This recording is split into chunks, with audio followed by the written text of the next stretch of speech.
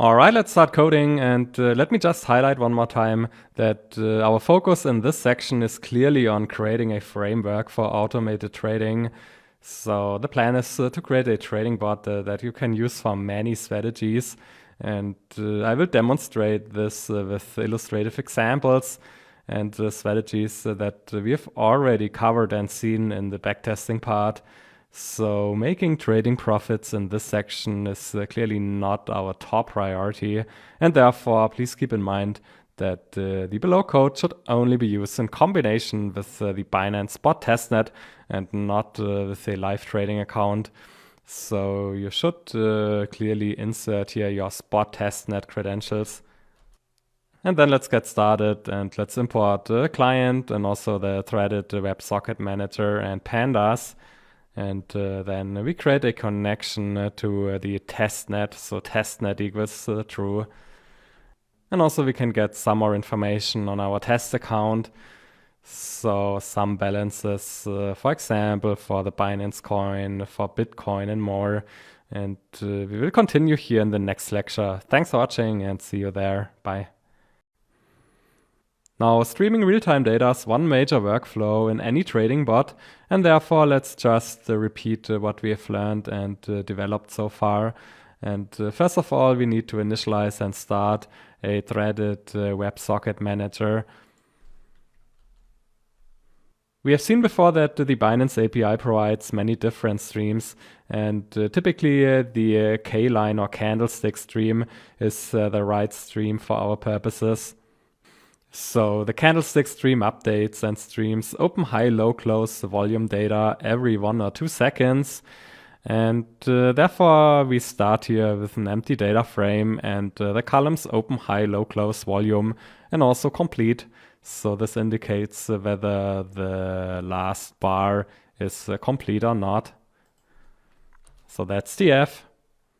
And then we can actually start a candlestick stream with the start K-line socket. And we have to pass here a callback function to the callback parameter. And actually we have already defined the callback function stream candles.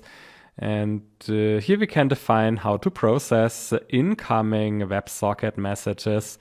And for example, in a first step, first of all, we have to extract the required items from the message. So we want to get the event time, so the time when we receive the message, then the start time of the current bar, then we have open, high, low, and close prices, and also the volume, the trading volume, and finally the information whether the current bar is complete or not.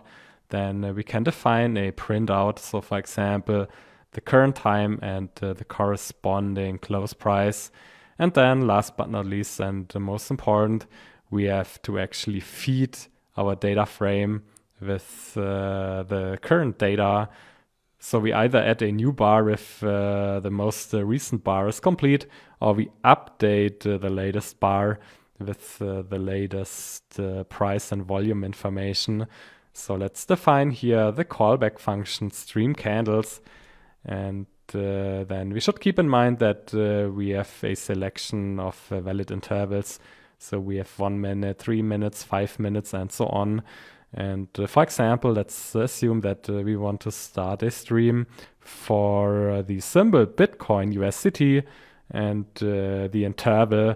So the bar length should be 1 minute. Then we can start the stream with this code here. So let's run the cell.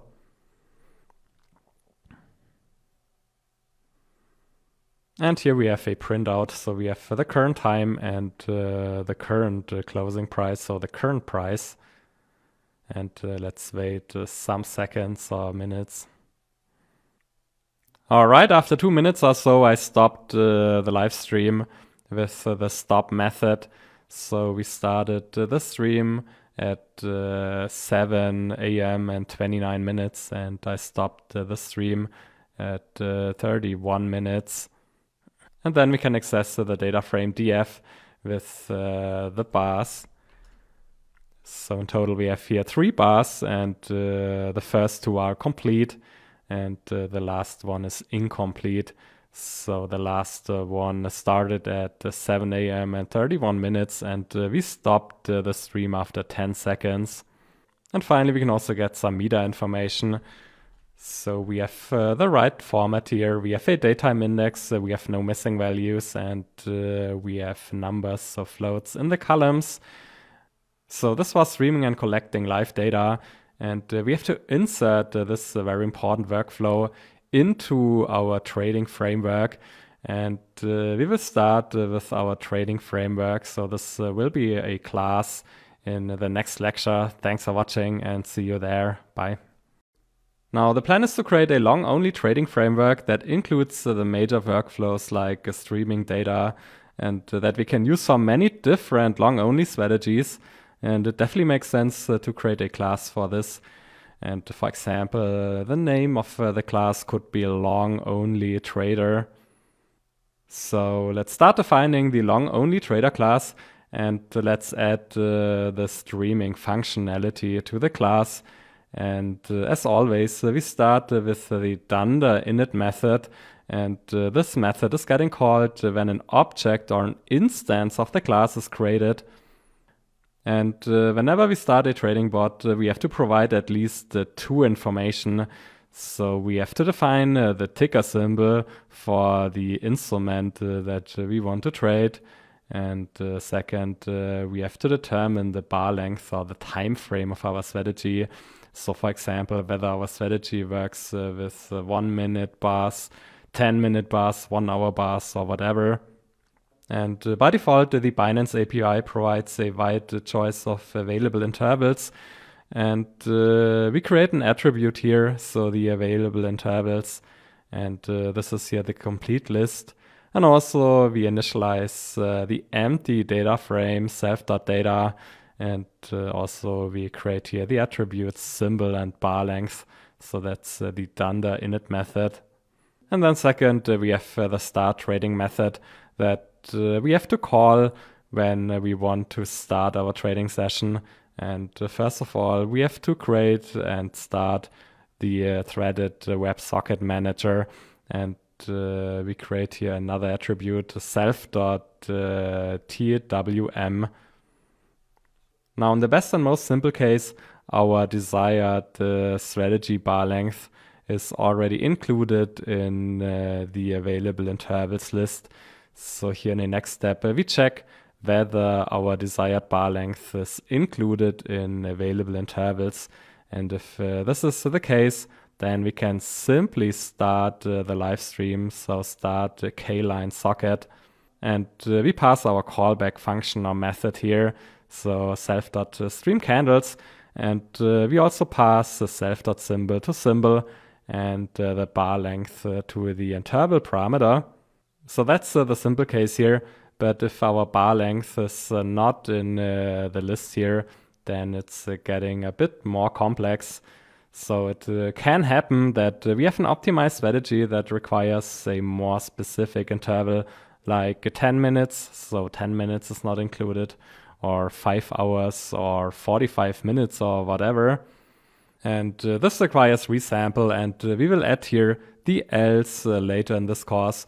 But for the time being, let's stick to the wide choice of available intervals, and let's assume that our strategy bar length is included here in the list. Then again, we can simply pass here self.barLength to the interval parameter. And then we start the stream here, and we pass self.streamCandles. And this is actually the very same method or function that we have seen here in the last video. So no changes here. And now we can simply define here the long-only trader class. And then we can create an instance with the long-only trader. And we have to pass here 2 arguments. So for example, Bitcoin USDT to the symbol parameter, and the bar length 1 minute to the bar length parameter. And we save the instance of the long-only trader class in the variable trader. And then, for example, we can access the symbol, or we can get the data, which is an empty data frame, so still an empty data frame. And for example, we can also check the available intervals. But most important, we can simply start the live stream with one line of code. So we can call the start trading method. And then our live stream starts automatically. And let's wait some seconds here. And finally, we can stop the live stream with trader.twm.stop. So let's call here the stop method. And then we can access the updated and collected data. So in total, we have here 2 bars or candles, one complete bar and one incomplete bar. And with this, we have created the backbone of our trading bot or trading framework. And we will further build here the long-only trader class, and we will add some more functionalities. So we have to place orders and make trades and many more things. And we will continue here in the next lecture. Thanks for watching and see you there. Bye.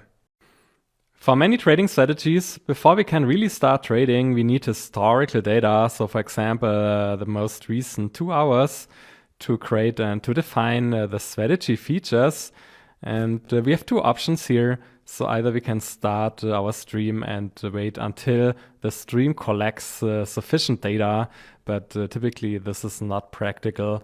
So let's assume, for example, in an SMA 50 days, 200 days crossover strategy, we need prices for the last 200 days and waiting 200 days until we have the data and until we can really start trading is, of course, not an option. And therefore, the best practice is to pull historical data first and merge the historical data with our live data. And that's the plan here for this and the next lecture. And let's import a client, then the threaded WebSocket manager from Binance and also pandas. And the most important, datetime and time delta from datetime. And then again, let's create a connection to the testnet. And we can determine the current UTC time with datetime.utcnow. So that's now, it's the 20th of October 2021, 8 a.m., 49 minutes and 47 seconds. And actually it's best to use UTC time because from Binance we get data in UTC time by default. And now let's assume, for example, that we want to get data for the last 2 days until now. Then from now we can determine the date time 2 days before. So we can use now minus time delta and we pass 2 to the days parameter. And we save the past timestamp in past. So that's the 18th of October. And we can also convert this into a string with the date and the time in microseconds.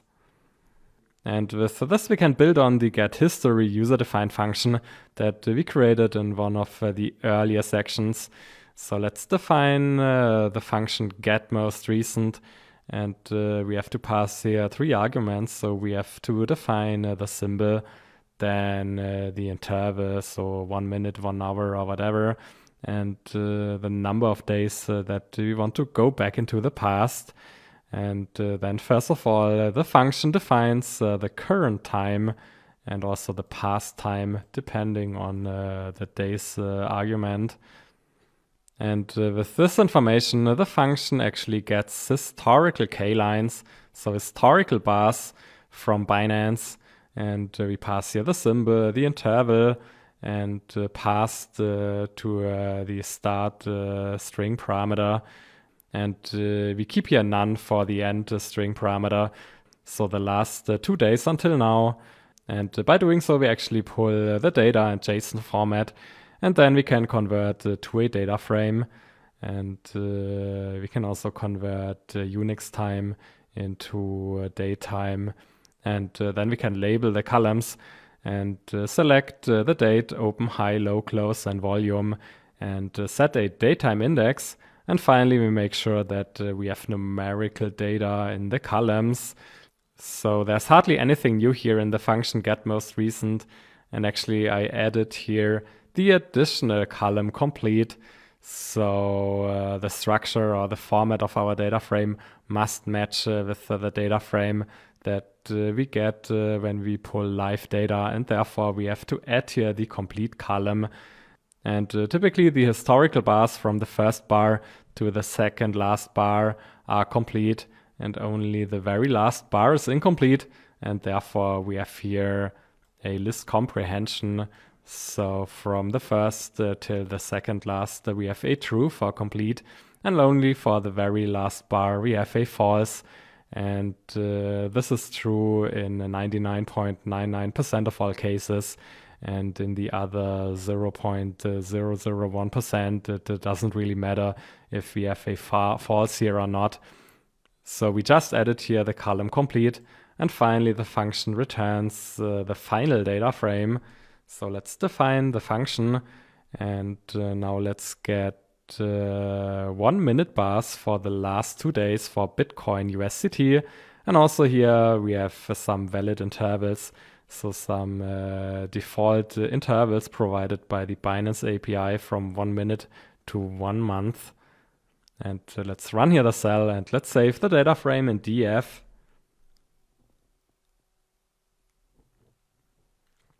So here we have the 1 minute bars for the last 2 days, in total 2,880 bars, and the last is incomplete. And actually we are fully flexible here, so we can change the interval, and we can increase the number of days. So for example, we can also put here 200 days, and typically then the interval is 1 day or so. But we can also decrease the number of days, and we can also pass here fractions. So let's assume that we are only interested in the last 2 hours. Then we could also pass here 2 divided by 24 to the days parameter. And this also works. So yeah, we have the last 2 hours from almost 7 a.m. to 9 a.m. So this is the getMostRecent function. And now we have to insert the functionality here into our class. And that's exactly what we are going to do in the next lecture. Thanks for watching and see you there. Bye. Alright, I've already added the getMostRecent method to our framework, and this is exactly the same code as in the last lecture.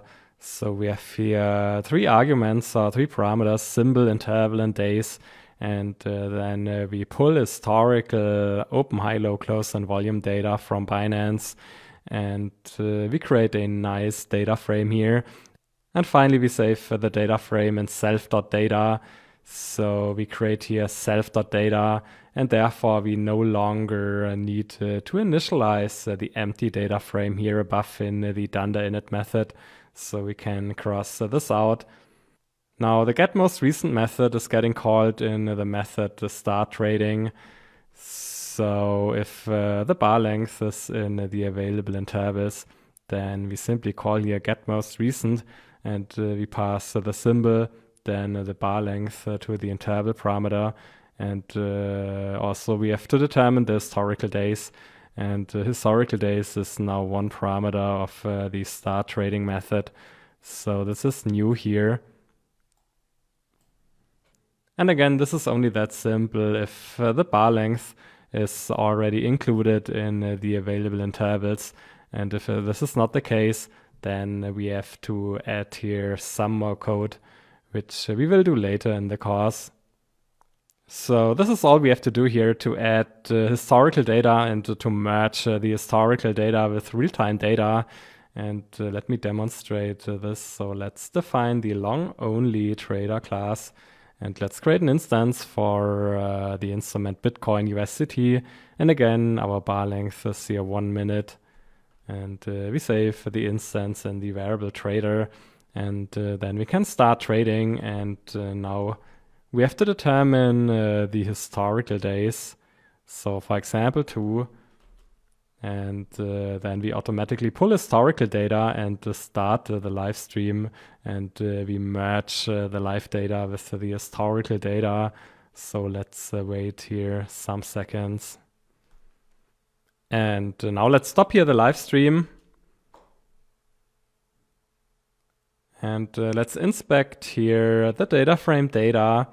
So we started the stream at 9 a.m. 24 minutes and 21 seconds.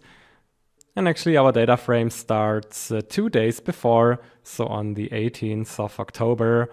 And then the last bar coming from historical data is the bar starting at 9 a.m. and 23 minutes. So this is the last historical bar. Then this is the first complete bar coming from our live stream. And finally, we have one incomplete bar. So this perfectly works, and we can simply pull historical data and live data and merge both. And that's an important workflow for trading. Thanks for watching, and see you also in the next lecture. Bye. All right, we can now get historical data and merge historical data with live data. And with this, we are ready to prepare our data for a specific trading strategy. And we can define trading positions in real time. So in our example, either long or neutral. And now let's implement a long-only price and volume strategy with the following parameters. So the bar length shall be 1 minute.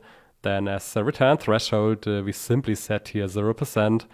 And we set here also the threshold for the volume, so between minus 300% and plus 300%. So effectively 99.9% of all observations are in this interval here. And therefore we could say that with this parameter setting, our strategy turns into a very simple contrarian strategy.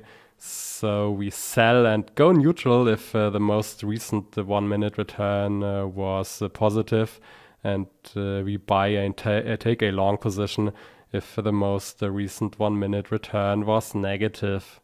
And just to make it clear, with a real account where we make trades with real money, we should only trade profitable and rigorously backtested strategies.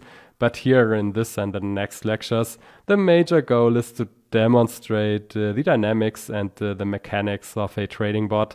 And no need to say that demonstration works best if we have many position changes and many trades. And that's the reason why we will work here with these parameters.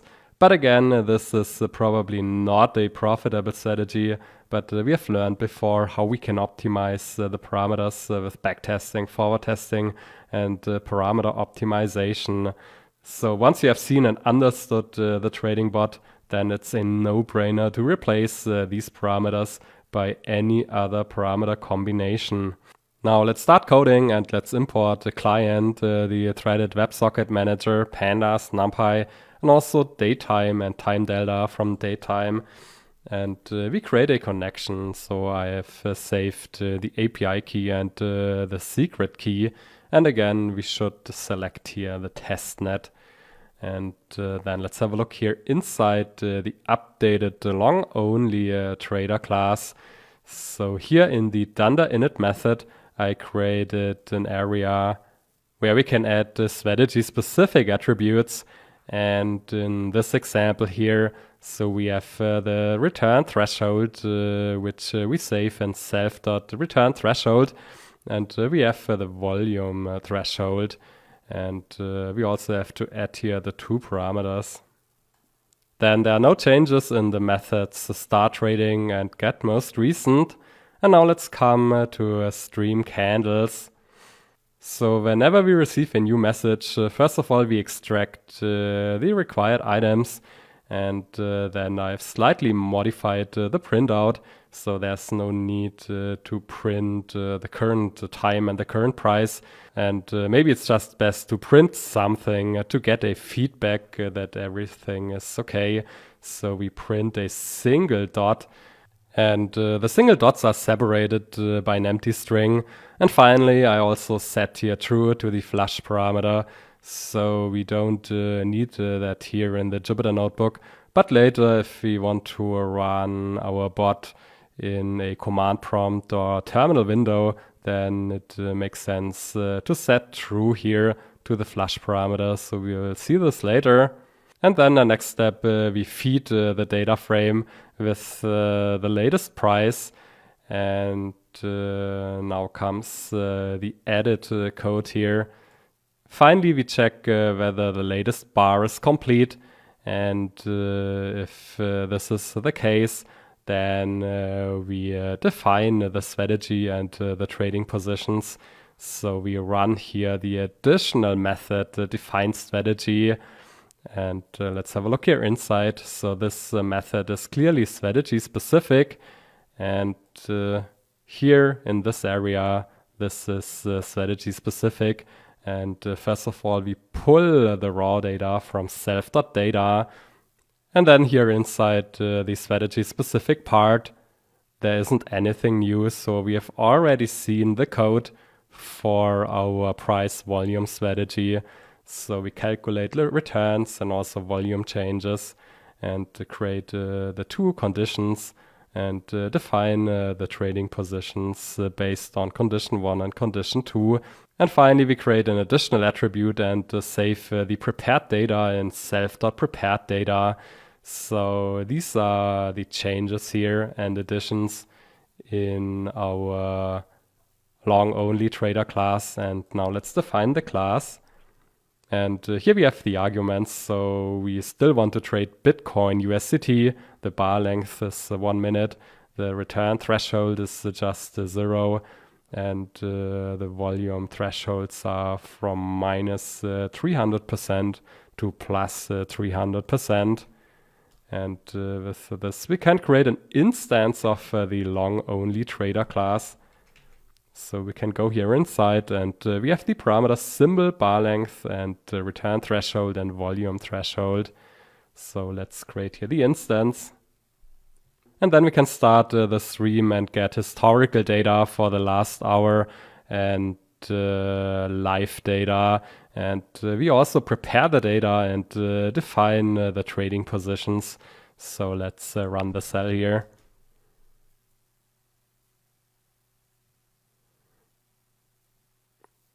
And here we have the first dot, the second one, and so on.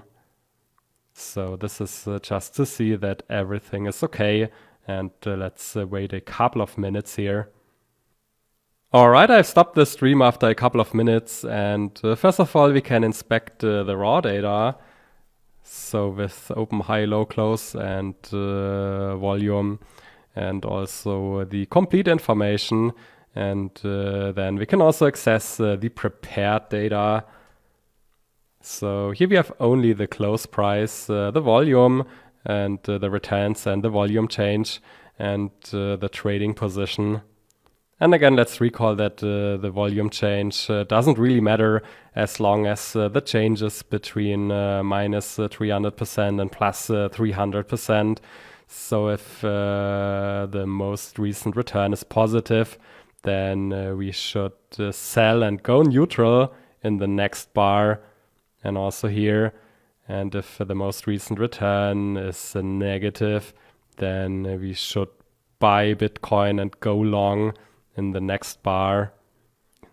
So also here you have to understand that the trading position is based on the information here in the current bar, but it's the trading position for the next bar. So for example, here, this is the bar from 10 a.m. at 21 minutes to 22 minutes. And at the end, at 22 minutes, we know that the trading position for the next bar is neutral. So we should sell the Bitcoin. Now we can create and define the trading positions in real time. And in a very next step, we should make trades based on these positions. And that's the plan for the next lecture. Thanks for watching and see you there. Bye. Now let's put everything together and let's create orders and execute trades based on the real-time trading positions. And let's again import client, the threaded WebSocket manager, pandas, numpy, and also datetime and time delta. And we create a connection with the API key and the secret key. And now let's have a look at the updated long-only trader class. And first of all, we initialize 2 more attributes in the dunder init method. So still we have here the 2 strategy-specific attributes. And then we also initialize self.units. So we have to pass here the number of units, so the number of Bitcoin that we want to trade. And second, we have here self.position. So typically the initial trading position is neutral 0, but we can also set here 1 if we already have our desired amount of Bitcoin in our wallet. So these are the additions here in the dunder init method.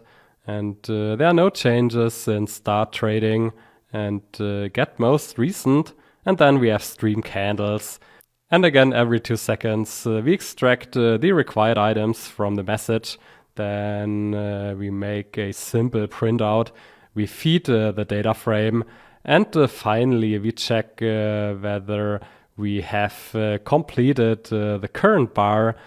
And if we work with 1-minute bars, then this is the case every minute.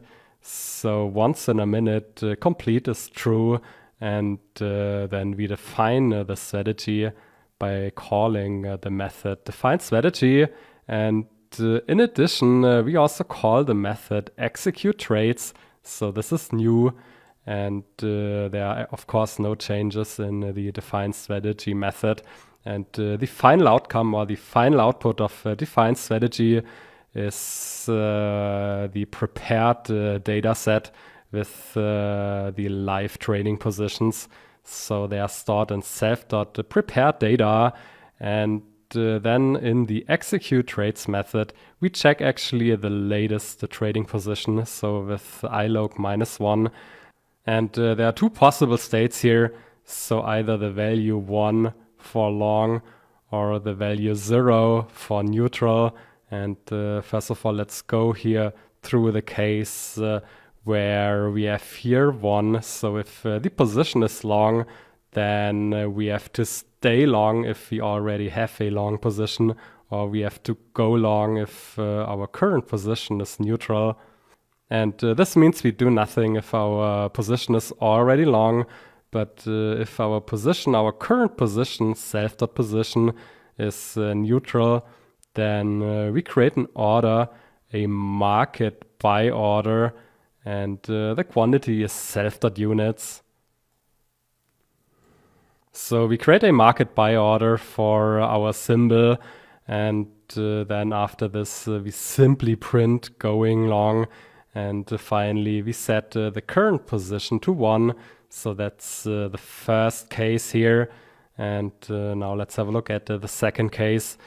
So if the latest signal is neutral 0, then we should either stay neutral or go neutral.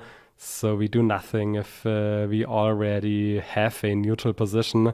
But if the current position is long, then we have to create a market sell order for our symbol.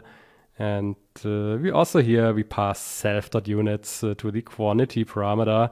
And then we simply print going neutral. And finally, we set our current trading position to 0 or neutral. So that's the execute trades method.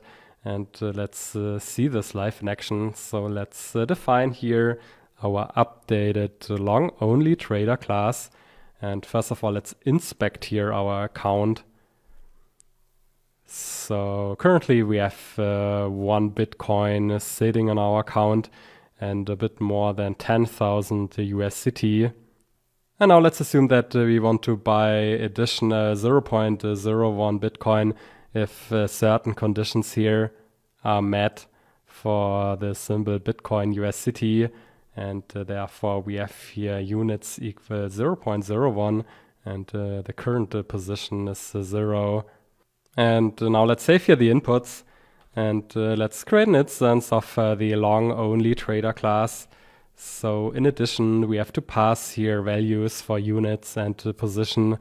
And the default argument for position is 0. So typically we start with a neutral position. And then we can start the live stream and the trading session with start trading.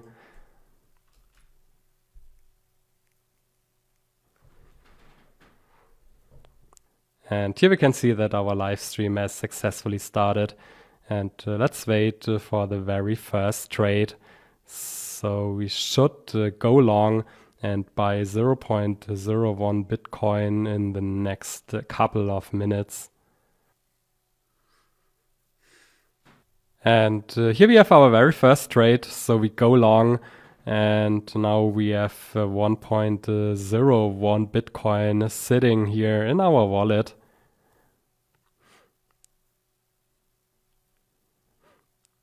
And I do think it takes a few more minutes until we go neutral again. And let's wait here.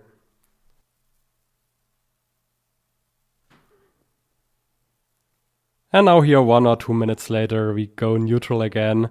And let's wait for another few trades.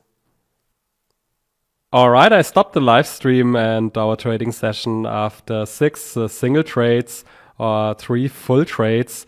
So 3 times we go long and then neutral, long, neutral, long, neutral. And let's check the last 20 minutes here in prepared data. And here we can check the trading positions. And finally, we go neutral again. And we have a quite long period where we hold the last long position here. And finally, let's have another look into our account. So initially, we started with 1 Bitcoin and 10,000.42 USDT. And still we have 1 Bitcoin. And now we have 9,998.79 USDT. So roundabout we lost $2 here in our trading session. And to sum up, our trading bot worked here, but the outcome or the results of our trades are not really transparent. And it would be great to have at least a basic trade reporting here in our Jupyter notebook to see how well our bots perform. And this is also known as trade monitoring. And that's the plan for the next lecture. So we add trade reporting and monitoring to our trading bot. Thanks for watching and see you there. Bye. Now let's add some trade reporting and monitoring to the class. And also here we need a client, the threaded WebSocket manager, pandas, NumPy, and the datetime and time delta. And we create a connection to the testnet. And first of all, we initialize 2 more attributes here in the long-only trader class. So we have self.trades, which actually counts the number of trades. And initially we have 0 trades. And second, we have an empty list trade values where we store the USDT values of our trades. So we will see this later in a couple of minutes. And then we have no changes here. And let's go further down to execute the trades. So before we simply printed here going long and going neutral, and I have replaced this. So if we have a neutral position and if we go long, then we call the method report trade, and we pass here the order object and also the message going long. And if we start with a long position and if we want to go neutral, then also here we call the method report trade, and we pass the order object and the message going neutral. So this is new here in the method execute trades, and we have now the new method report trade, and there are 2 parameters here. So we have order and going, and we have to pass the order object to order and the statement like going long or going neutral to going. And before we go here into the details of the report the trade method, let me just demonstrate the trade reporting live in action. and then it's definitely easier to understand the underlying code here. So let's define our updated class. And let's again, first of all, inspect our account. So we have 1 Bitcoin in our wallet and almost 10,000 USDT, so 9,999.05. And once again, we want to trade Bitcoin USDT with a bar length of 1 minute. And we have the return threshold and the volume threshold. And we want to trade 0.01 units. And our initial position is 0. But theoretically, we could also start with a long position. So if we already have 1.01 Bitcoin sitting here in our wallet, then we could start with position 1. So that's possible here.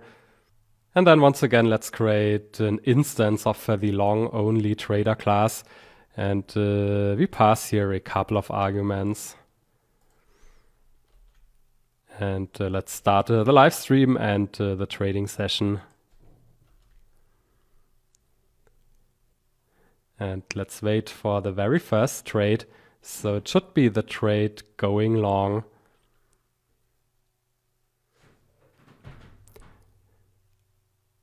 And here's the first trade. So we go long and we get some valuable information here about the trade.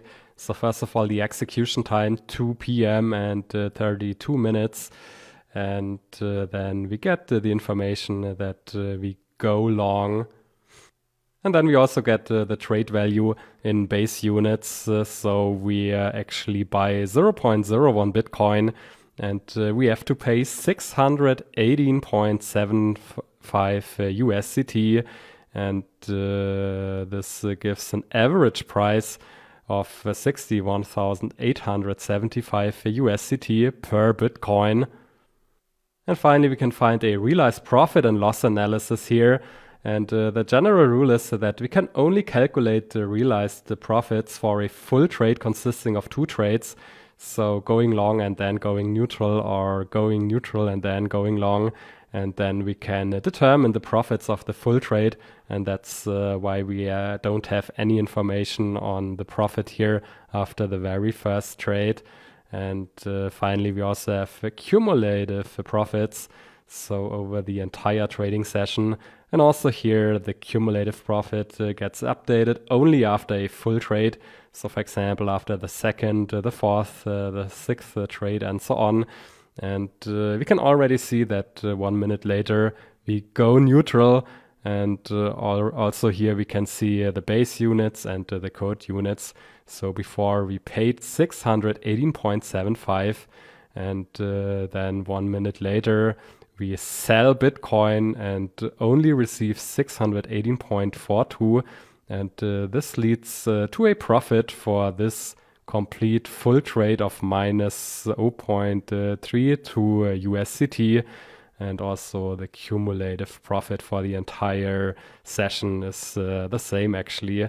And then 1 minute later, we go long again. And also here we can't calculate a profit for a single trade. So we have to wait for the full trade. And the cumulative profit is just the latest cumulative profit. So this is getting updated after the next trade when we go neutral again. And let's wait for this. So 1 minute later, we go neutral. And actually 1 minute ago, we paid 618.95 to buy 0.01 Bitcoin. And now 1 minute later, we received 619 for 0.01 Bitcoin. So in this trade, we made a profit.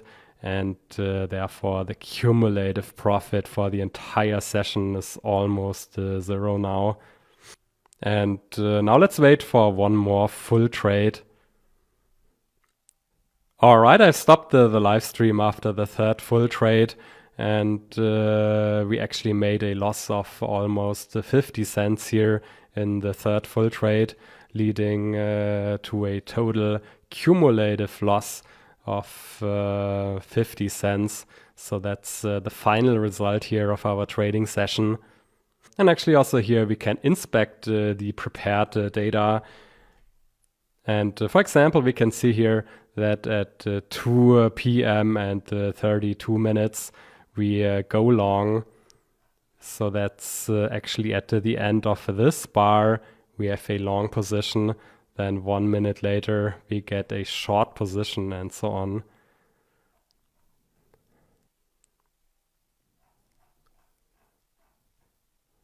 And actually, we also saved the trade values of each and every trade here in a list under trade values. And we have negative values whenever we have to pay actually here the quote currency. So when we buy Bitcoin, we actually pay 618 here, for example, and therefore we have a minus sign. And if we sell Bitcoin, we receive a USDT, and then we have a positive number. And here we have the numbers, also the trade values of all 6 trades. And we can actually calculate the cumulative profit for the entire trading session by just summing up here the trade values, for example, with np.sum. And this leads to a loss of 50 cents. And we can also calculate profit and loss for the single trades. So for the first full trade, which is the sum of the first 2 numbers here, then for the second trade, and also for the third trade. And actually we can also double check this by getting the account numbers one more time. So still we have 1 Bitcoin, but we have 50 cents less here in the USDT account. So this is the trade reporting and monitoring live in action. And let's have a quick look here inside the code. So we actually get the order object from the order, and either the message going long or going neutral. And then from the order object, we extract the data, so the site, so either buy or sell, and also the execution time, and the base units and the quote units. And then finally, we calculate the average price by dividing the quote units and the base units. Then in the next step, we calculate trading profits.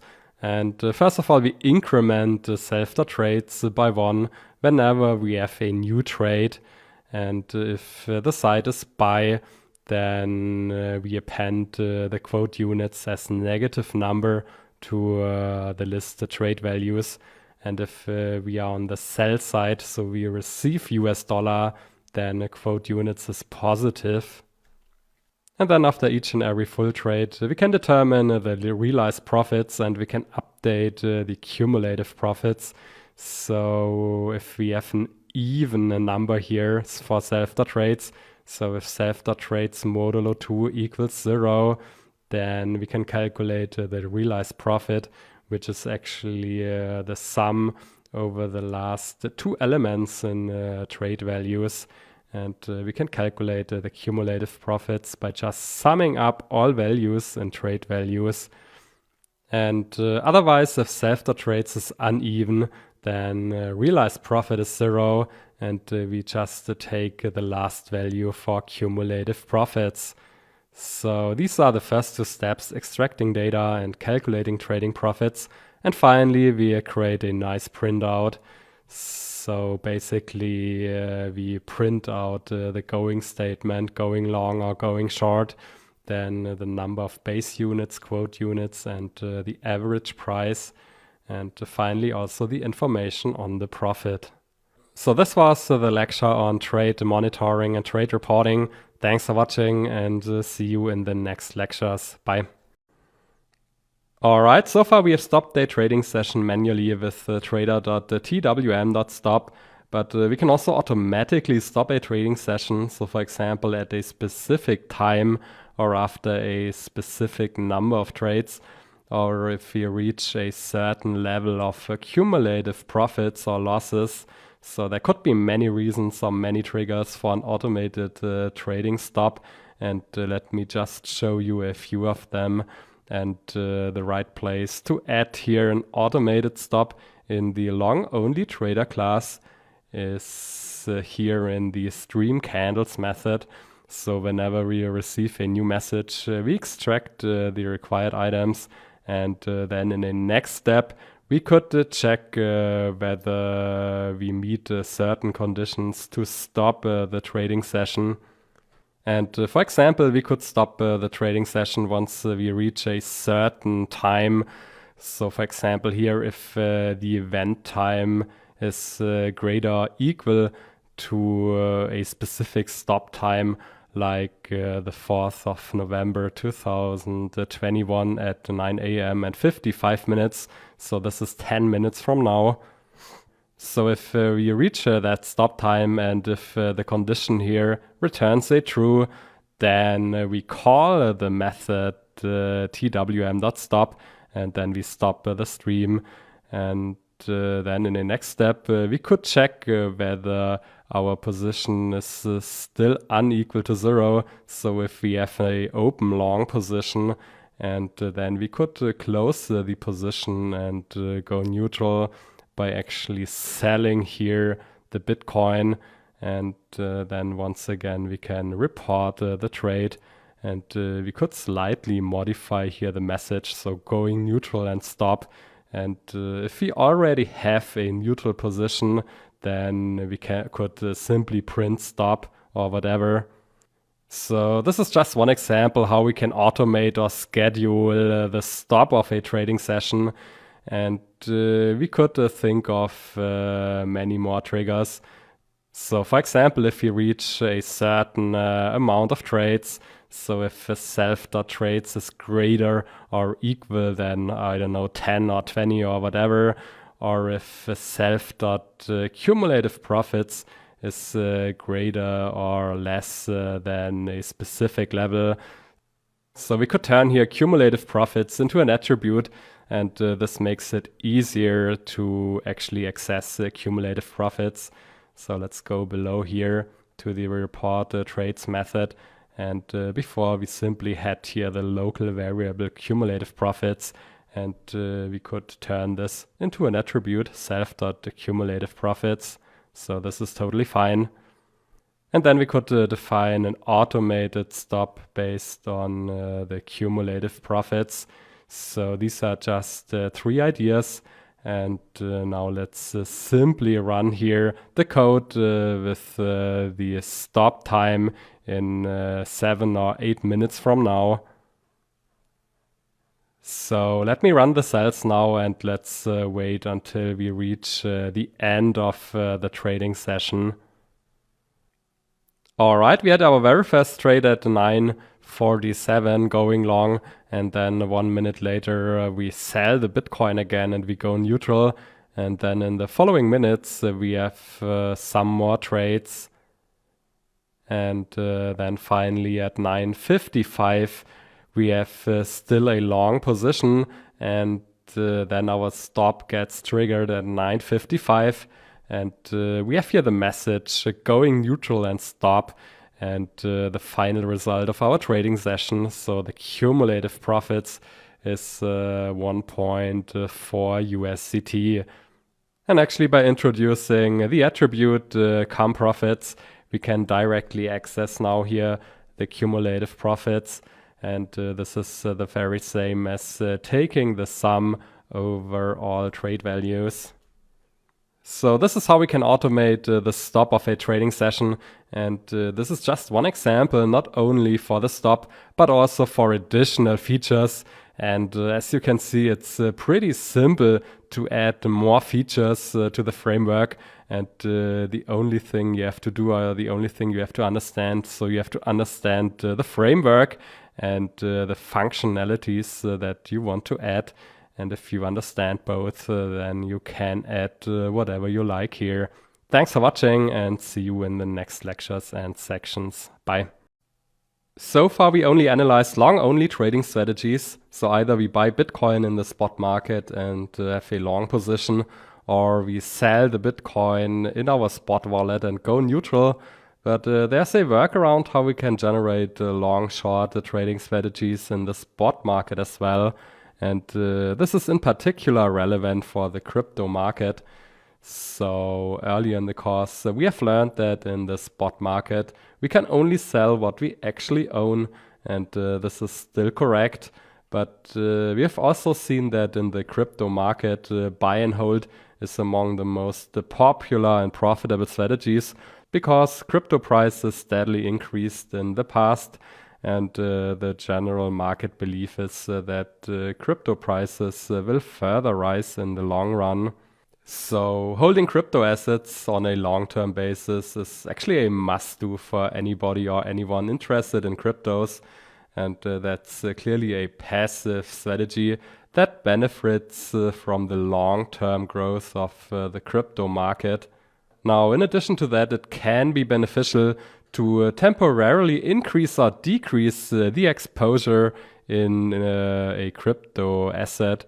So to say, buying more Bitcoin or selling parts of the buy and hold wallet to further benefit from either rising prices or to avoid at least some losses when prices fall. But overall, still, we can't make profits with falling prices in the spot market. So in the spot market, nobody is paying us a compensation when prices fall. But if we take a two-bucket view, so buy and hold is one separate bucket and our long-short trading strategy is another bucket, then the avoided losses in the buy and hold bucket by reducing the Bitcoin exposure when prices fall can and must be viewed as the short position trading profits of our active long-short trading strategy. And that's a very typical way of thinking in finance. So creating buckets and splitting or separating the overall performance. And this is also called performance attribution. So to sum up, enhanced buy and hold strategies and long-short trading strategies in the spot market requires you to have a long-term buy and hold bucket. But again, cryptos are a perfect use case for this. And that's simply how some of the most successful crypto investors and traders made their profits, and not necessarily with fancy future trading with the leverages of 20, 50, or even 100. And finally, let's just visualize the idea of an enhanced buy and hold strategy for Bitcoin. So on the x-axis here, we have the time, and on the y-axis, our exposure in Bitcoin. And for example, this could be between 0.5 and 1.5 Bitcoin. And let's assume that we have a long-term buy and hold strategy. And over the long run, we want to hold 1 Bitcoin. So that's the buy and hold strategy. But we are open to temporarily reduce our exposure by 0.5 Bitcoin whenever there is a signal that prices could fall. So for example here, so here is a signal to go short, and then we reduce our exposure until we get another signal that we should go neutral again.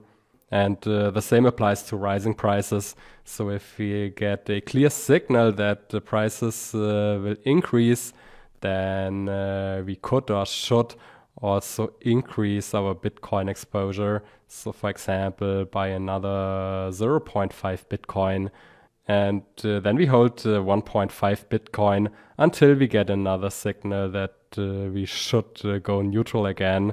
And then again, we could get another signal to go short.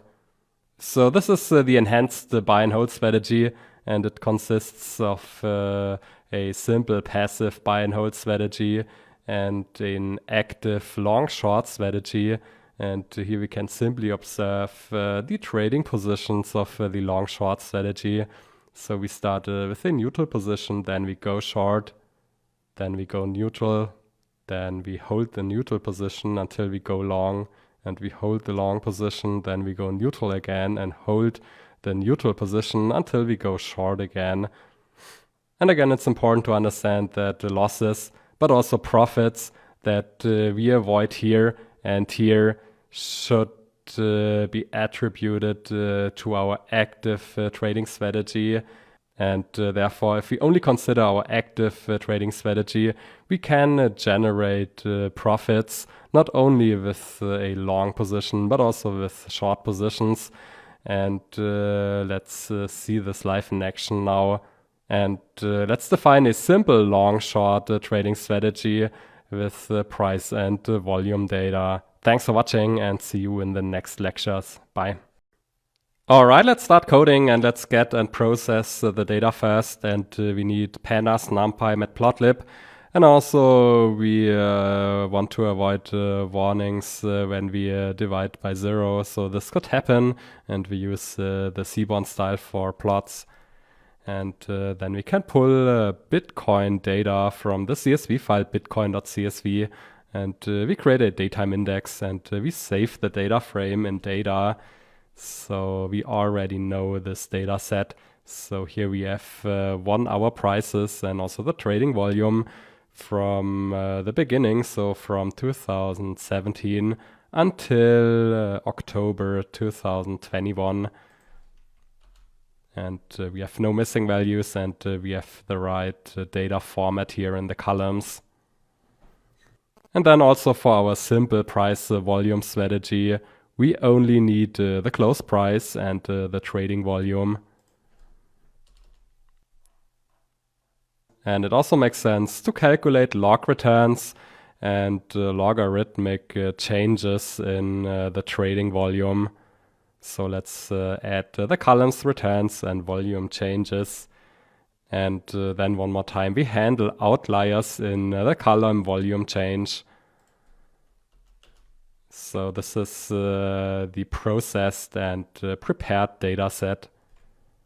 And we will continue here in the next lecture. Thanks for watching and see you there. Bye. All right, we have seen and analyzed this Seaborn heat map before in the explanatory data analysis part. So here on the x-axis, we have the return category, and 5 stands for highly positive returns and -5 for highly negative returns. And here on the y-axis, we have the change in trading volume from +5, which shows a huge increase, to -5 steep decreases in the trading volume. And then here in the chart, we can see the immediately following performance of the Bitcoin. And there are 2 major findings here. So the combination of extremely high positive returns and decreases in the trading volume is a contrarian signal. So here, and this indicates that the prices will fall, and the combination extremely low or negative returns and decreases in volume is also a contrarian signal, and it indicates that the prices will rise in the near future. And so far in our long-only strategy, we only acted here on these signals. So generally we are long and we hold Bitcoin, but if the most recent performance is here, then we sell Bitcoin and go neutral. And now in our long-short strategy, we take a neutral position unless we have a clear and strong trading signal. So we go long here and we go short here, and otherwise we take a neutral position. So that's the plan for our long-short strategy and the next lectures. Thanks for watching and see you there. Bye. All right, let's create our long-short price volume trading strategy, and we still have saved here the data frame with the columns close volume returns and the volume changes. And now in the end, we actually need the column position with the trading positions. And let's create here the column, and the default position is 0. So we stay neutral unless we get a clear trading signal to buy or to sell Bitcoin, for example.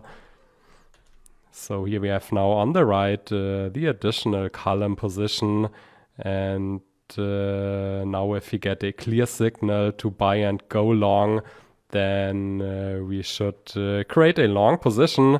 And this is the case if the most recent returns are highly negative. So that's condition 1. And at the same time, the trading volume decreased, condition 2. And therefore, let's start here with the return threshold. And this is the threshold for highly negative returns. So for example, the 10% most negative returns, so lower or equal to the 10th percentile. And we can define the threshold with np.percentile and pass the returns and the 10th percentile. And this leads to a threshold of minus 0.7%. So 10% of all 1 hour returns are equal or less than minus 0.7%. And that's the first condition here. So if the return is equal or less than the return threshold, then the first condition is met. And then again, let's get the volume change thresholds for moderate volume decreases.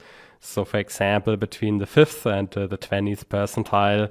And also here, these are just the parameters that can be changed later. And the plan is actually to use the same volume thresholds for the left side and the right side. And theoretically, we can use different volume thresholds for the left side and the right side. But then this would further increase the number of parameters of our strategy. And this would make it more complex. So for simplification reasons, let's use the same volume thresholds. So moderate volume decreases, for example, from the 5th to the 20th percentile. And we have seen this threshold before. So from minus 72% to minus 37%. And that's condition 2 here. And now we should go long and buy Bitcoin if both the conditions are met. So if the first condition and the second condition is met, and then we go long, so we take a long position. And likewise, if we get a clear signal to sell and go short, then we should take the position -1. And this is the case if the most recent returns are highly positive. That's condition 3. And the trading volume decreased. So we also use here condition 2. And what we only need here is the threshold for highly positive returns. So that's not correct here. Positive. And for example, we could use the 90th percentile. And also here, this is just a strategy parameter that can be changed later. So let's define the 90th percentile. And 10% of the returns are equal or greater than 0.8%. And that's condition 3 here. And having condition 3 now, we can set short positions. And we go short if condition 3 and condition 2 are met. So we have set long and short positions, and let's finally analyze the positions with value counts. So the default setting is a neutral position, and then we have slightly more short positions than long positions. And we can also visualize this, for example, for one specific month, so June 2019. And most of the time we are short, 0. But then sometimes we go long and go short. So this is the idea behind our long-short trading strategy. And we have now the trading positions. And with the trading positions, we can perform a backtest and forward test. And that's the plan for the next lecture. Thanks for watching and see you there. Bye. All right, we are ready to backtest the long-short trading strategy. And we need pandas, numpy, matplotlib, product from IDA tools. And we ignore some warnings here. And now for simplicity and efficiency reasons, we will use a class here. So the long-short backtester class, which is actually built on the long-only backtester class. And we will see in the next minutes that it only requires few changes to convert the long-only backtester class into the long-short backtester class. And that's exactly the idea behind the framework. So it can be used for thousands of different strategies with only few changes and additions. And here in this case, the major adjustments are that we have a different strategy definition with short positions. So we will change this here in the method prepare data. And second, now we have 4 strategy parameters instead of 3. So we have 2 parameters for the return and 2 for the volume change. And now let's simply go here through the class. So we have the same attributes and the same methods. And we have no changes here in the dunder init method. And I slightly changed here the representation. So now it's a long short backtester object. Then there are no changes in get data.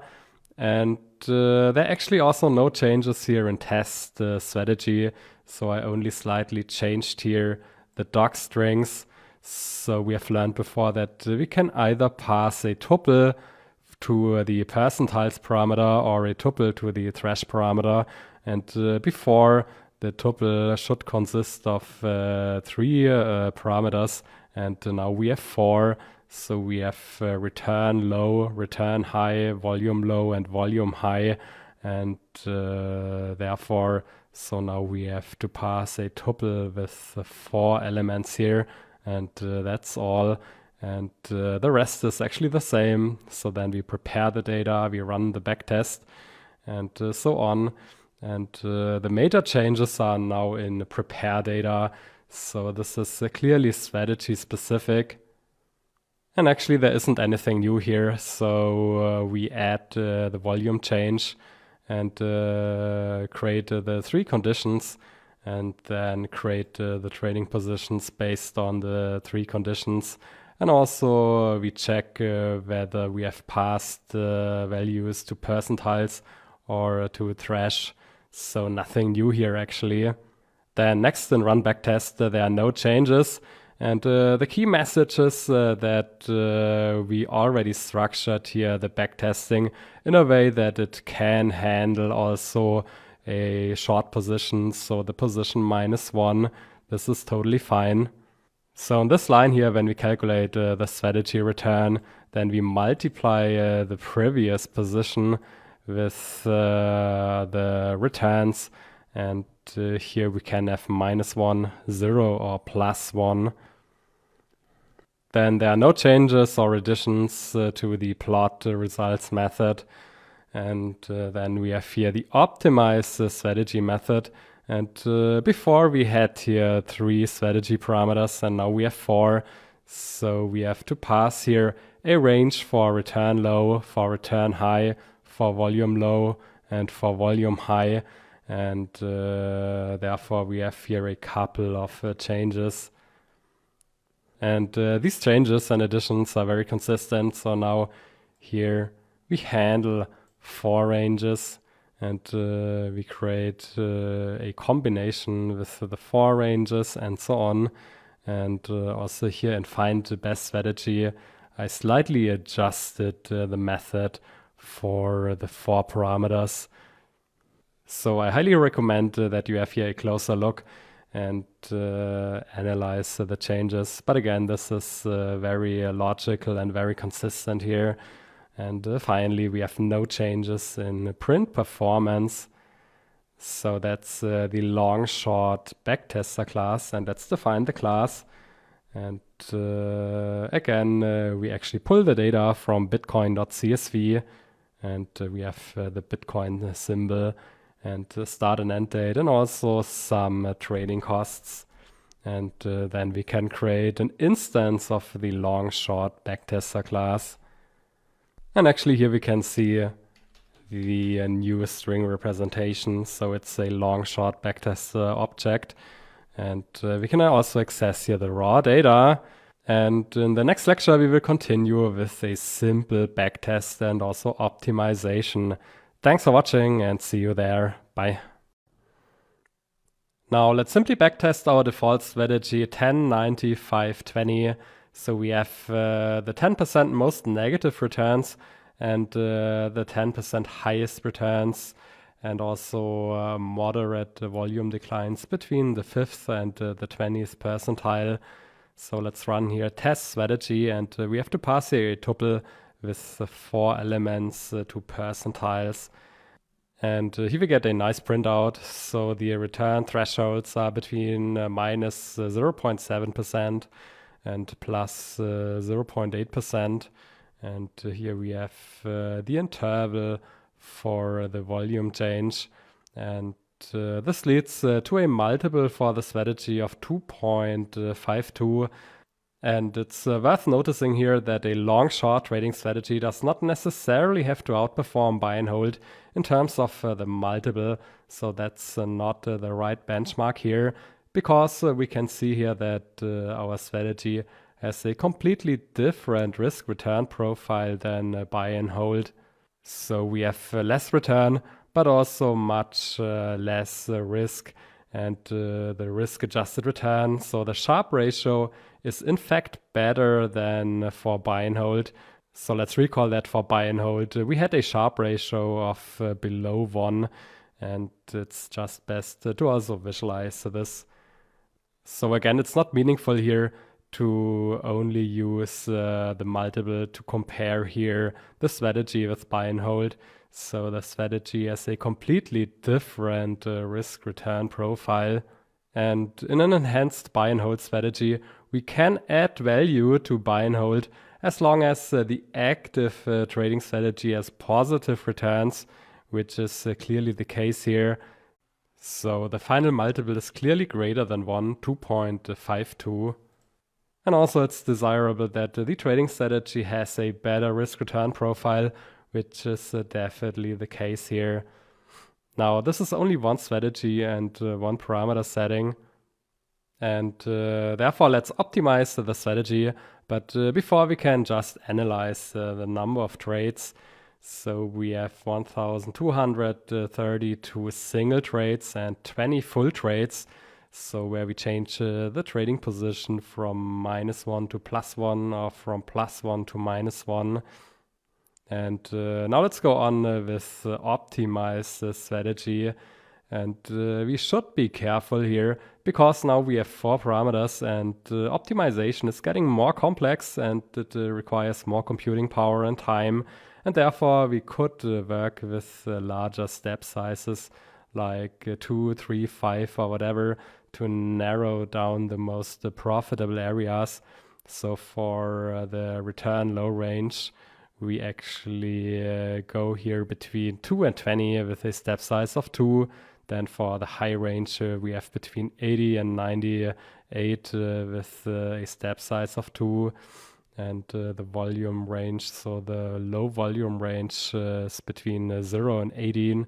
And for the high range, between 18 and 40.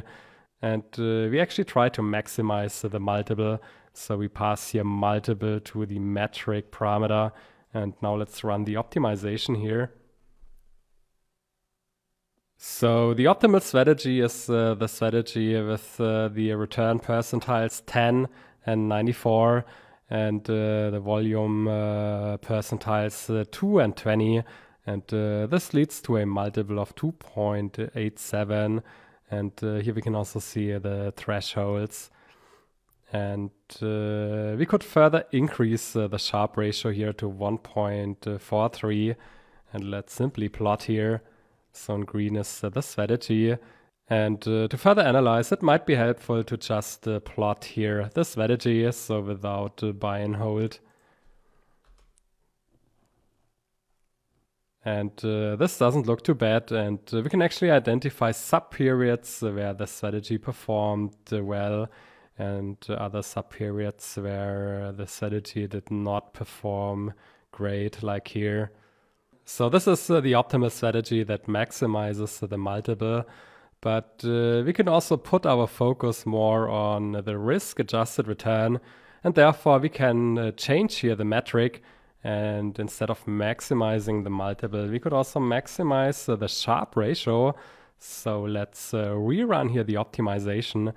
And let's recall that the maximum multiple is here 2.87 and the Sharpe ratio 1.53. And maybe we can further increase and maximize the Sharpe ratio. So let's run the optimization here again. And this time we end up with the strategy 494 and 1218. And in fact, we could really increase the Sharpe ratio to 1.8 and the multiple is 2.13. And let's again plot here with buy and hold, but also separately. And this is definitely a desired and a promising profile of an active trading strategy. So we have a steady increase in value and only very few and very small drawbacks like here, here, and also here. And a profile like this allows us to put some leverage here into that strategy. So definitely more leverage than in buy and hold. And this would further increase the multiple and the profit. So this could be here a nice strategy for futures trading with leverage. But also here we should be careful. So this was just a simple backtest. And we should also run a combined back test and forward test here. And if you like, you can do that. But for the time being, we have reached the end of the backtesting part. And in the next lecture, we will continue with the implementation. But before, let's finally analyze here the trading positions one more time. So we have 91 short positions and 24 long positions.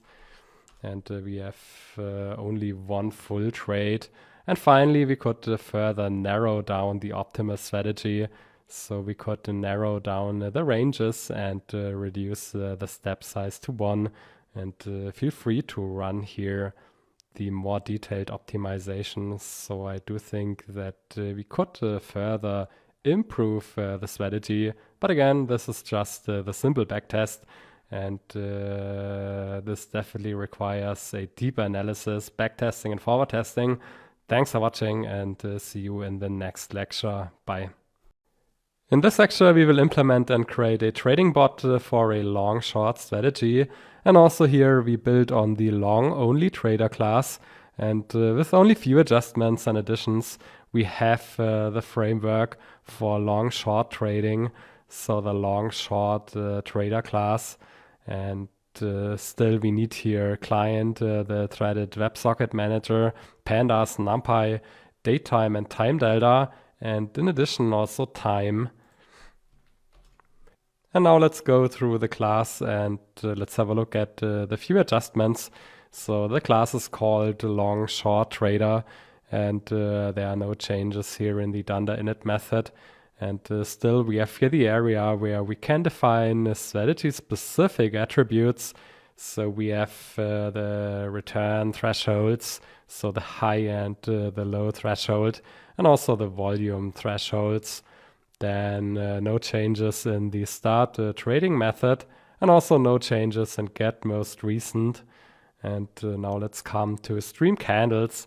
So again, here we extract the required items from the message.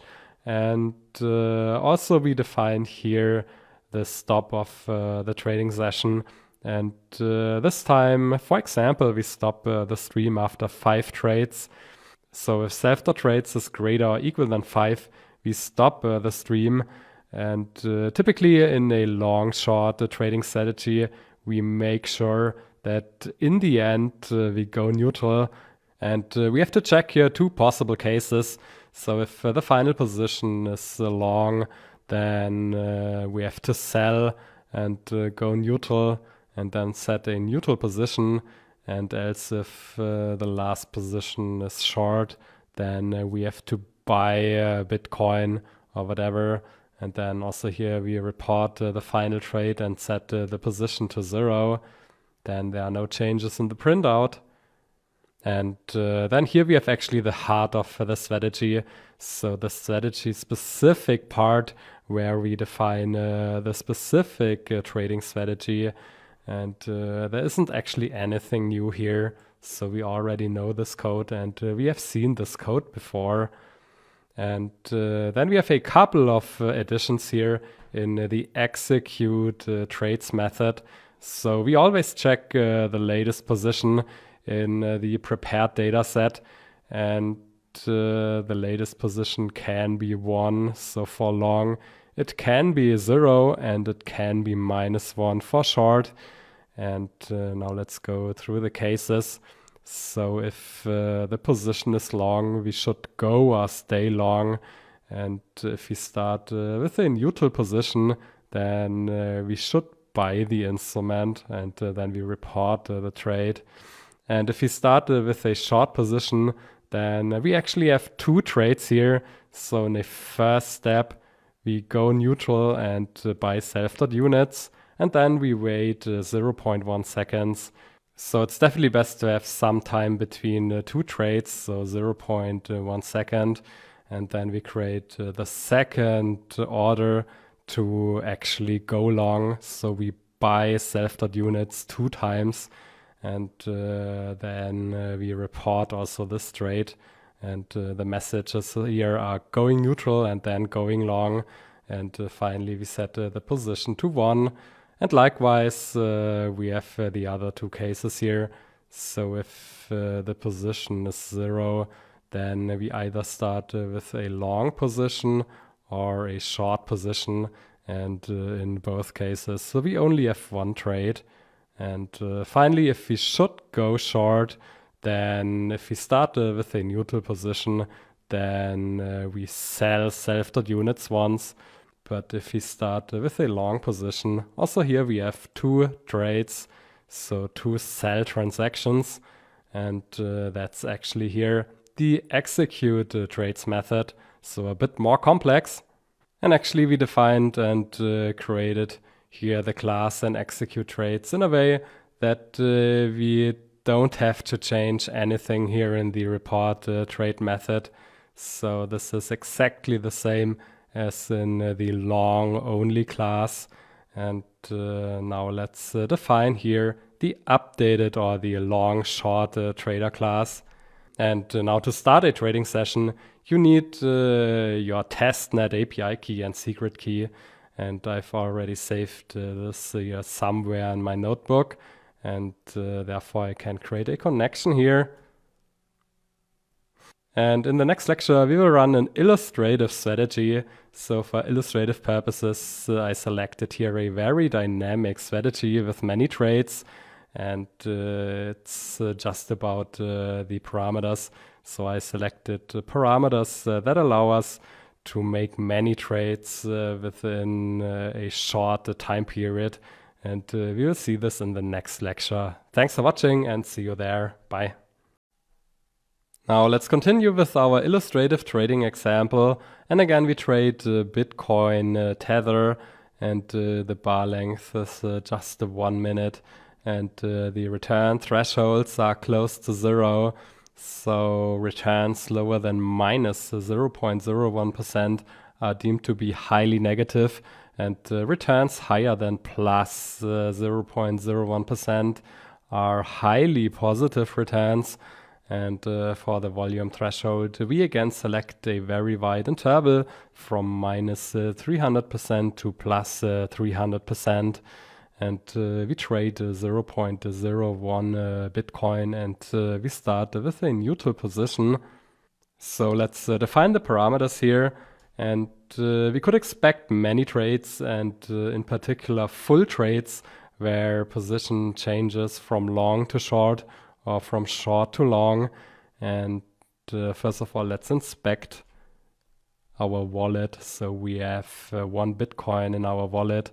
And this could be the buy and hold Bitcoin. And then we have 9,996 Tether. And now let's create an instance of the long short trader class. And let's start the live stream and the trading session. And again, the trading session should stop automatically after 5 trades. So let's run here and let's wait. So the stream starts here. All right, after 5 trades, our trading session automatically stopped. And let's have a look here. So at 14:44, we go long 0.01 units. And then 2 minutes later, first of all, we go neutral.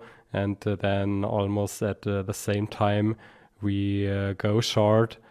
And then 1 minute later, we go long in 2 trades. And then with this trade here, we have reached 5 trades, and this automatically triggers the stop. So 1 second later, we go neutral and stop the trading session.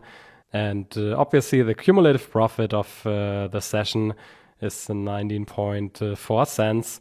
And we can also further analyze this here in the prepared data set. So we are neutral, then we go long, we go short, we go long again. And we can also check the cumulative profits. And we can verify this with the get account. So we are back at 1 Bitcoin. And now we have slightly more USDT in our account. So this was the implementation of a long-short trading strategy in the spot market. And with the framework here, you can actually implement many different strategies. And this is, so to say, here the heart of the class. And you have to define your own strategy. And you have to initialize the corresponding strategy-specific attributes here. And this is actually all. And with this, we have reached the end of this lecture. Thanks for watching, and see you in the next one. Bye. We are coming now to a very important topic if you really want to create a fully automated trading bot in the cloud. And so far, we have run trading sessions from and in a Jupyter notebook. And we started and also stopped trading sessions manually in the notebook. And that's totally fine. But we have to go one step further. And it's a common and best practice to run Python scripts in a command prompt or in a terminal window on Mac.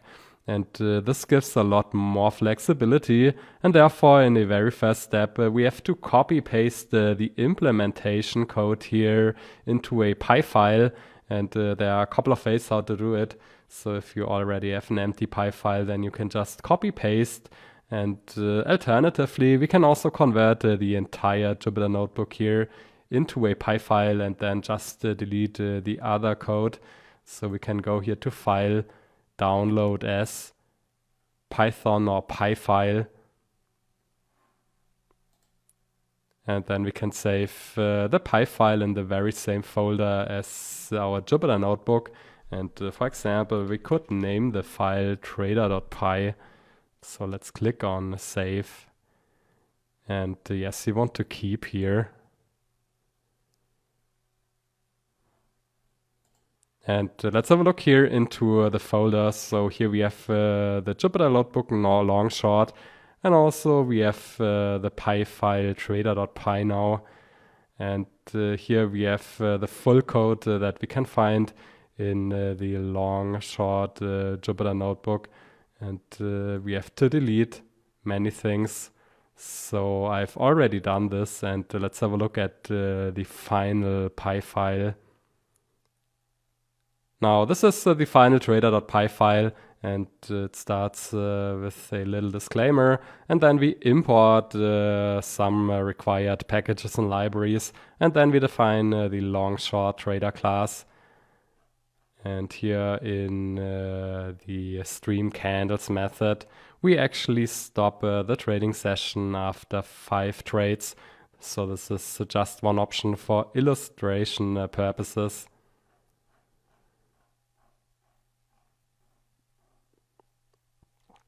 And then below we have here the execution code. So here we start the trading session. And first of all, we actually define and save the API key and the secret key, and we create a connection. Then we have the parameters. And then we create an instance of the long-short trader class, and then we start the trading session. And actually, if you want to use trader.py as a module that you can import and also as a script that you can run, then you should insert here the following statement. So if name equals main, and in simple words, this means that only if we run here trader.py as a script, then the following code will be executed. So we create a connection, we save the parameters, and then we start the stream. And this will only happen if trader.py will be run as a script. But if we import trader.py as a module, then this code won't be executed with the condition here. So if we import this as a module, then we only automatically import the required packages and libraries, and we define the class, but we don't start the live stream. And typically, if we import a module, we don't want to automatically start a trade. So that makes totally sense here.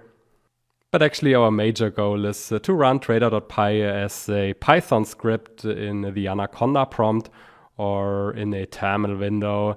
So, but with this condition here, we could also import trader.py as a module. So this gives some more flexibility. And now let's save trader.py. So you shouldn't forget to save it here. And now let me demonstrate how you can run trader.py in the Anaconda prompt or in a terminal window. So first of all, let's go into the folder where we have trader.py. So that's in the new file, and we need the full file path, and therefore we could click here on copy path, or alternatively we can also get the full file path here under object name. So let's copy the full file path, and let's open Anaconda prompt if you are working on a Windows machine, or a terminal window if you are working on a Mac. And then you can run a Python script with the following command. So first of all, you have to type Python, and then you have to paste the full file path. So that's the full file path in my case. And then you simply can press enter to start the trading session. And again, let's recall that our trading session automatically stops after 5 trades. So let's have a look.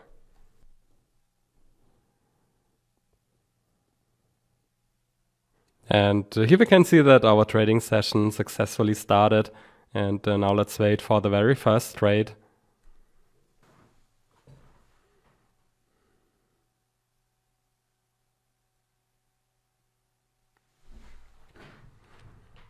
And actually it's worth noticing that we can only see here the printout of the points or dots because we set flush to true, and otherwise we wouldn't see here the printout. And here we have the first trade going long. And let's wait for the next 4 trades and the stop of our trading session. Alright, our trading session automatically stopped after 5 trades. So first of all we go long, then we go neutral and short, then neutral and long, and finally we go neutral and stop. And the final result is a small profit of 10 cents. So running a trader script in a command prompt is an important step to create a truly automated trading bot. And we will continue here in the next section on trade automation in the cloud with Amazon Web Services, or short AWS. Thanks for watching and see you there. Bye. Hi and welcome to this very important section on cloud deployment with AWS. And so far we have implemented and run our trading strategies on and from our local machines. And that's totally fine as long as we exercise and play around with our paper trading accounts, so the test accounts. But when we decide to trade with real funds, then we should definitely think about implementing and running our trades from a virtual server. And now let me explain why this is definitely a good idea. So this is our current setup, and we have our local desktop computer and our personal internet connection. And we used to make our trades via this infrastructure here. So our trading success is depending on the availability and reliability of our computer and our internet connection. And if our computer fails or crashes, or in case the battery is low or whatever, then we could lose the connection to the broker and trading stops. And likewise, if our internet connection crashes, or in case we have connectivity issues, then trading will stop. Now, our personal infrastructure is typically not the most reliable one, and therefore we could select a better and more reliable infrastructure, and we should run our trades from a virtual server, like, for example, an Amazon AWS cloud instance. And using a virtual server will allow us to trade completely independently from our local computer and our local internet connection. And this definitely increases the reliability and availability and also our flexibility. So with a virtual server, you can theoretically trade 24 hours a day, even if you are in the jungle or in the desert with zero connectivity. Now, there are a couple of providers, and in this course, we will cover AWS. And one of the benefits of AWS is that we can use the AWS free tier in the first 12 months following our initial sign-up date to AWS. And this means that, for example, we can use a so-called AWS EC2 cloud instance in the first 12 months completely for free. And I will show you how to register and create such an instance here in one of the next lectures. But first of all, in the very next lecture, let me just demonstrate how simple it is to work with such an instance and why it's beneficial for algorithmic trading. In this video, we are going to create our very first EC2 cloud instance, and we simply can click here on launch a virtual machine with EC2. Now, this is step one, where we can choose a so-called Amazon machine image, and we should focus on AMIs that are included in our free trial. For example, here the Amazon Linux, or we can also find here an Ubuntu server, and also we can see here a Microsoft server 2019. And as most of you are familiar with the Microsoft Windows user interface, we will choose here a Microsoft Windows server, and we can click here on select. Now here in step 2 we have to choose an instance type, and we can find a wide selection of instance types optimized to fit different use cases. So we can find different combinations of CPU, memory storage, and networking capacity. And actually we don't have a choice here, so only the T2 micro instance is included in the free trial. And it's no surprise that that's a rather basic instance with moderate computing power and only 1 gigabyte memory. And I think we have 30 gigabyte storage. But good news is that this is already sufficient to run 1 or 2 handful of strategies in parallel. And once you decide to scale and professionalize your algorithmic trading business, you should definitely select here a more powerful instance. So let's scroll here down, and we can see a lot of different combinations, so really powerful instances. But again, for our purposes here, a T2 micro instance is totally fine, and let's select this here. Now, when creating an instance, we can make quite a lot of settings and configurations. However, for our purposes, the default settings should work, and therefore we can click here on Review and Launch. Now, here we can review our instance launch, and we have here a summary. So We have the instance type and some more details. For example, we have here 30 gigabytes of storage. And now let's click here on launch. And now in the next step, we have to create a key pair that allows us to connect to our instance securely. So a key pair consists of a public key that AWS stores and a private key that we should store on our local computer. And as I already have an instance, Amazon asks me to either choose an existing key pair or to create a new key pair. And I choose here to create a new key pair. And now we can give a name to the key pair. For example, we can simply name the key pair here Algo Trade. And then we can click on download key pair. So we download our private key file. And let's click on Save As. And I've already on my desktop the folder AWS. And here we save the file algotrade.pem. So let's click on Save. And let's have a look. So this is the folder here. And here we can find the private key file. And whenever we want to connect to the instance, we need the private key file. So please download the private key file before you continue. And you should store the file in a secure and accessible location. So for example, on your desktop or whatever. And now let's click on Launch Instance. And this could take a couple of seconds or minutes. And now let's try to click here on the instance name. And we can see that this is still initializing. So I think it takes a couple of minutes to fully initialize. And therefore we can go back here to the dashboard. And we can go here down to additional information, Getting Started Guide, Amazon EC2, and we should select here the user guide for Windows instances. And here we can find some more information on Amazon EC2 and in particular on Windows instances. So some features and how to get started and related services. And finally, we have some information on the pricing. And again, we use here the AWS free tier, but there are a couple of pricing options. And the on-demand instances are the most commonly used instances. And actually, you pay for the instances that you use by the hour. So typically an instance is running 24 hours a day and 7 days a week, which makes 740 hours per month.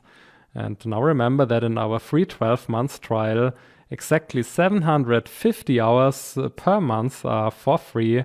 And that means we can run exactly one T2 micro instance 24/7 completely for free. And now if we decide to have 2 instances, we effectively have to pay for 1 instance. And actually, just for your information, a T2 micro instance that is running 24/7 costs around about $10 per month. And for a complete list of charges and prices, you can also click here on Amazon EC2 pricing. So to sum up, in the first 12 months, you can run 1 T2 micro instance 24/7 for free. But for any additional instance, you have to pay around about $10 per month. Now, what you can actually do, you can create 2 instances and stop 1 instance. And when you stop an instance, it's not billed and the hours are not counted. All right, now let's go back. And we should be ready now. So let's go up. And here we can see that we have 1 running instance, the instance that we recently created. And actually you can see here that I have 1 stopped instance and 1 running instance. And now we can also click on the instance and get some more options and information here.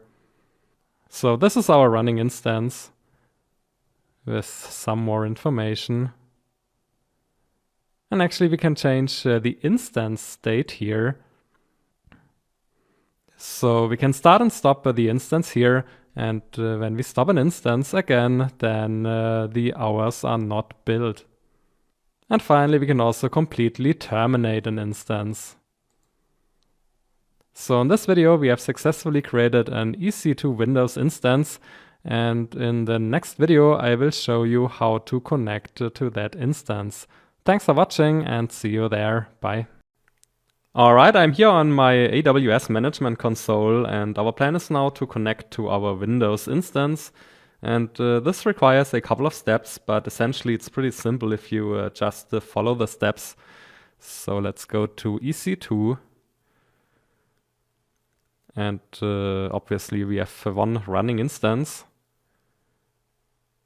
So I have one instance that I have stopped before, and the new instance, the running instance, and let's click on it. And then we can click on connect. And then the next step, we have to select the RDB client. And with the RDB client, we can connect to our Windows instance using a remote desktop client.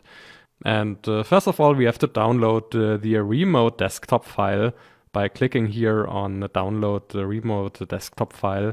So this is the second file that we will need. And we can also save here this file into our, for example, AWS folder on our desktop.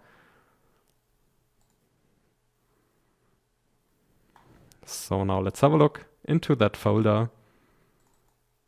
And here we have now two files. So we have the PEM file, the key file, and the remote desktop connection file. And now let's go back. And then the next step, we need to create a password, and we can simply click here on get password.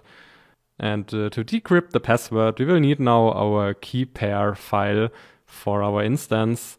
So we can click on browse here, and I'm directly here on the AWS file, and now I can click here on my key pair file, double click, and by doing so I create here the password, and now I can click on decrypt password,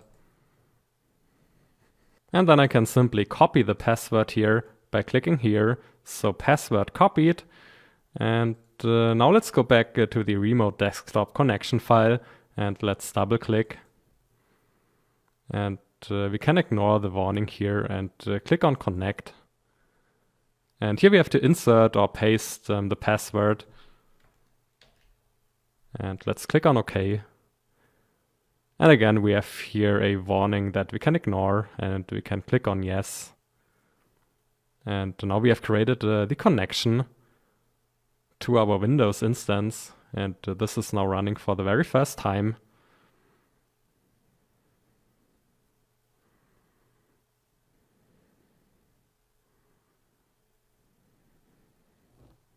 So this looks like a normal Windows machine, and yes, we want to create a connection to the internet here.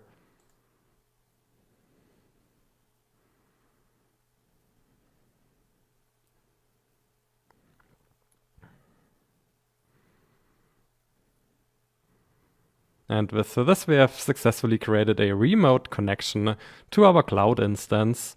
And again, this is just here one window in our local machine. And then we can also disconnect by clicking here. And then it says your remote session will be disconnected. But the programs that are currently running here on our Windows cloud will continue to run. So this is important.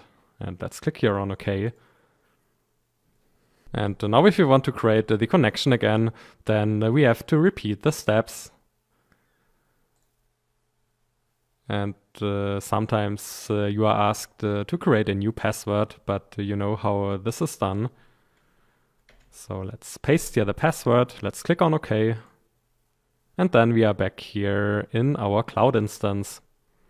Thanks for watching, and see you also in the next lecture. Bye. Alright, we have successfully downloaded and installed Python in Anaconda, and we also installed the Python Binance wrapper. And now before we can start trading, we need our course materials. And either we can open here a web browser and go to Udemy and download the course materials, or we can load files from our local computer here into our cloud instance. And that's exactly what we will do now. So let me demonstrate how this works. And first of all, let's close the connection here.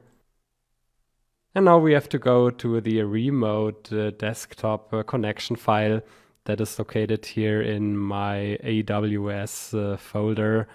And then we have to open it with a right click and go to Edit. And then we have to select local resources. And here we can choose the devices and resources that we want to use in our instance. And printers and clipboard is already enabled. And let's click on More. And then here on Drives. So here on my local computer, I have a C drive and a D drive. And let's enable here the drives, and let's click on OK and on Connect. And once again, I have to copy paste here my password. And now let's click here on OK. And let's create the connection. And here I am back on my cloud instance. And let's click here. And here you can see now that I have access to my C drive and my D drive. And let's have a look here. So the folder Part 2 Materials is located here on my local desktop. And therefore I select the C drive and the users folder. And then I go here to desktop. And here I can find the Part 2 materials. And then I can simply drag and drop the folder here into my cloud instance. So let's wait. And now this is complete, and let's have a look. And indeed, I can find the Bitcoin CSV file and some Jupyter notebooks of Part 2, and also the trader script, the trader.py. And the only thing that you have to do now, so if you haven't done it yet, so you have to copy and paste your API and secret keys into the trader script. And if you have done it, then you are ready for trading. So you can simply run here the trader script and make some trades. And that's actually all. And with this, we are best prepared to further create a fully automated trading bot here in the cloud. Thanks for watching, and see you in the next lectures. Bye. All right, we can run a Python script in the Anaconda prompt, and that's totally fine. But it would be even better if we could run Python scripts in a Windows command prompt. And with an Anaconda installation, this doesn't work unless we know the workaround. So in this lecture, I'm going to show you how to run a Python script in a Windows command prompt. And you might ask yourself, why is that useful? And does it make any difference? And we will see in the next lectures that this is an essential step if we want to fully automate and schedule our trades. Now, so far we simply opened the Anaconda prompt with the desktop app. So by clicking here on Anaconda prompt. But it's really useful to understand what's going on in the background. So when we click on the Anaconda prompt desktop app, we actually open a Windows command prompt and execute a little batch file that we have downloaded when installing Anaconda. So we actually open here the Windows command prompt. And now let's search for the little batch file. So let's go to the users folder, then Anaconda 3. Then to scripts. And here we can find the activate batch file. And now let's copy the full file path here of the batch file. And now let's run the batch file here in the Windows command prompt.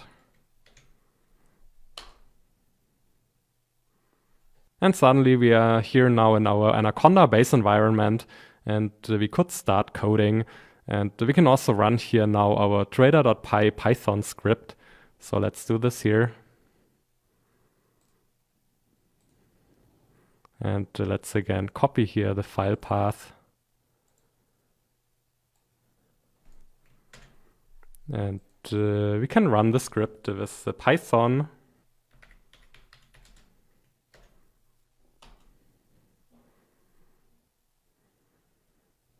And here's our first trade going short, going long.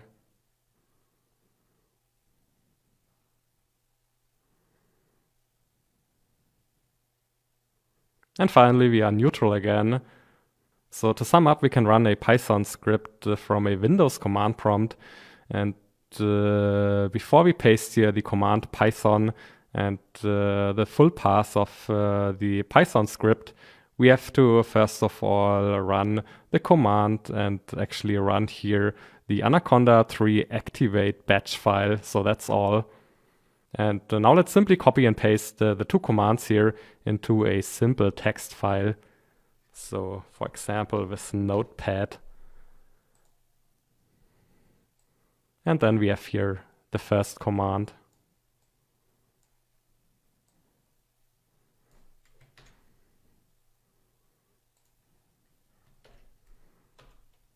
And then the second command.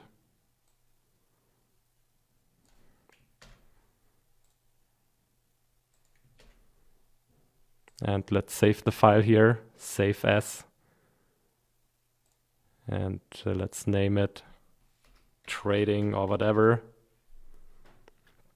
Now let's click on save. And we have here our little text file trading with the two commands. And we will continue with this in the very next lecture. So thanks for watching and see you there. Bye. I still have the text file here with the two commands that we have run before in the Windows command prompt.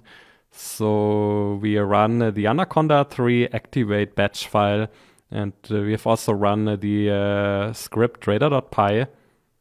And there are actually two major alternatives how we can run those commands.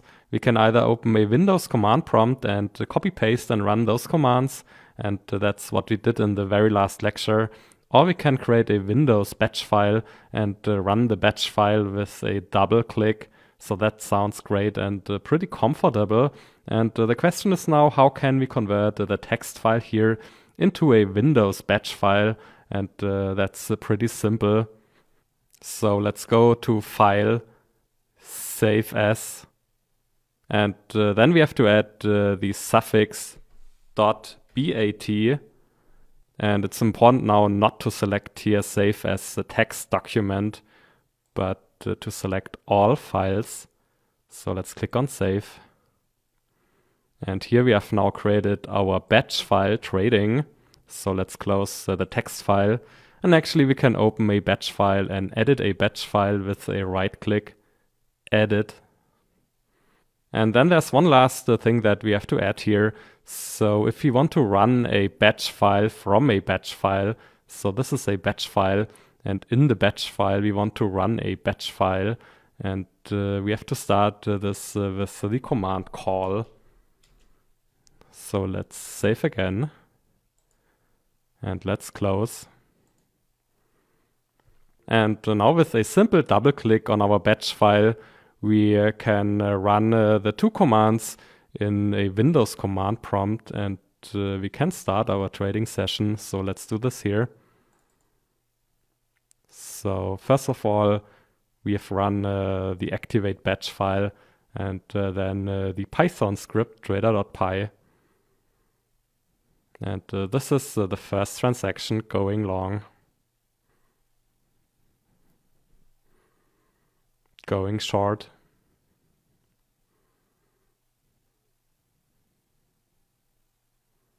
Going long. And finally, we haven't seen it, but the last action was going short, and then immediately after the last action, the Windows command prompt closed, which is totally fine. But in case you want to keep the command prompt open, then we can do this by adding another command. So let's go to edit, and in the very last line, we simply have to add the command cmd/k. And this means that after we have run the two commands here, then it returns to the command prompt and keeps it open actually.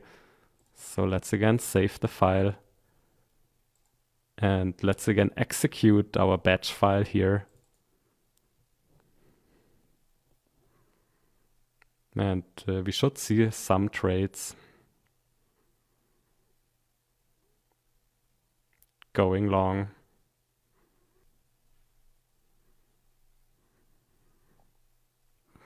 And finally, we go neutral, and with the command cmd/k, we actually return back to the command prompt here, and then we can again inspect here our trades.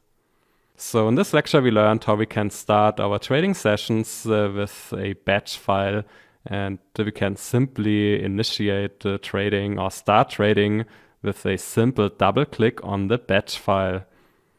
Thanks for watching, and see you also in the next lecture. Bye. Alright, with our batch file, we can now start a trading session on demand with a simple double click. And now in this lecture, we take the final step and schedule the start of our trading sessions with the Windows task scheduler. And that's really simple and straightforward. So let's have a look and search for the task scheduler. And then we can click here on Task Scheduler Library. And then we can go to create a basic task. And then we can name the task. For example, we could assign the name ConTrader, and we can also add a description here. Then in the next step, we can determine the trigger, so when our trading sessions should start.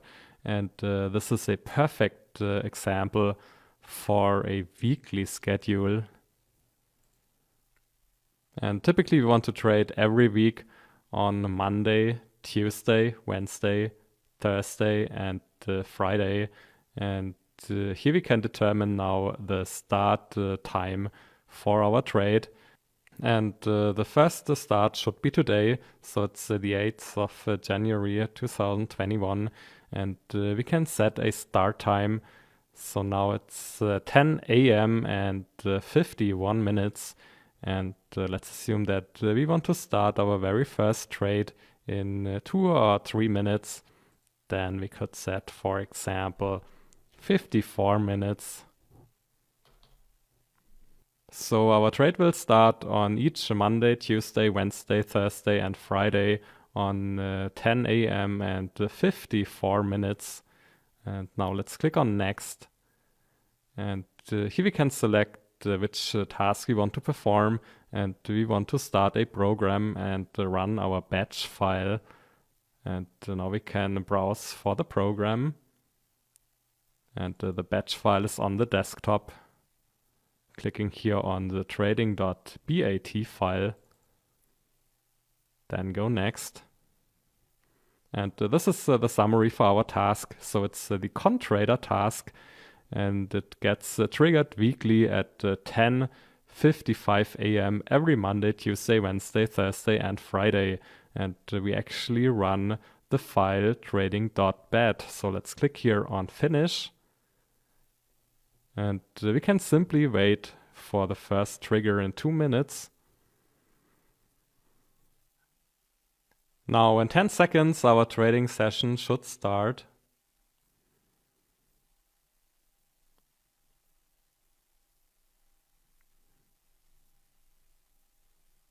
And here we go.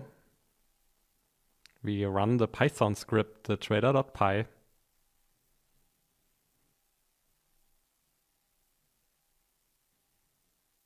And this is the first trade going short, now going long. And finally, after 50 ticks, we are neutral, and we have still the Windows command prompt open, but we could also remove here the command cmd/k, so that's okay. And now if you don't touch our ConTrader task, it will start on every Monday, Tuesday, Wednesday, Thursday, and so on at the very same time. Now finally, let's go back to the task scheduler.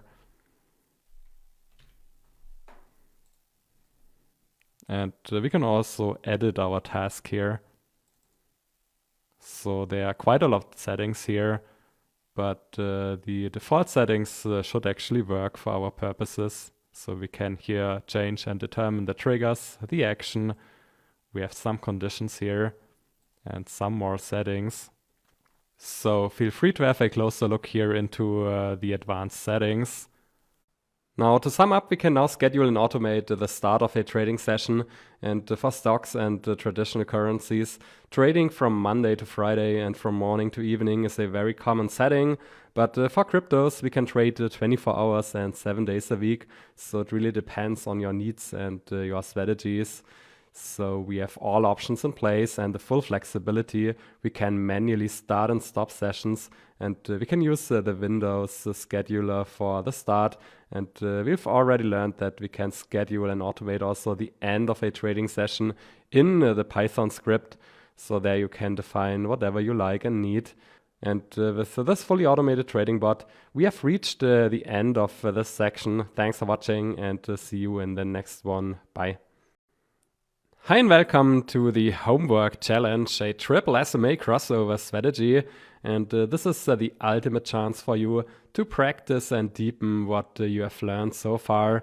And let's assume that you have heard from your best friend that most recently he made some good trading profits with a triple SMA crossover strategy for Bitcoin. So SMA stands for Simple Moving Average Price.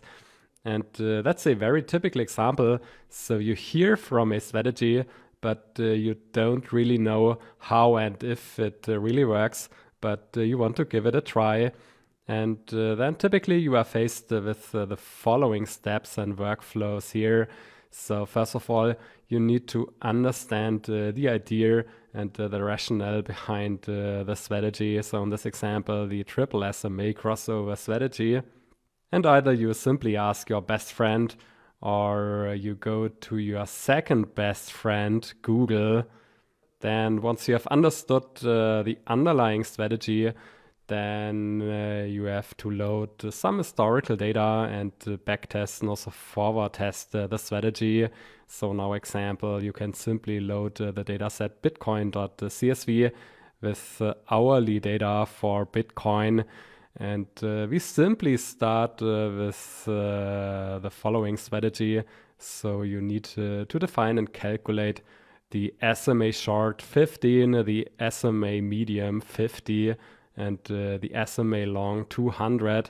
And these numbers actually stand for the moving window. So the simple moving average 15 is simply the moving average price for the latest 15 hours. And actually, if you don't know how to calculate a simple moving average price, then please remember that we have already covered this in this course. So you have to use something like df.price rolling. So this assumes that there is a price column in your data frame. And if you can't remember, then you should check section 7. So there you find the lecture Rolling Statistics.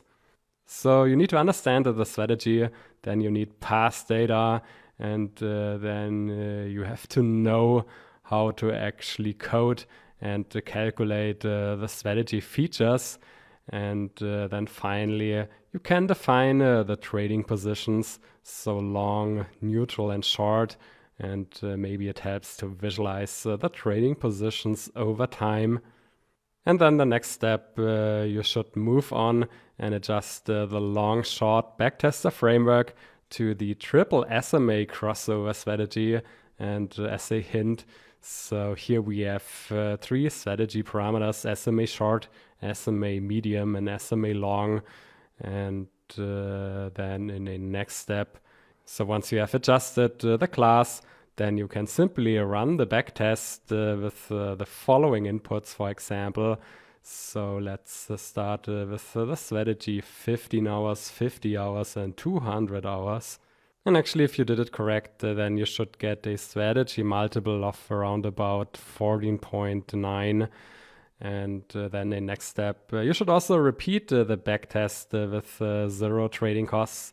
So before we assumed the trading costs, but just for your understanding, you should just repeat the backtest with 0 trading costs. And there you should get a strategy multiple of 37.5. And it's getting clear that trading costs do matter, so they have an impact on trading performance. And then in the next step, you should run the optimization. So for the full period, a simple backtest. And you should use the following ranges. So for the SMA short, the range should be between 50 and 300 hours with a step size of 20. And then here you can also see the ranges for SMA medium and SMA long. And you should find the strategy with the highest multiple. And the solution is as follows. So the best strategy here returns a multiple of 27.97. And the SMA short is 170. Then we have the medium SMA 1010 and the long SMA 2400. And then feel free to further backtest and also forward test the strategy. So that's up to you. And then we have step 9. So you should adjust the long-short trader framework and implement and run the triple SMA strategy with the following parameters. So also here, the major goal is to have a strategy that triggers many trades in a short time period. And therefore, let's start with a bar length of 1 minute and the strategy 10, 20, 50. So 10 minutes, 20 minutes, and 50 minutes. And finally, you should also implement and run the triple SMA strategy with the following slightly adjusted parameters. So now the bar length is 1 hour and the short SMA 15, the longer one 50, and the longest one 200. And here you have to be really careful. So you really have to check the historical data requirements, and you should make sure that you pull sufficient data here. And actually, you can download here this Jupyter notebook in the very next lecture. And there you will also find the solution. And if you want to do the exercise on your own, so then you should stop here. So this is a really comprehensive homework challenge with many steps. And to give you some more help and guidance, let me now explain the idea or the rationale behind the triple SMA strategy. And in case you want to figure it out on your own, then please stop the video now. All right, let's simply go to the Binance platform. And here we have Bitcoin USDT. And let's have a look at the chart. And we've already learned that we can add the technical indicators like simple moving averages here. And let's first of all start with 2 moving averages. So the SMA 15 and the SMA 50. And I've selected here a time frame of 1 hour. So the SMA 15 is actually the moving average price of the latest 15 hours and the SMA 50 of the last 50 hours. And let's click here on save and let's have a look. So here in orange, we have the shorter SMA, and in purple, the longer one, so the SMA 50. And actually moving averages are used to smooth out the volatility or the noise in the prices. And this makes it easier to discover the underlying price trend.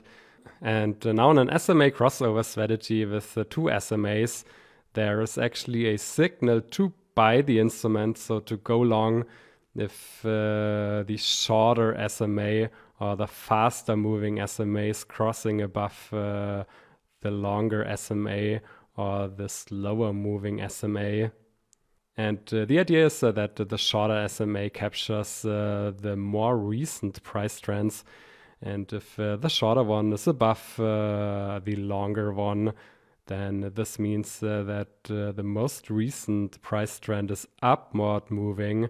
And if you believe that the price trend will persist in the near future, then this is a signal to buy.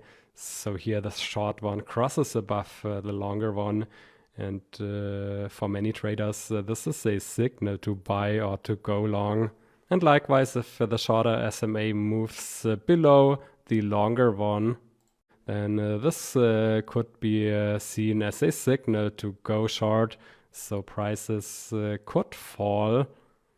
So this is an SMA crossover strategy with two simple moving averages.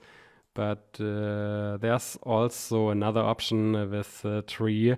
And the third moving average is a very long term, so slowly moving average. So for example, 200, and let's add the longer or the slower moving average here in blue. And the trading rules are still pretty simple.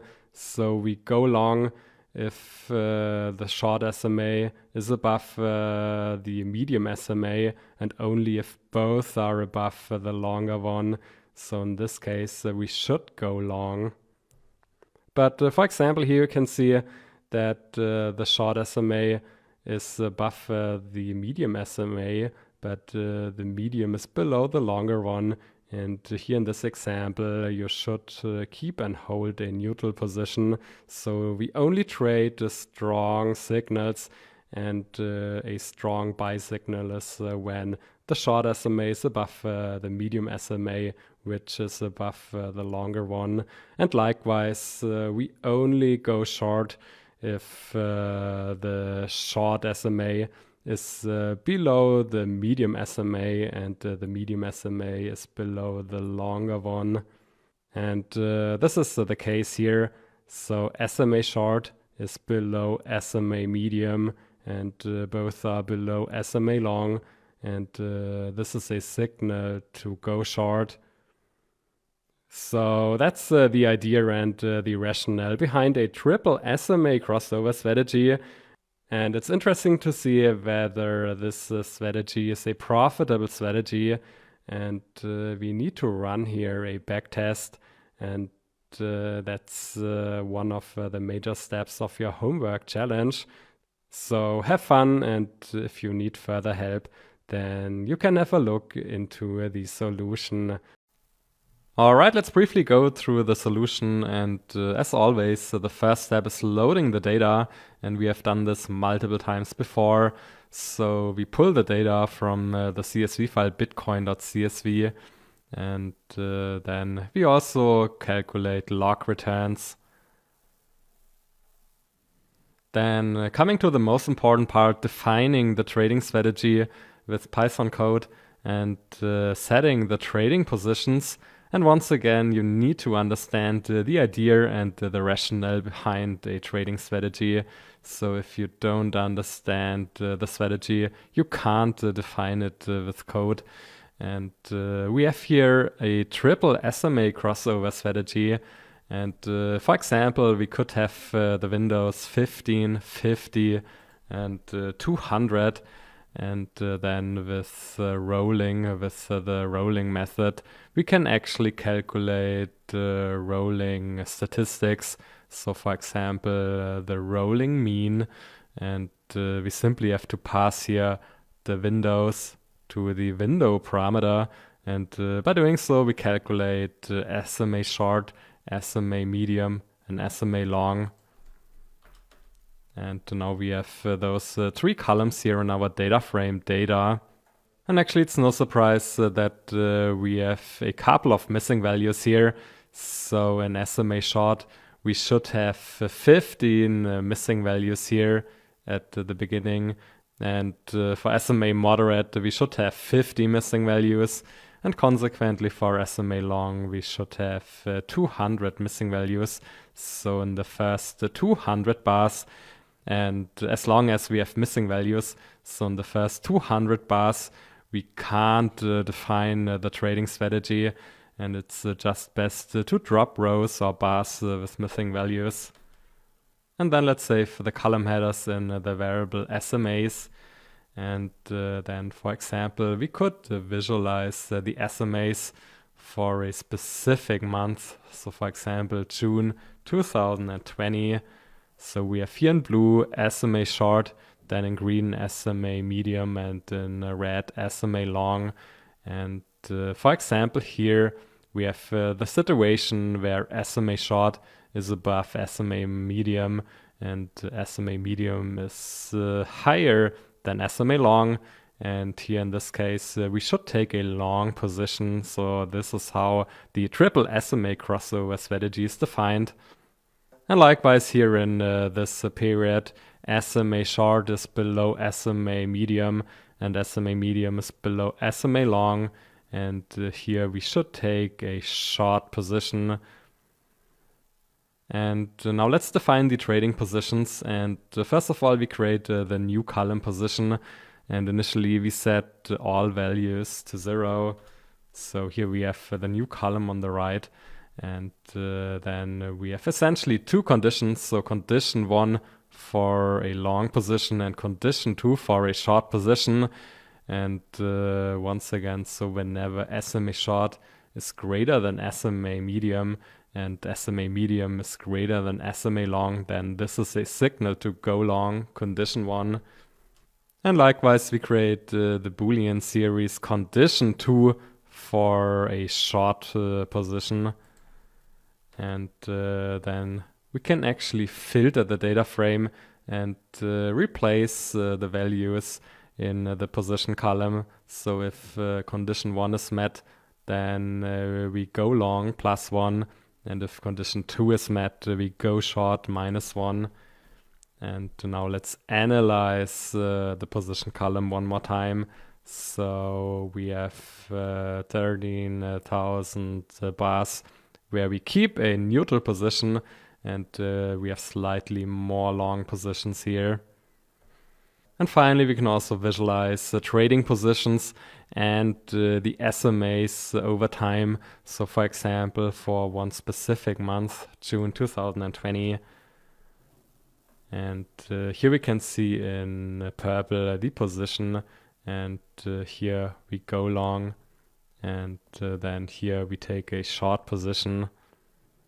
So this is the visualization for 1 month, but we could do this for the entire period by just replacing the date by a colon.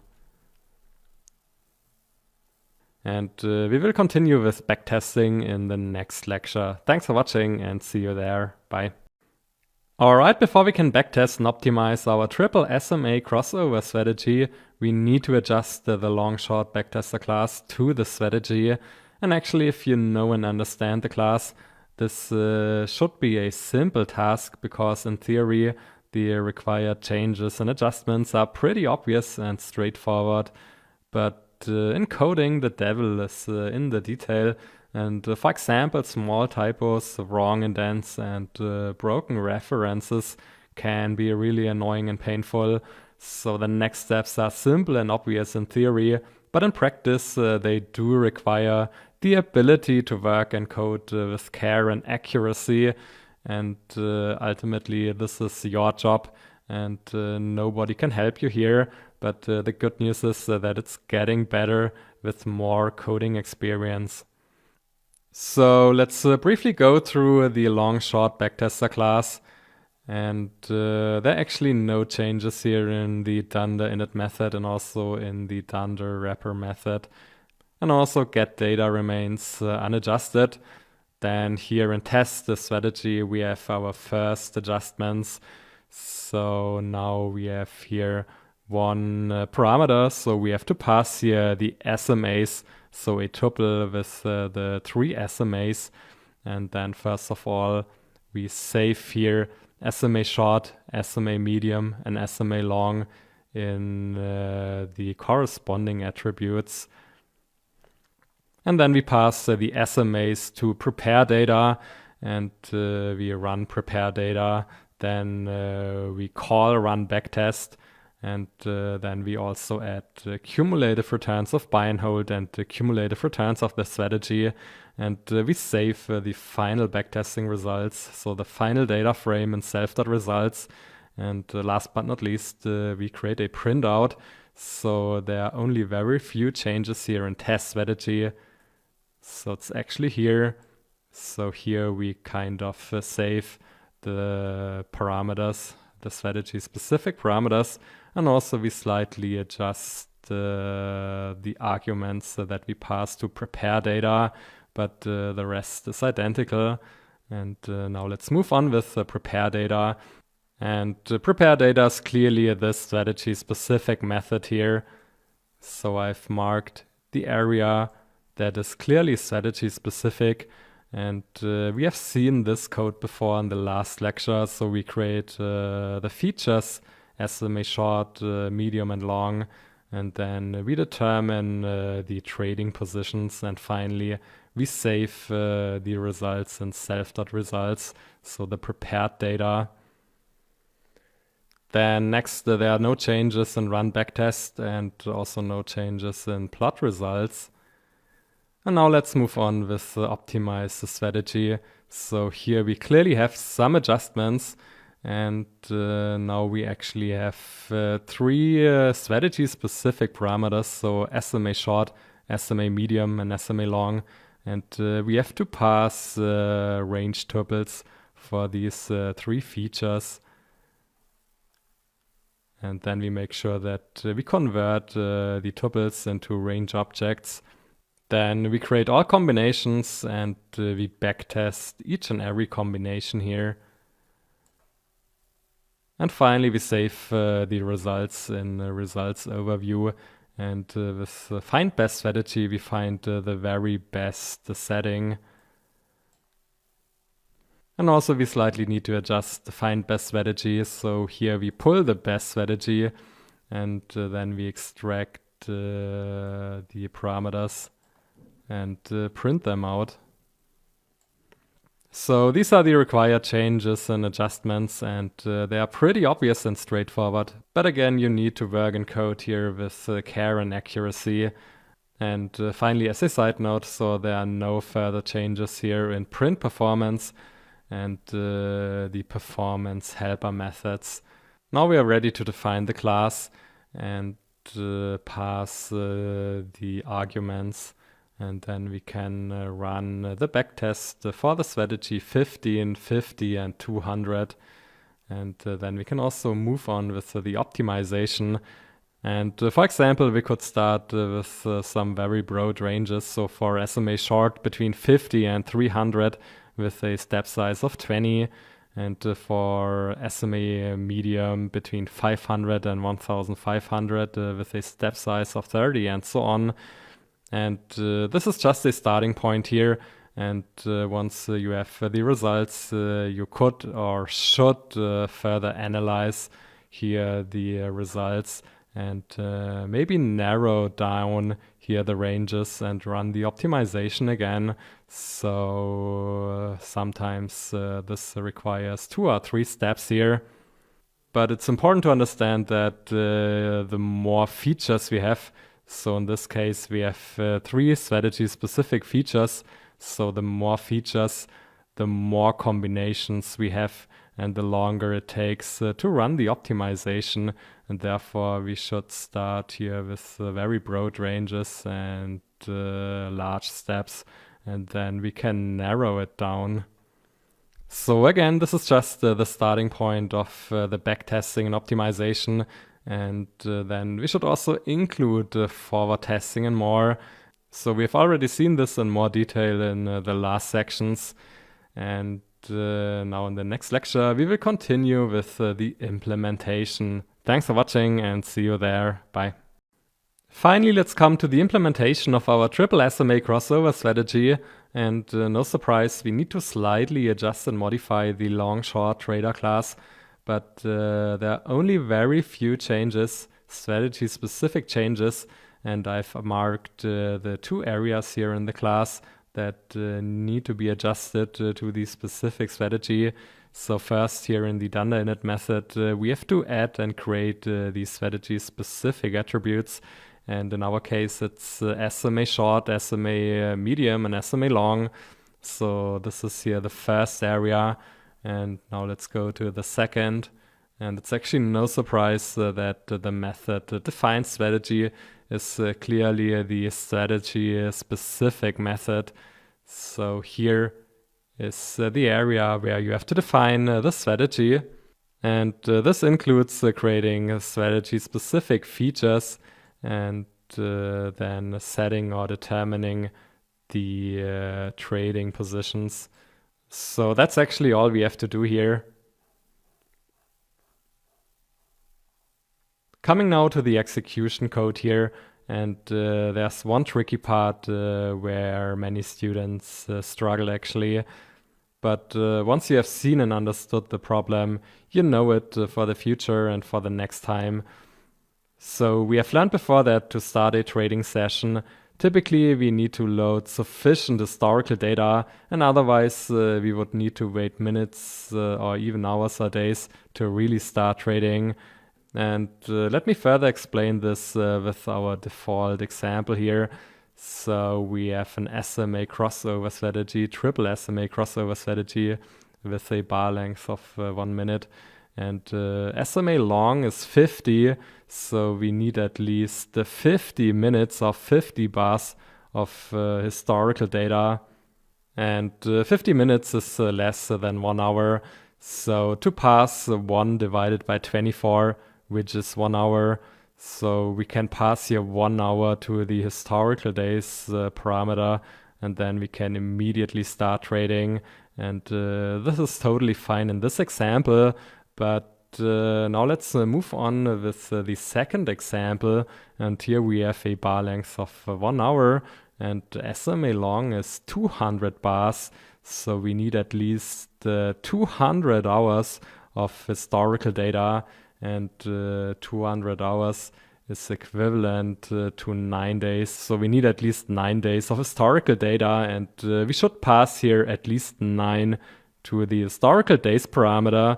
And if you don't do this, so if you also pass here 1 divided by 24 or 1 day or 2 days, then you probably get an error here and run into problems.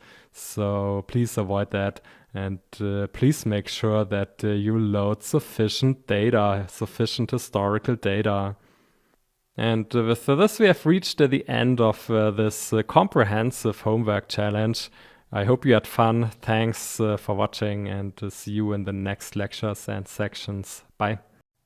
Hi and welcome to part 3 of the course. This part is all about automated futures trading on Binance, and part 3 directly builds on part 2, spot trading. So I will highlight the differences between spot trading and futures trading, and the additional features that we need for futures trading. And we will further build on the frameworks that we developed in part 2. So I highly recommend watching part 2 first before you move on with part 3, because in part 3 we won't cover important topics that are identical and equally important for both parts. So for example, we won't cover cloud deployment with Amazon Web Services again here in part 3. Now let's have a closer look at futures, and here's a definition. So futures are derivative financial contracts that obligate the parties to transact an asset at a predetermined future date and price. So this means that the buyer must buy and the seller must sell the underlying asset at the set price, regardless of the current market price at the expiration date. So to highlight, in a traditional futures contract, there's a predefined expiration date, for example, in 3 months from now. And let's have a look how it works. So let's assume that we are the trader, and we have here the exchange, and then we sign a futures contract with an underlying. So for example, the underlying could be Bitcoin. And in a futures contract, we can either take a long position or a short position. So if we take a long position, then, for example, we are obliged to buy Bitcoin from the exchange at a price that we define today. So for example, $60,000. So that's the long position in a futures contract. And likewise, in a short position, we are obliged to sell Bitcoin to the exchange at a predefined price. So for example, 60,000 in 3 months from now. And actually, with a long position, we benefit from rising prices in the spot market. And in contrast to that, with a short position, we benefit from falling prices. And now let's assume that the contract expires after 3 months. And typically there's no physical delivery, so we don't really pay the price to the exchange, and the exchange does not deliver the Bitcoin. So we don't really acquire the ownership for 1 Bitcoin. So there's just a cash settlement depending on whether spot market prices has risen or fallen. So let's again assume that the futures price is 60,000 and we have a long position, and spot market prices fell to 55,000.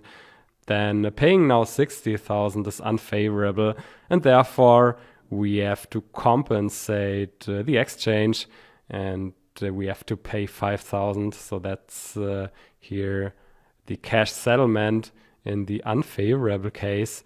And if the prices moved into the right direction, so let's assume that current spot prices are 65,000, then we actually receive 5,000 from the exchange. So that's in the best case. And this is how traditional futures work. But on Binance.com, we actually trade perpetual futures. So there's no expiration date, and we can hold long and short positions forever. So at least theoretically. And while the prices of traditional futures can heavily differ from spot market prices, so here with the perpetual futures, the prices, so the future prices, are very close to the spot market prices, and we will see this in the next lectures and sections. And finally, to sum up, so trading perpetual futures is more similar to spot trading and or CFD trading. So CFD stands for contract for differences. And of course, we will go through the details in the next lectures and sections, where I will show you the similarities, but also the differences to spot trading. And now let me show you how you can start futures trading on Binance. So first of all, we have to log into our Binance account. So this is my standard Binance account, and then we can go to derivatives and for example to the futures overview. And then we have to create a separate futures account. And the bad news is that in some countries currently you can't create a futures account due to regulatory issues. So we have learned before that the regulatory environment is in flux, and Binance does its best to adapt to rules and regulations. And for example, if I click now on Open Account, then we go here to the trading interface of the perpetual future Bitcoin US Tether. And then here, first of all, we have to open a futures account, and we click on Open Now. And then here I get the message that I'm in a restricted country, and currently I'm unable to actually trade the futures. So I'm located in Germany. And actually, there's no futures trading in the US. So on Binance.us, you won't see the option derivatives or futures trading. And also we can check other restricted countries in the terms and conditions section. So here below, we can check the restricted countries. And here for futures and derivative products, it says that those will currently not be available, for example, in the Netherlands, Germany, Italy, Australia, Hong Kong, and for retail users in the UK. And actually, this is not set in stone and things can change. And the good news is that Binance provides a great futures testnet for paper trading. And as far as I know, everybody can create an account there and make futures trading for training and testing purposes. So in the next lectures and sections, we will use the futures testnet. And I do think that everybody can participate here. And this is it for the time being. Thanks for watching and see you in the next sections and lectures. Bye. All right, let's create an account on the Binance Futures testnet, and I've provided here the link for you. So let's simply click here. And this is the Binance Future testnet. And you can simply register here with your email address and a password. So that's all. And you should be able to create a tested account in any country. So everybody can participate here. And I've already created an account. And then I can log in here. So let's click on login. And now I can directly start trading the perpetual future Bitcoin USDT. And we will continue here in the very next lecture. Thanks for watching and see you there. Bye. I'm here on the Binance Futures website, and generally you have the choice between US dollar stablecoin margined futures and coin margined futures. And the US dollar margined futures are collateralized and settled in US dollar stablecoins like Tether or BUSD, so Binance US dollar. And one of the key benefits of US dollar settled and collateralized contracts is that you can easily calculate your returns in fiat currency. So this makes US dollar margined contracts more intuitive. And as an example, when you make 500 USDT in profit, then you can easily estimate that the profit is worth approximately $500. So since the value of one tether is pegged closely to one US dollar, and in contrast, the coin margined futures are collateralized and settled in cryptos such as Bitcoin, Ethereum, or Binance Coin, so BNB. And this could make sense if you hold more cryptos than stable coins in your wallet. But another key advantage of US dollar margin futures is that they are more popular and therefore they are more liquid, which can reduce trading costs. And therefore in this course, we will only cover US dollar margined futures, but the general mechanics are very similar. So if you have seen and understand the mechanics here, then you also know and understand how coin margined futures work. And second, you have the choice between perpetual and quarterly settled contracts. And way more common and more liquid are perpetual contracts. And therefore, in this course, we will focus on US dollar margined perpetual futures. And now let's go to the futures testnet. And here you can actually select your contract. So you can either select US dollar margined or coin margined contracts. And then you have the choice between perpetual and delivery contracts. So contracts that expire after a quarter. And we focus here on US dollar margined perpetual contracts. so like the Bitcoin USDT perpetual contract. And now if you are in your real futures account, then first of all, you actually have to fund your futures wallet. So for example, here you can convert or transfer and get some USDT into your futures wallet. And you need a balance here to collateralize your futures contracts and also to settle contracts. So if the price moves into the wrong direction, then you have to pay something to the exchange. So in a real account, first of all, you have to convert or transfer some funds here into the futures wallet.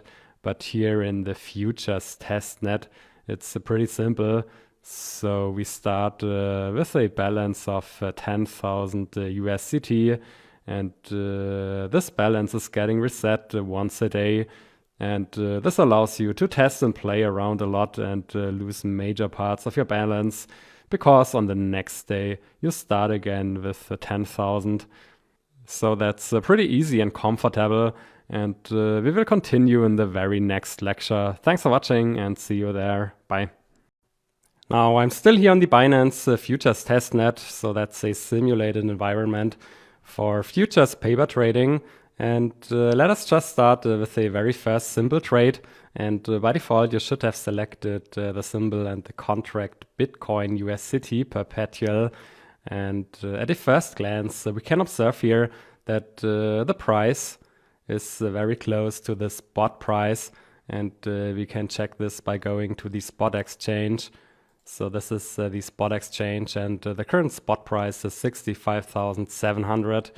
And obviously the price here on the futures trading exchange is very close.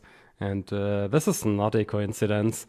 So some features and mechanics here in the futures market force the futures price to be very close to the spot price. And we will see this later in this course. And actually we don't have to go to the spot exchange to actually get the latest spot prices. So we can view the best possible spot prices here under index. And the index is actually a bucket of prices from the major spot exchanges. So not only Binance, but also other exchanges like FTX. And so to say, the best approximation for the current spot price is here 65,711. And the futures price is only slightly above the spot price here. And as a side note, so we are here on the testnet, and these are not necessarily 100% equal to the real account prices. So this is just a simulated environment with simulated prices and terms, but not the exact and the real ones. And now let's assume that we forecast a price increase of Bitcoin in the near future. And it's no surprise that we should take a long position in the Bitcoin. And the plan is now to step into a long position for 0.1 Bitcoin. So we should enter into a long futures contract with the quantity 0.1 Bitcoin. And here in this lecture, we start with no leverage. So a leverage of 1. And this is then almost identical to trading in the spot market. But there are also some differences. So for example, in the spot market, if we buy 0.1 Bitcoin, then we have to pay the full price and the seller receives the full price. But now here in the futures market, we don't have to pay anything to the seller, and the seller doesn't receive anything from the buyer. And let me explain the reason for it. So the price here, the futures price, is a kind of a fair market price that leads to an initial value of the futures contract of 0. So at the time when we enter into a futures contract, the value is always 0, by default 0. And therefore neither the buyer has to pay a purchase price, nor the seller is entitled to receive the purchase price. And then after we have entered into the futures contract, the value of the contract can change. So whenever the price changes here, And initially, again, the value is 0, but if the price goes up, then the contract has a positive value for the long side and a negative value for the short side, and vice versa. So if the price goes down, then the contract has a negative value for the long side and a positive value for the short side. And then finally, when a party terminates or closes the contract, then the party either receives a compensation or has to pay a compensation, depending on whether the price moved into the right or the wrong direction. And for security purposes, both the parties have to post an initial margin when entering into the contract. So that's the collateral if the price moves into the wrong direction, and the party has to pay a compensation. So both sides of the contract has to post a margin to actually collateralize potential obligations in the future.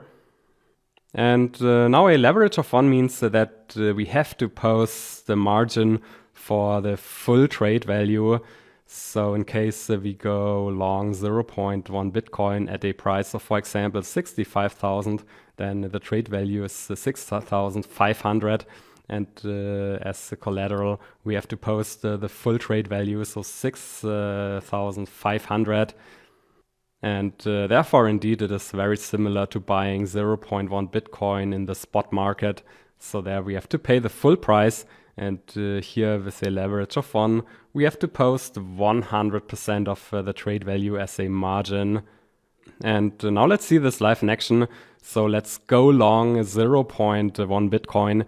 And also here we have the choice between limit orders and market orders. And here you can also see the order book.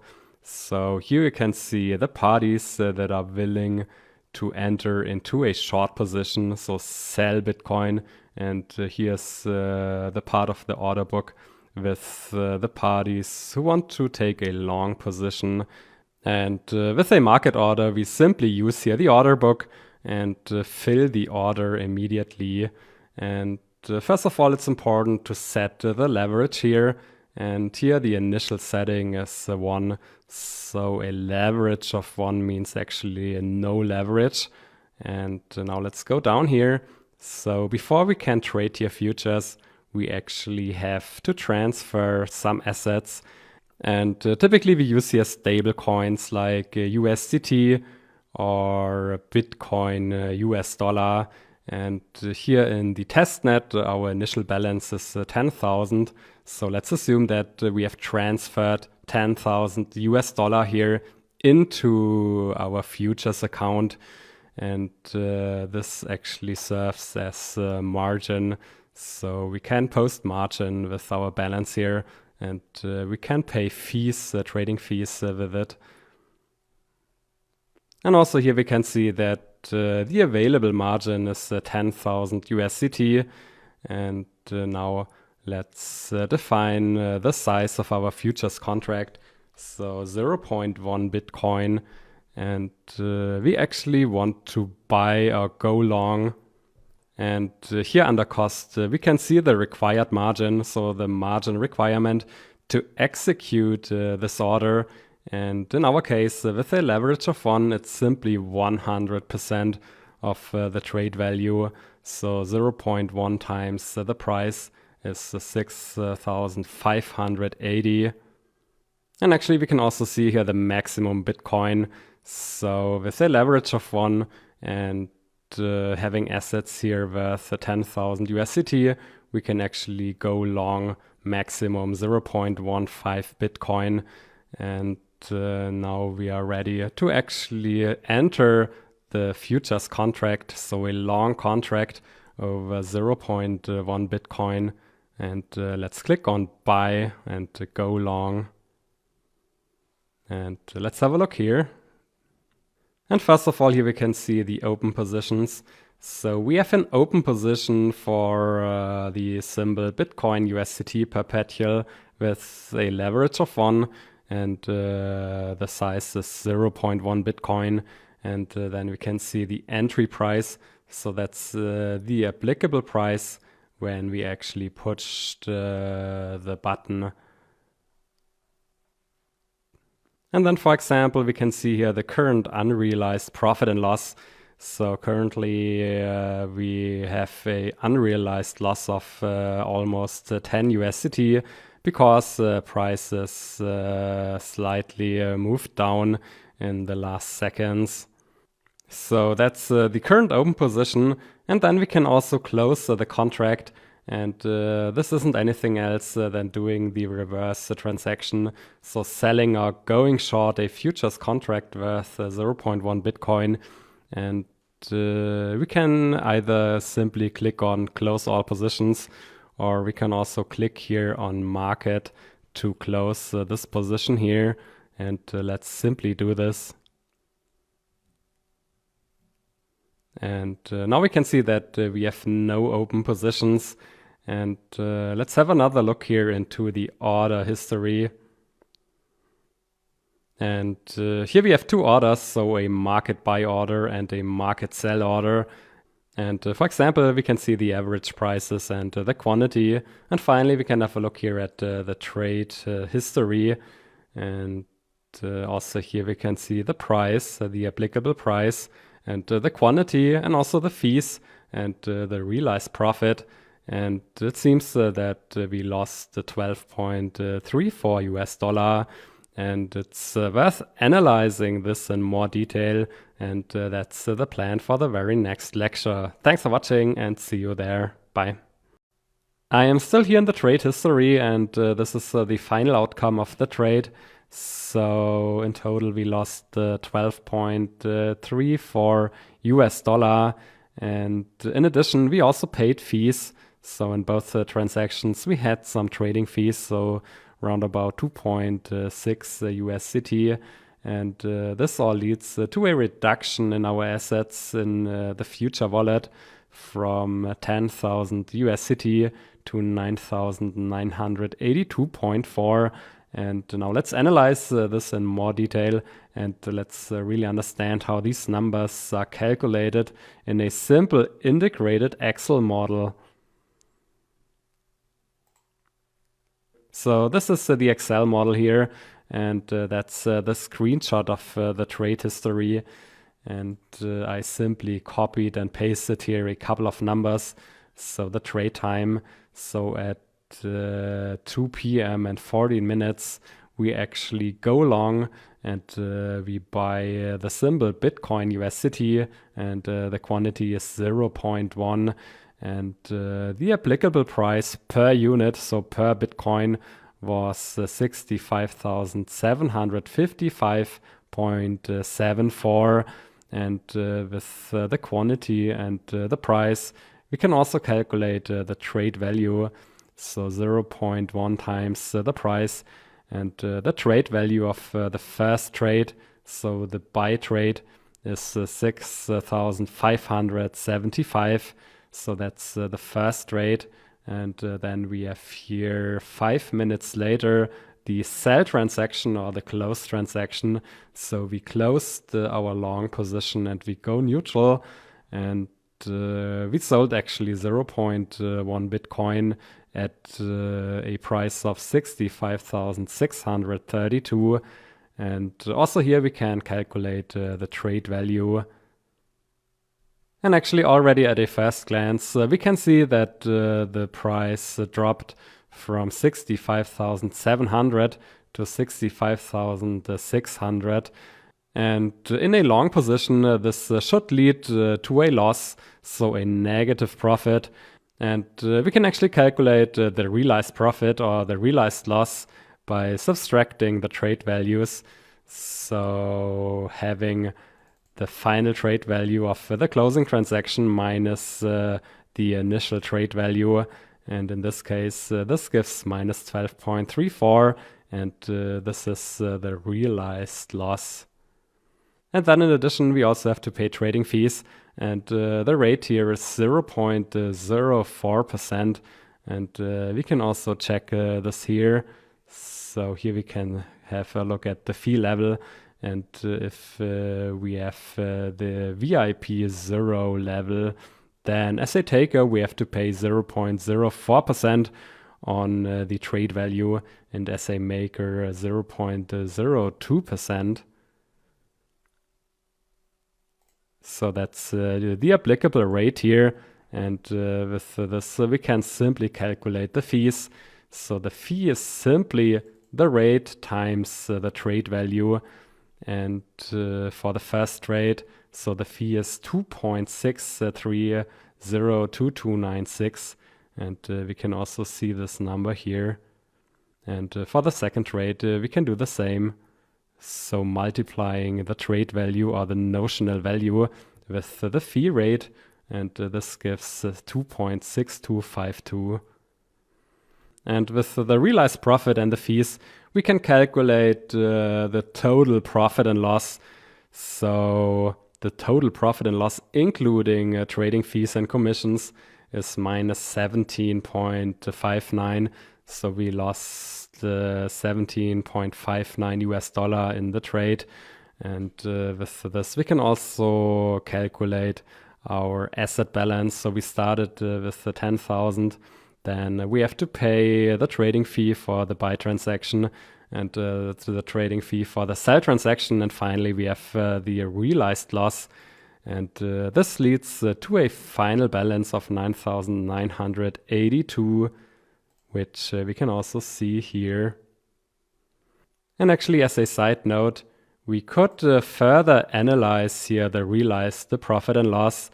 So this number includes the price movements of the futures price, which is very close to the spot price, but it also includes a small part of another trading cost. So here we have included the bid-ask spread and slippage, and we could further analyze and split here the realized profit into bid-ask and slippage and pure price changes. And in our case here, so bid-ask spread and the slippage is rather low. So if we have a look here at the order books, then we can see that there's close to zero bid-ask spread, and we have quite a lot liquidity in the market here. So in our example here, trading costs due to bid-ask spread and slippage is very low, close to zero. But in other cases, so for other instruments with lower trading activity and lower liquidity, then trading costs due to the bid-ask spread and the slippage can be higher. And last but not least, let me show you one more thing. So you can find this overview here also on the web exchange.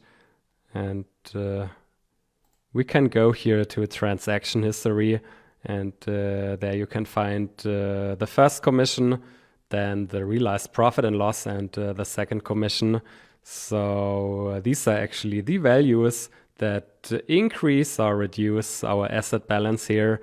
And with this, we have reached the end of this lecture. So analyzing profit and loss for a futures transaction with no leverage is pretty simple and straightforward. And therefore, let's continue with the leverage in the next lecture. Thanks for watching, and see you there. Bye. All right, now let's trade with leverage, and let's again go long 0.1 Bitcoin. And with no leverage, so a leverage of 1x, the initial margin requirement is equal to the full trade value. So now we have an asset balance of 9,982, and therefore the available margin is 9,982. And let's again have here 0.1 Bitcoin, and with a leverage of 1x, we have to post the full trade value, so 0.1 times the price as collateral or margin. But now we can change the leverage, and for example, we can select 2x, so a leverage of 2, and this means that we only need to post a margin of 1/2 or 50% of the full trade value. And likewise, if we select a leverage of 3, then the margin requirement is 1/3 and so on. So let's select a leverage of 2x, and then we can see that the initial margin requirement is reduced, and now it's only 50% of the full trade value. And actually another consequence is that the maximum trade value or the maximum amount of Bitcoin now has doubled. So now we could enter into a long futures position worth 0.3 Bitcoin. And before it only was 0.15 Bitcoin. And now let's click on buy, go long, so 0.1 Bitcoin. And we have a leverage of 2x. And let's have a look here inside the open position. So we have an open position for Bitcoin USDT perpetual with a leverage of 2x. Then we have here the size, then the entry price.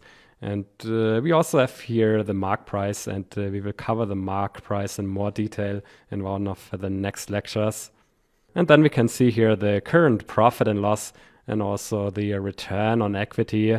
So it seems that the price has increased, and currently we have an unrealized profit and loss of 9.56. So as long as our position is still open, then the profit and loss is unrealized. And once we close the position, then we realize a profit or a loss. And now let's do this. Let's close the position and let's realize a profit. And immediately you can see that we have no open positions. And now we can have a closer look here into the order history. So at 4 p.m. and 17 minutes, we go long at this price. And then 1 minute later, we sell at a higher price. And this means that we realized a profit. And we can further analyze this in the trade history. So here we have the two transactions. And by definition, when we open a position, so we have a realized profit of 0. And then only if we close a position, then we have a realized profit or loss. And in this example here, the realized profit is 11.13. And also here we have to pay the fee twice. And this reduces the overall profit of the transaction here to around about 6. And we will further analyze the trade here in our Excel sheet. Thanks for watching, and see you in the next lecture. Bye.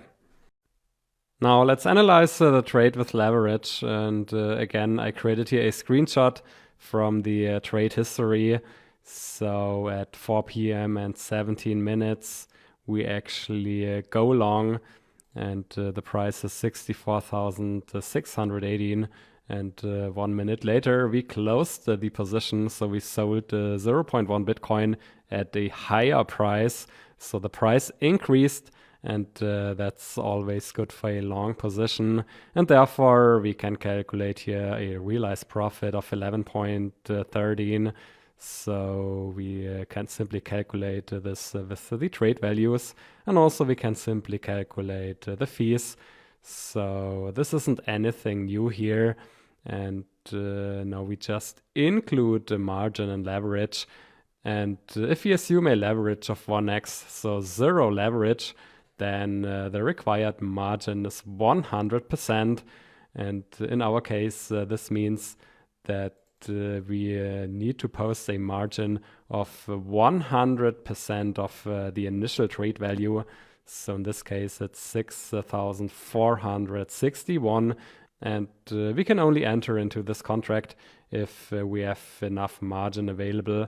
And in our case, it was 9,982. So this is definitely sufficient. And first of all, let's analyze the profit and loss and the return calculation if we assume that we use a leverage of 1. So the realized profit and loss is 11.13. And then we paid a commission or the fees twice. And in total, we paid $5.17. And this leads to a net profit, so a total profit after costs of 5.96. And that's the profitability in US dollar terms. But we can also calculate a return, so in percent. And there's a difference between the unlevered return and the levered return. And for the unlevered return, so with a leverage of 1x, we have no leverage. But for an unlevered return, we can simply calculate it with the profits divided by the initial trade value. And we can calculate this for the realized profit and loss and the fees separately.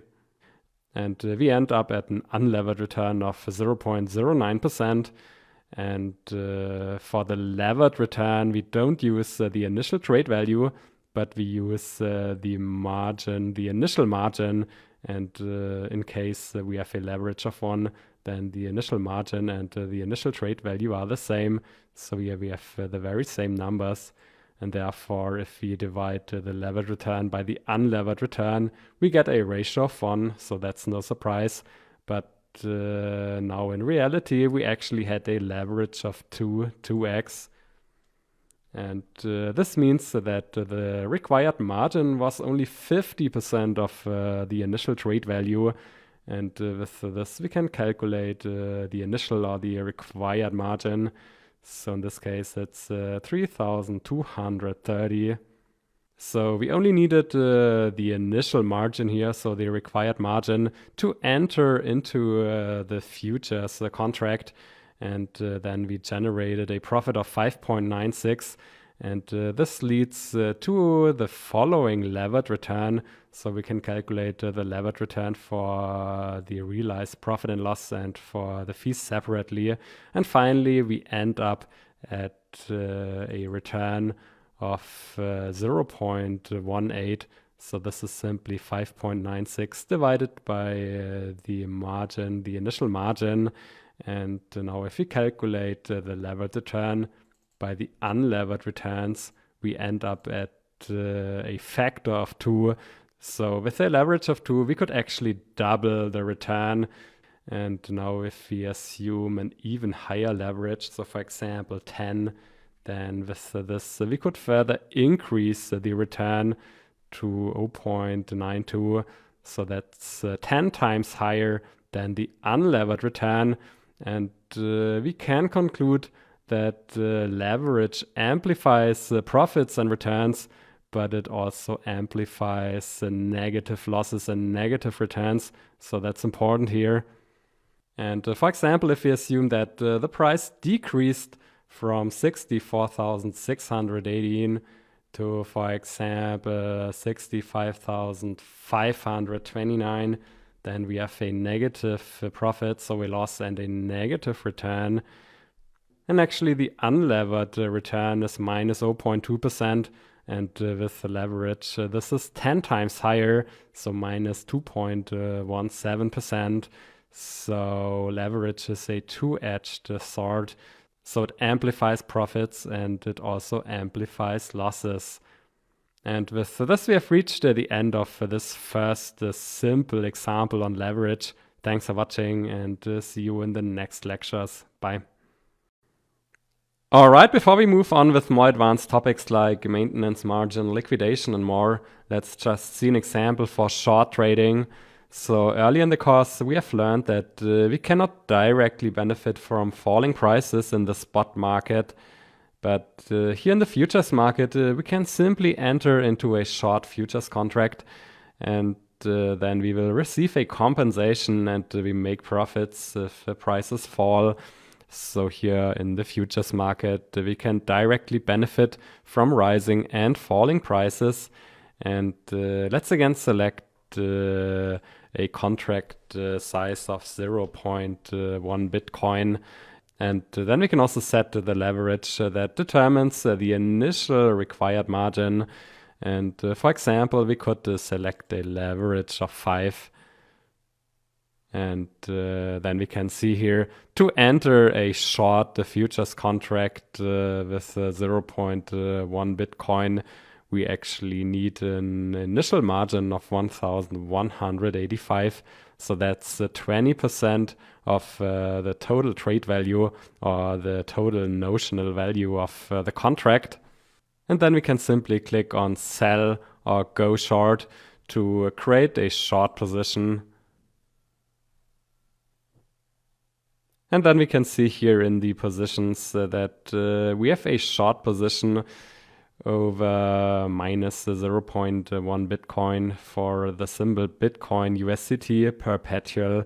And we have an entry price and also a mark price and a liquidation price. And we will go here into the details, also the margin ratio in the next lectures. But first of all, here we can see the current unrealized profit and loss and the current unrealized return on equity. And also here we can close the position at any time. So we could click here on market and probably we will realize a small loss here. So let's close the short position. And then we have no open positions left. And then we can actually check and further analyze the trade here in the trade history section. So let's have a look here. And so these are the two transactions. So first we sell the instrument and we go short. And then we buy the instrument and actually close the position. And it seems that the price has increased, which is the wrong direction for a short position. So we made a loss of minus 5.34 and we also paid transaction fees. And in total, we lost around about $10 here in this transaction. And as you can see, the trade analysis works pretty much in the same way as for a long position.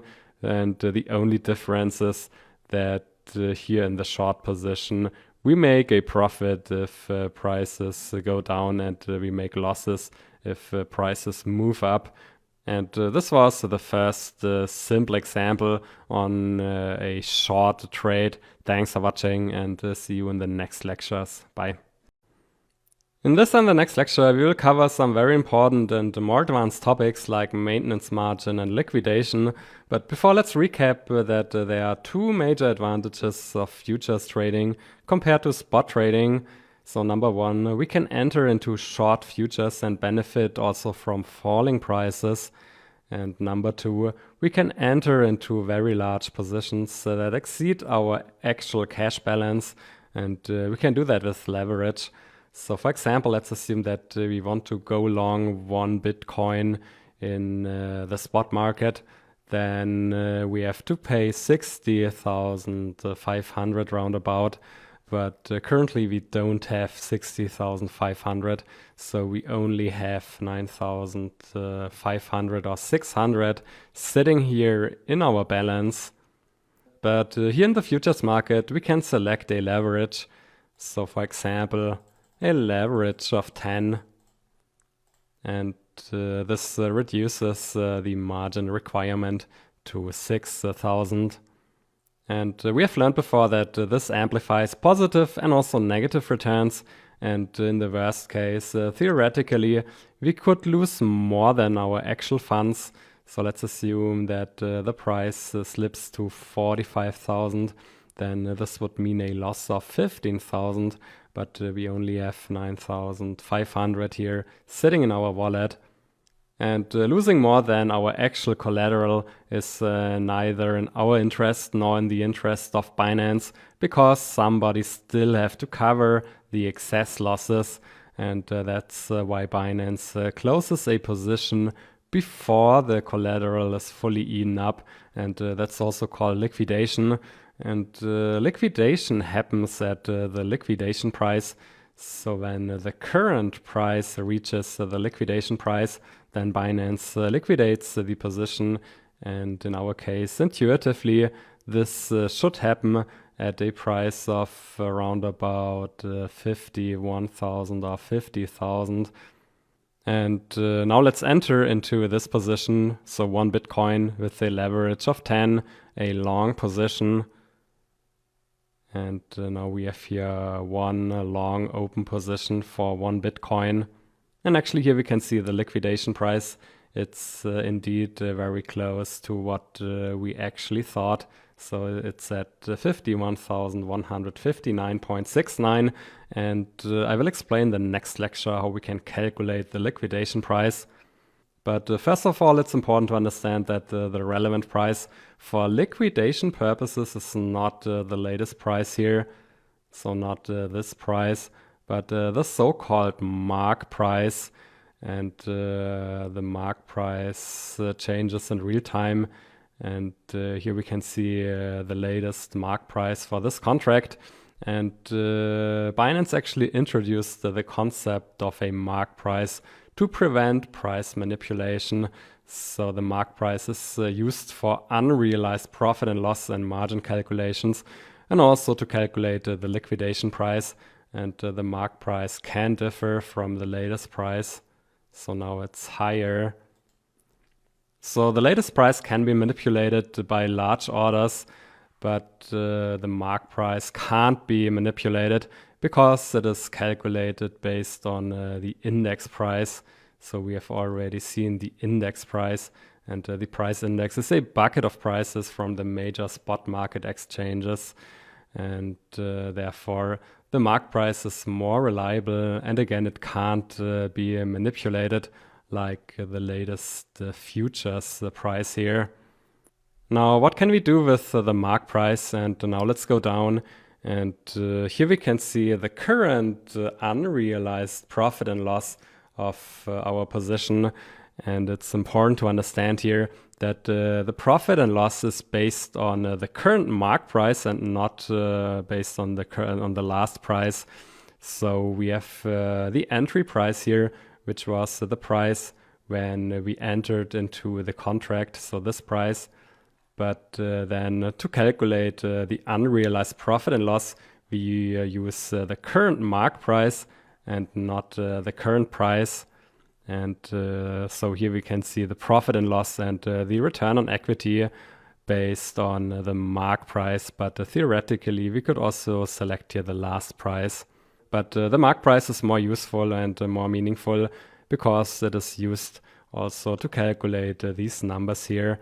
And let's start with the balance. So that's the wallet balance, and that's simply the cash that we have here in our futures wallet. Then we have the unrealized profit and loss, and this number here is clearly based on the mark price. So if we have selected here the mark price, then these two numbers are identical. So we have the current balance and the unrealized profit and loss of open positions, and together they actually form the margin balance. And the margin balance is, so to say, our net wealth or the equity here in the futures exchange. So it's simply the cash plus the unrealized profit. And currently it's 9,736. And in addition, it says here that our positions will be liquidated once the margin balance here is equal or less than the maintenance margin. So let's go up here, and here we can find the maintenance margin.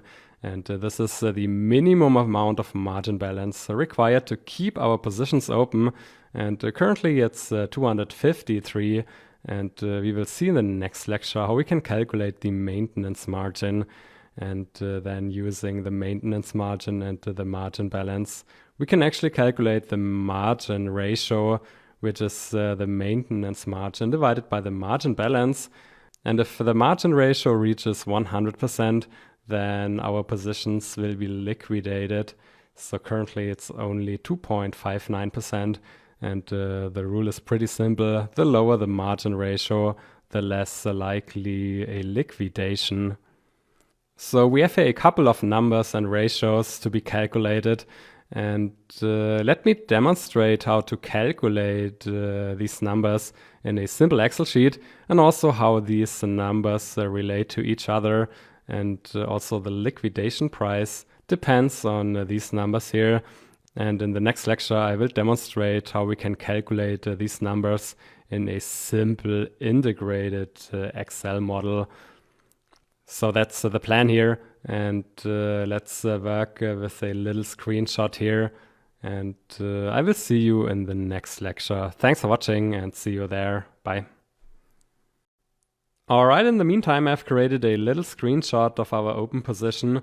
So to say, we stopped the time here for further analysis because several numbers and ratios here change in real time as long as we keep our position open. But we can differentiate between numbers that are getting fixed at the entry and they don't change anymore. And here on the right hand side, we have those numbers that change in real time as long as we keep our position open. And let's start here on the left side.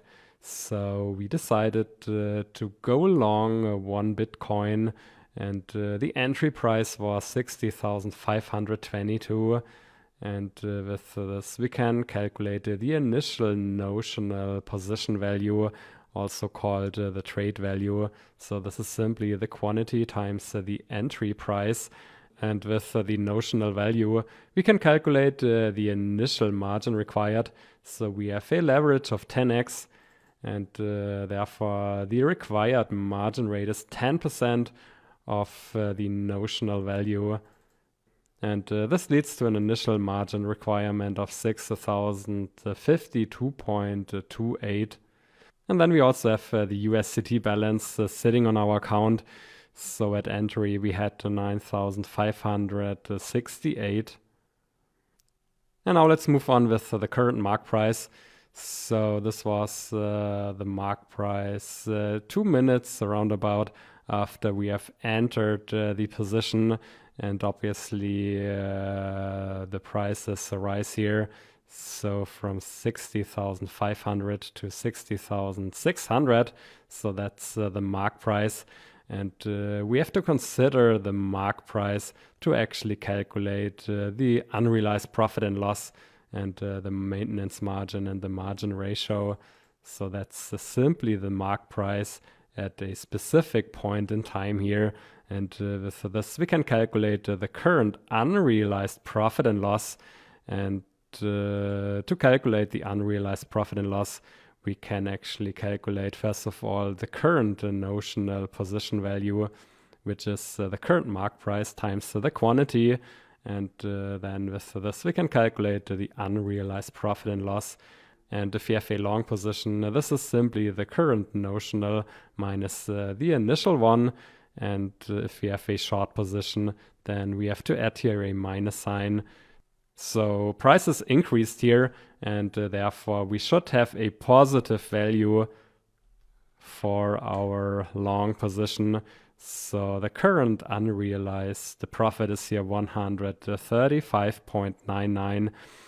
And you can see this number also here. So plus 135.99.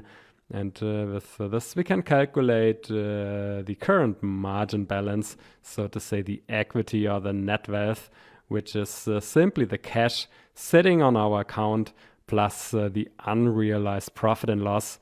And here we have now 9,704. And you can find this number here, margin balance. And then we can move on with the maintenance margin. And to understand how the maintenance margin is calculated, we have to go to the Binance Futures website. So this is the Binance Futures website that we can also enter if we don't have a Binance Futures account. And then we can go to information and then to trading rules and to leverage and margin. And already here we have the symbol Bitcoin USDT perpetual. And first of all, here we can see how we can calculate the initial margin. So we already know this. It's simply the initial notional position value divided by the leverage. And then here we have the formula to calculate the maintenance margin. And the maintenance margin is the updated notional position value times the maintenance margin rate minus the maintenance amount. And here we have 10 tiers, and the tier depends on our current notional value. So we have to check the current notional value, and this is here 60,000. So we are falling here in the second tier, which is between 50,000 and 250,000, and the maximum leverage is here 100x, and the applicable maintenance margin rate is 0.5%, and then we also have for the maintenance amount. So we can calculate the current maintenance margin with our current notional value times the margin rate minus the maintenance amount. And again, the calculation of the maintenance margin depends on our current notional, so in which tier we actually are. And in my Excel sheet, I have covered the first 2 tiers. So theoretically, we can also cover all 10 tiers, but to keep it as simple as possible, I have only covered the first 2 tiers. And let's have a look here inside the formula. So we have here an if statement, and if L5, so if the current notional position value is less than 50,000, so if we are in tier 1, then the maintenance margin is the current notional value times 0.4%. So that's a tier 1, 0.4%. But if we are in the second tier, then the formula is the notional value times 0.5% minus 50. And you can see this here. And in our case here, we are above 50,000.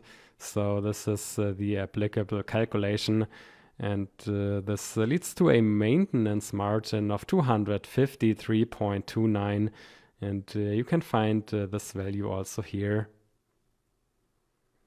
So we have the current margin balance and the current maintenance margin. And if the margin balance is getting equal or less than the maintenance margin, then our position is getting liquidated. And we could also calculate the margin ratio, which is simply the maintenance margin divided by the margin balance. And if this is 100%, then our position is getting liquidated. But now we are at 2.61%, so this is quite comfortable. And now let's assume that we keep our position open and that the price moves into the wrong direction. So it goes down, and first of all, let's assume that the current mark price changes to 60,000.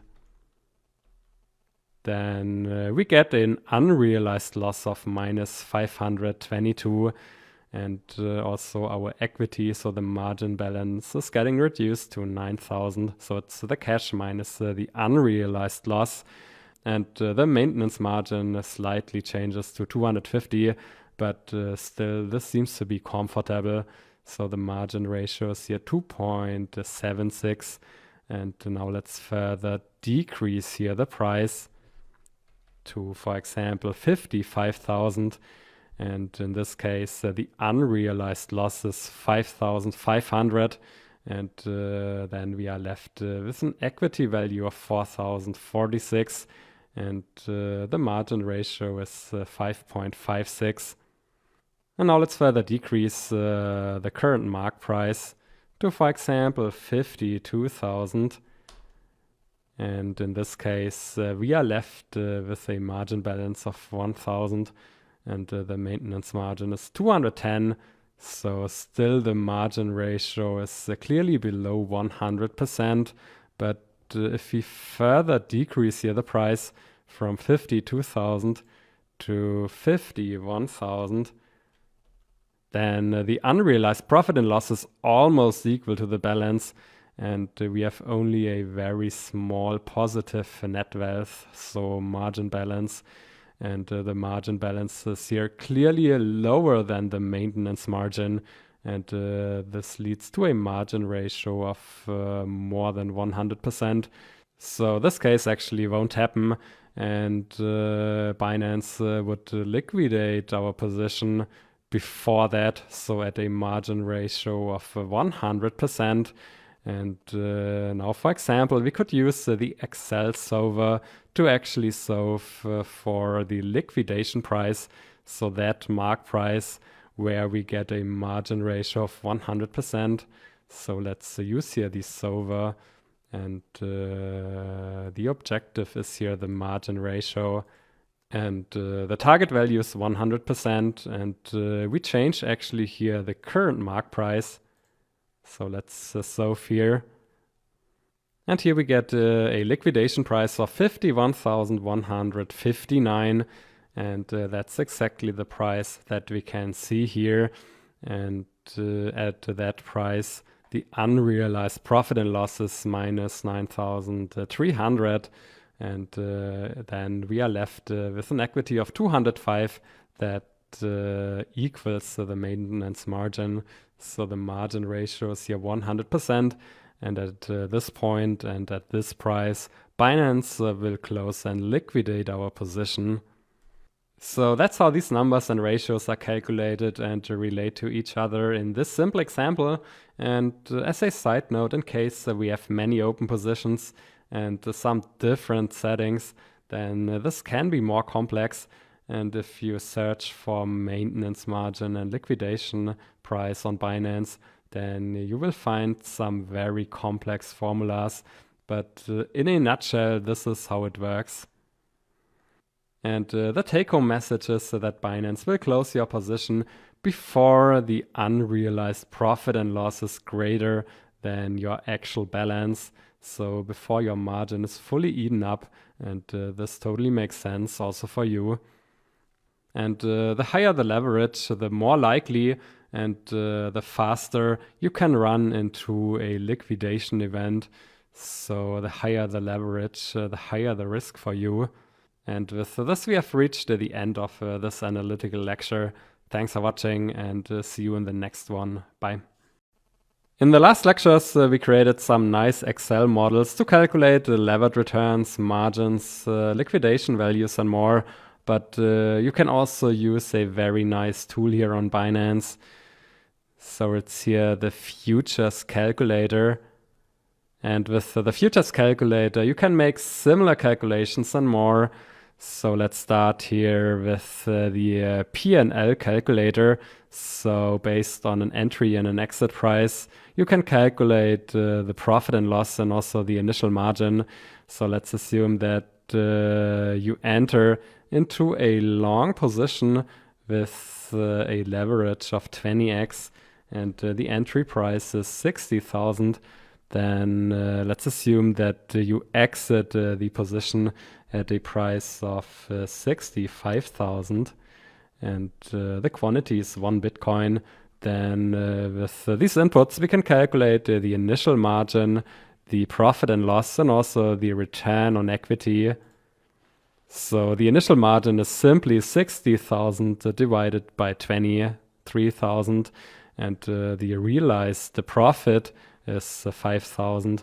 So that's the price difference here. And therefore, the return on equity based on the initial margin is 166.67%. So that's the analysis for the long position. So we make a huge return on equity if prices rise. But we can also analyze the short position, and there we end up at a negative return of equity of minus 166.67%. And the initial margin was 3,000, but we lost 5,000. So we lost more than the initial margin. And this is possible if we have sufficient funds sitting on our balance. And now in the next step, we could also solve for the target exit price. So once again, let's analyze a long position with a leverage of 20x, and let's assume that the entry price was 60,000. And let's assume that the desired return on equity is 150%. Then we can solve for the target exit price. So in this case, 64,500.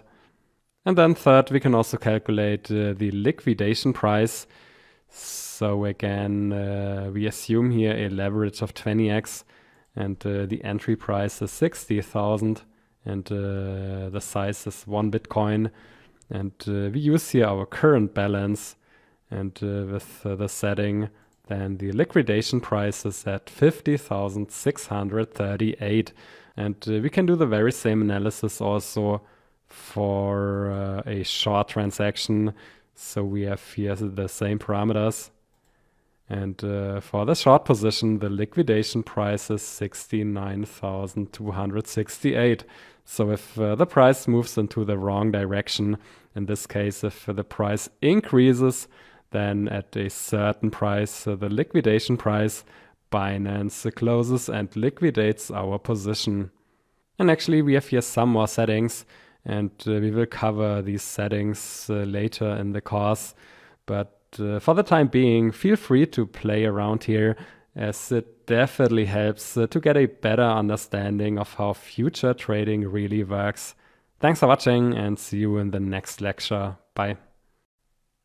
Alright, we have here an open long position for 1 Bitcoin, and we have a leverage of 10x, and the entry price was 60,907, and the corresponding liquidation price is at 51,574. And actually running into a liquidation is the worst case, and you should definitely avoid this, as you are left with close to zero funds after a liquidation event. And on top, you have to pay a liquidation fee to Binance. So closing a position before a liquidation event is a must do, and that's the perfect use case for a stop loss order. So in case you have a long position, then we should set a stop loss at a price that is at least slightly higher than the liquidation price. So for example, at 52,000, and we can actually add a stop loss to an existing open position by clicking here. So take profit and stop loss for this position. And then we can define a take profit, which we won't do here, and then the stop loss. And we can define whether the stop loss should be triggered at a certain mark price or the last price. And typically we should select the mark price. And let's define here 52,000. And it says here, when the mark price reaches 52,000, then this will trigger a stop market order to close this position. And then the estimated realized profit and loss will be minus 8,907 US dollar. And actually this setting applies to the entire position. So for the full 1 Bitcoin, and take profit and stop loss automatically cancels after we close the position. So if we close the position, then a stop loss or take profit order will also get closed automatically. And now let's simply add here the stop loss by clicking on confirm. And this was a success, and now we have an open order. And here we can see that the type is stop market. So we sell 1 Bitcoin if the mark price is equal or less than 52,000. And actually we can also see here in the positions the take profit and stop loss. So we have no take profit, but we have a stop loss at a price of 52,000. And now if we would actually close the position, then we would also remove the open order, so the stop loss order. But we could also remove here the stop loss order separately, so we can cancel the order, and we can click here. And with this we have canceled the open order, so we have no open order left. And we only have here our open position. So in this lecture I demonstrated how you can add take profit and stop loss to an existing open position, but you can also create take profit and stop loss when you create the actual position. And I will demonstrate this in the next lecture. Thanks for watching and see you there. Bye. In this lecture, I will show you how you can add stop loss and take profit to a position directly when creating that position. So let's assume that we want to go long one Bitcoin with a leverage of 10x. Then we can also add take profit and stop loss. And we can simply click here. So this sets a take profit and stop loss simultaneously when opening a position. And we can either choose last price or mark price to trigger a take profit or a stop loss order. And let's stick here to the mark price, but we could also select here the last price. And in a long position, the take profit price should be higher than the current price. So for example, 62,000. And the stop loss should be lower than the current price. So for example, 58,000 or close to the liquidation price. And then if we click on buy, go long, then we create the position, and we also create 2 open orders. So here we have the position, and then we have 2 open orders. And the first one here is a take profit order. So we sell the Bitcoin and close the position once the mark price reaches 62,000. And then we have the stop loss order at a mark price of 58,000. And then if we close the open position, then stop loss and take profit are getting cancelled as well. So let me demonstrate this, and I will close the position now. And now I have no open position and also no open orders. And actually there's also a more advanced way how we can define stop loss and take profit. So we can go here and click on advanced take profit and stop loss. And now for example, so let's again assume that you want to go long one Bitcoin. And for example, we could set a take profit price that is 3% higher than the current price. So at 62,538. And then the corresponding exit profit and loss is 1,800. And the same we can also do for stop loss. So for example, we could set the stop loss at 5%. So 5% below the current price.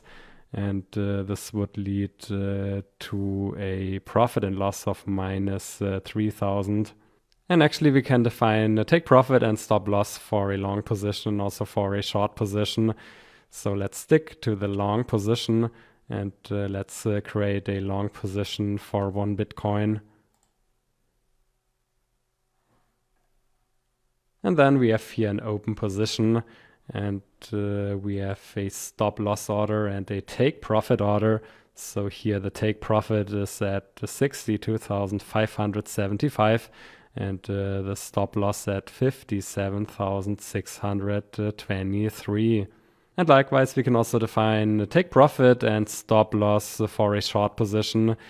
So in a short position, the stop loss price should be higher than the current price, and the take profit lower than the current price. But it actually works in the very same way as for a long position. And with this, we have reached the end of this lecture. Thanks for watching, and see you in the next one. Bye.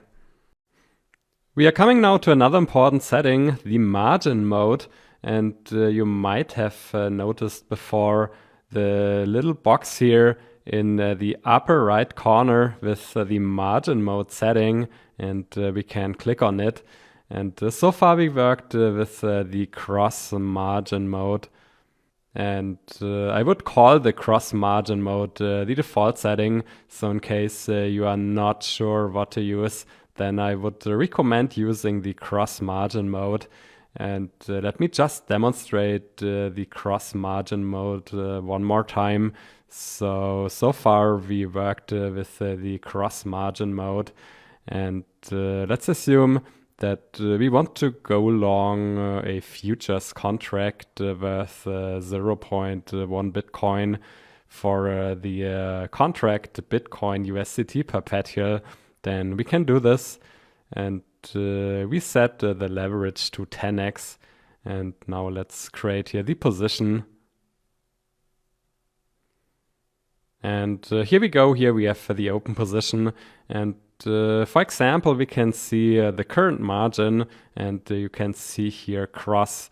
So that's the current margin, and it increases or decreases depending on whether prices rise or fall. And also you can see that here in the margin balance, we have our full balance, so close to 10,000. And so to say, with this position, we have full access to the entire balance, 10,000. And we could also say that the position is collateralized by our full balance, and liquidation only happens if the entire balance, so 10,000, is eaten up by losses, so by unrealized losses.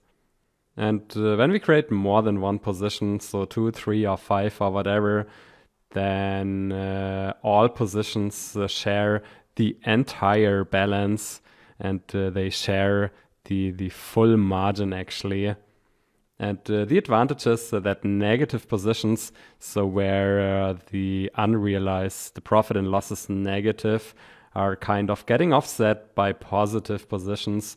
So liquidation events are getting more unlikely, but the drawback is that in case the entire balance is eaten up, then all positions will be liquidated. And this means that one very negative position can trigger the liquidation of other less negative or even positive positions. And another drawback of one position consuming major parts of the margin is that it can prevent us from entering into new and additional positions. So here above we can see the current available margin. And if one position kind of eats up the full margin, the full balance, then we can't create additional positions. Now we can actually avoid this, and we can kind of isolate positions by selecting the isolate margin mode. So let's close the position here, and let's select the isolated margin mode. And here the amount of margin is limited to the initial margin. So the position only has access to the initial margin. And in case the initial margin is eaten up, then Binance liquidates the position, but only this position. And as a direct consequence, the liquidation price for an isolated position is closer to the entry price, and liquidation is more likely. So for a long position, the liquidation price is higher, and for a short one, the liquidation price is lower. And let's just switch here to the isolated mode. And let's again go long 0.1 Bitcoin, but now in the isolated mode. And let's click here on buy, go long. And here we can see now the isolated margin. So that's the initial margin, and this won't change. So this position only has access to the initial margin, 591.01, and it doesn't have access to the entire balance here, so 9,900. And we can also see this here. So now the margin balance is only 587, which is the initial margin plus minus the unrealized profit and loss.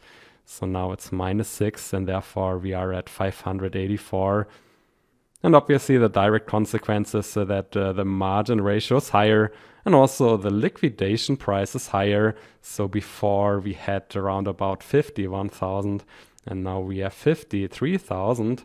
And let me just go back to our previous liquidation example in our Excel sheet. So this was the previous example, and we implicitly assumed here the cross margin mode. So now I've changed here the name to liquidation cross. And the idea is that we have access here to the full balance and not only to the initial margin. And this leads to a liquidation price of 51,159. And now let's do the very same analysis for the isolated margin mode. So these are the very same numbers, but now instead of having here the full balance, we only have access to the initial margin. So let's change here the reference, and we can only access here the initial margin, and this increases the margin ratio. And now if we solve for the liquidation price with the Excel solver, then we get a higher liquidation price.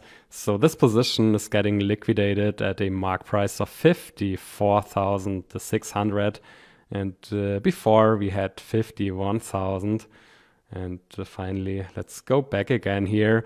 So if we work with an isolated margin mode, then we can actually post the more margin to a specific position. So we can click here and we can add more margin to this position, and we can see here, so the maximum amount that we can add is 9,400.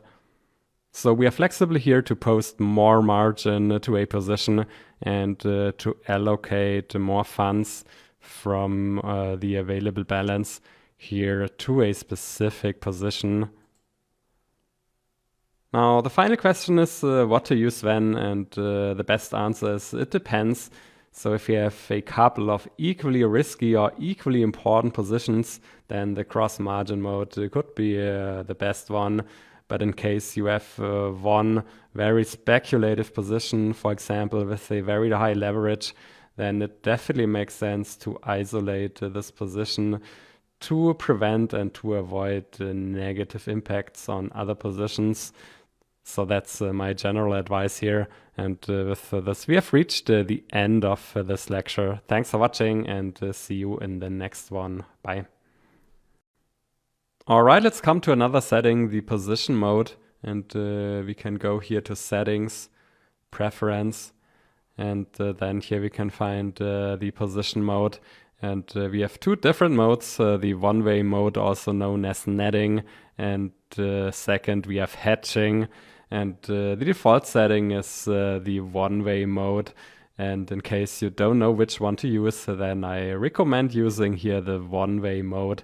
So in the one-way mode, one contract can only hold positions in one direction, or in simple words, we can't simultaneously open a long and also a short position for the same contract. So for example, for Bitcoin USDT. And if you try to do so, then positions are getting netted automatically. And let me demonstrate this. So let's assume that we want to go long 0.001 Bitcoin. Then we can do this. And for example, the leverage is 10x. And then we have here an open position for 0.01 Bitcoin. And first of all, let's assume that we want to increase our position, double our position.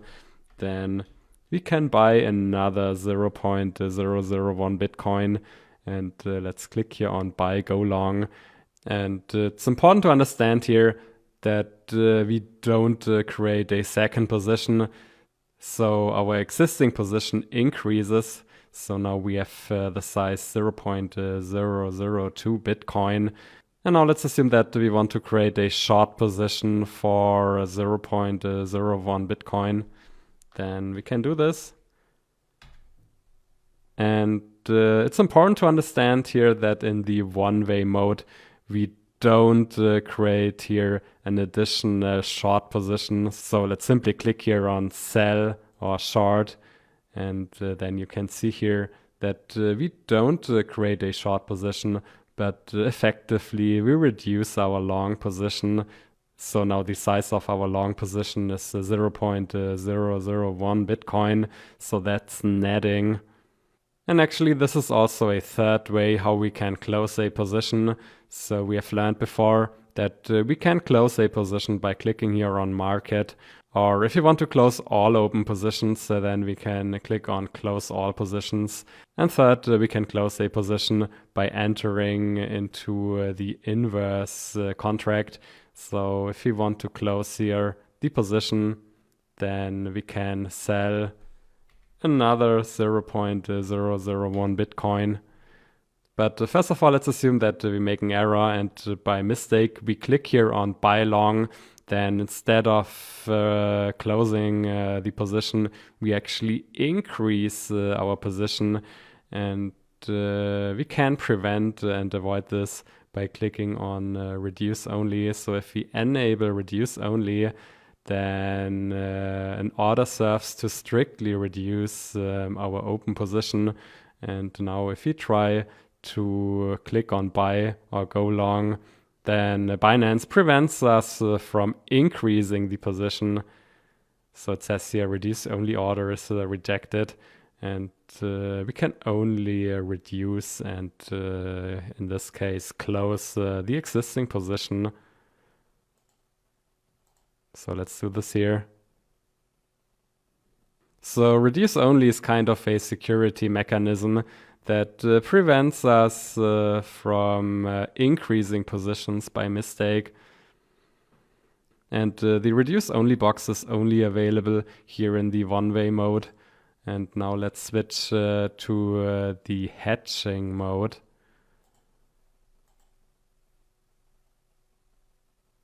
And actually, as a side note, so if we have open positions or open orders, then we are not allowed to adjust the position mode. And the position mode adjustments are effective for all contracts. And now let's do the very same. So first of all, let's open a position, a long position for 0.001 Bitcoin. Click on open long, and then we have here a long position. And then likewise, we can also increase the position. So this works like in the one-way mode. So now we have here 0.002 Bitcoin. But now if you try to close the position by creating a corresponding short position for 0.002 Bitcoin, then we can click on open short. And then here in the hedging mode, we don't close the open long position. So now we have two positions, one long position and one short position over 0.002 Bitcoin. And whenever the contract size is identical, then we can say that our positions are perfectly hedged. So if prices rise, then the profits in the long position are fully offset by losses in the short position. And if prices go down, then the profits in the short position are fully offset by losses in the long position. And if we consider both positions together, there's zero risk. So the unrealized profit and loss doesn't change anymore. It's a perfect hedge. And we can see this here. So the profit and loss for these single positions, they change. But the combined unrealized profit and loss doesn't change anymore. So it's fixed to 0.0311 here. And now you might ask yourself, what's the benefit of hedging? So whenever we are confident that prices rise, we can open a long position. And then if we lose confidence, we can hedge that long position with a corresponding short position. But instead of creating a perfect hedge, we could also simply close that long position and go neutral. So economically, this has the very same effect. And the drawback of hedging is that we have to post the margin twice. And under certain assumptions, then the trading commissions are higher with hedging. And in the worst case, hedging leads to double costs and double commissions. Now, still we can find a lot of arguments why hedging can make sense, but so far I have only seen very, very few reasonable arguments for it. So, for example, if you run multiple strategies and trades for one instrument, then hedging can make sense to keep the strategies kind of separated. Or if there's any good reason why you don't want to close the existing long position in our case, and if there's any good reason why you don't want to realize the profit and loss on your long position, then it could make sense to hedge that open long position. And we might think about the tax considerations here, but for our purposes in this course, the preferred mode is the one-way mode, so we don't use hedging here. And finally, let's close both positions here. So let's close our perfect hedge, and it's best to close them at the very same point in time. So close all positions, confirm, and we have no open position left here. So this was netting versus hedging. Thanks for watching, and see you in the next lecture. Bye. In this lecture, you will learn how to create two or many open positions simultaneously. So for different contracts like Bitcoin USDT and Ethereum USDT. And we will also recap and summarize a couple of topics that we covered in the last lectures. So let's assume that we are bullish for Bitcoin. So we expect an increase in prices, and therefore we should go long. And let's assume that we want to go long 0.1 Bitcoin at a leverage of 10x. And we decided to use here the cross-margined option. So let's create the position here, a long position for Bitcoin. And here we are.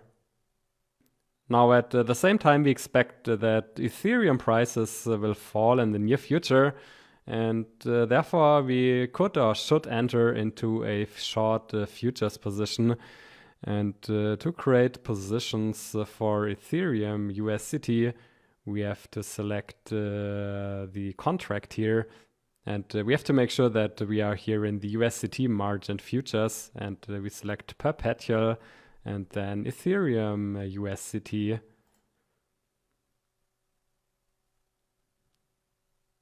And then, for example, we can create a short position for one Ethereum.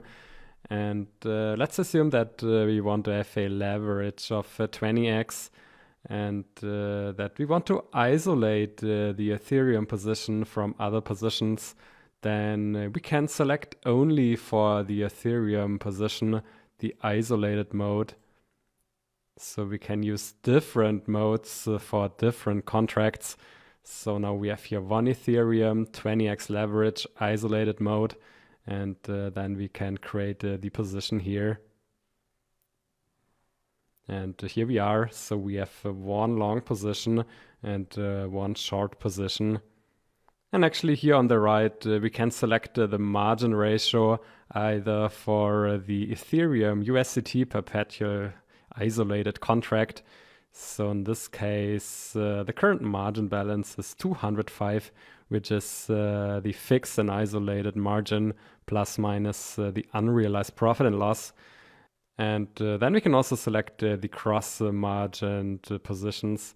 So here in this case, we have one, and the total margin balance is 9,844, and the margin ratio is 0.24. So here in the margin ratio, we can switch between the positions, so the isolated positions and the cross-margined positions.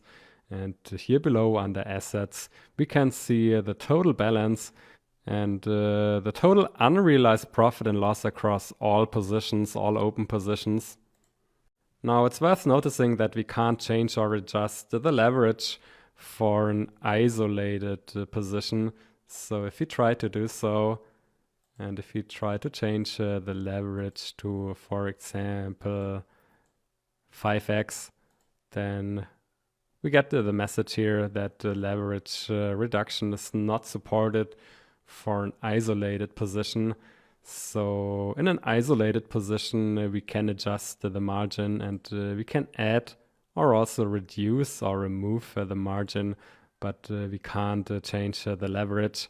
But we can change and adjust the leverage for a cross-margined position. So for Bitcoin USDT, and to do this, we have to go back to Bitcoin USDT. And the current setting is here cross-margined and 10x. But we can change here and adjust the leverage and, for example, select 5x. So that's possible. And let's have a look. So now we have here the contract 5x. And finally, of course, we can close the positions separately, or we can close all positions at once. And let's do this here. And now we have no open positions left.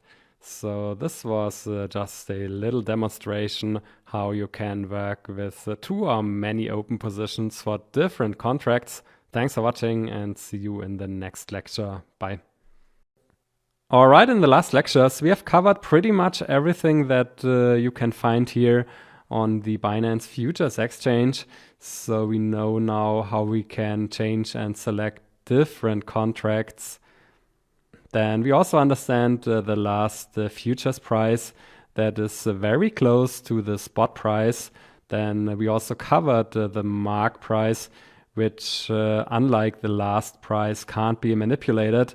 Then we have the price index, which is probably the best representation for the current spot price.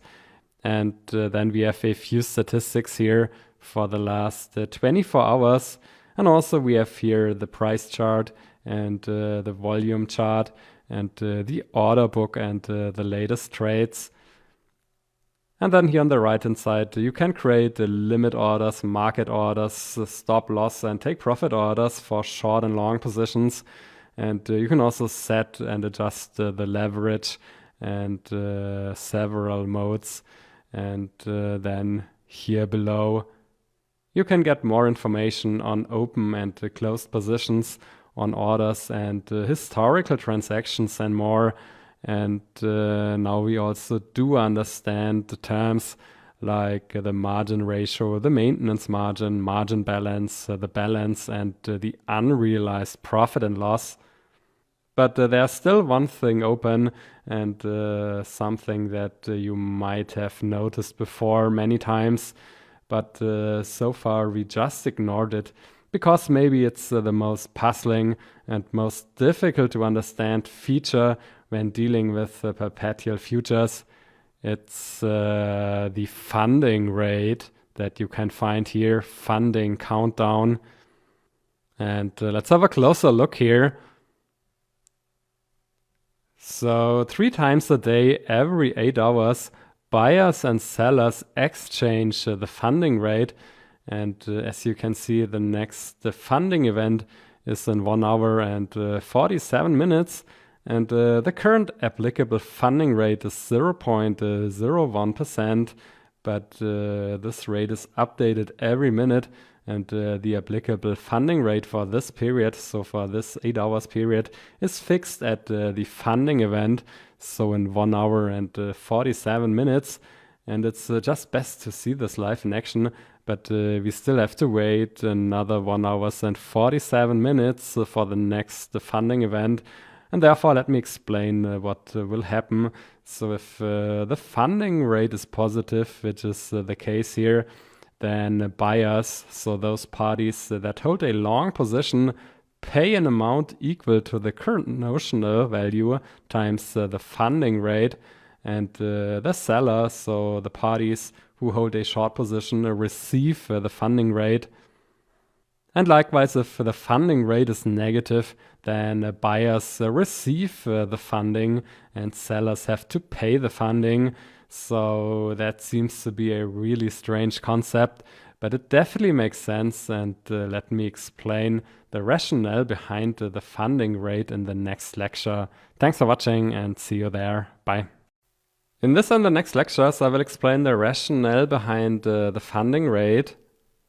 And here in the content overview attached to this lecture, you can find two links where you can get more information.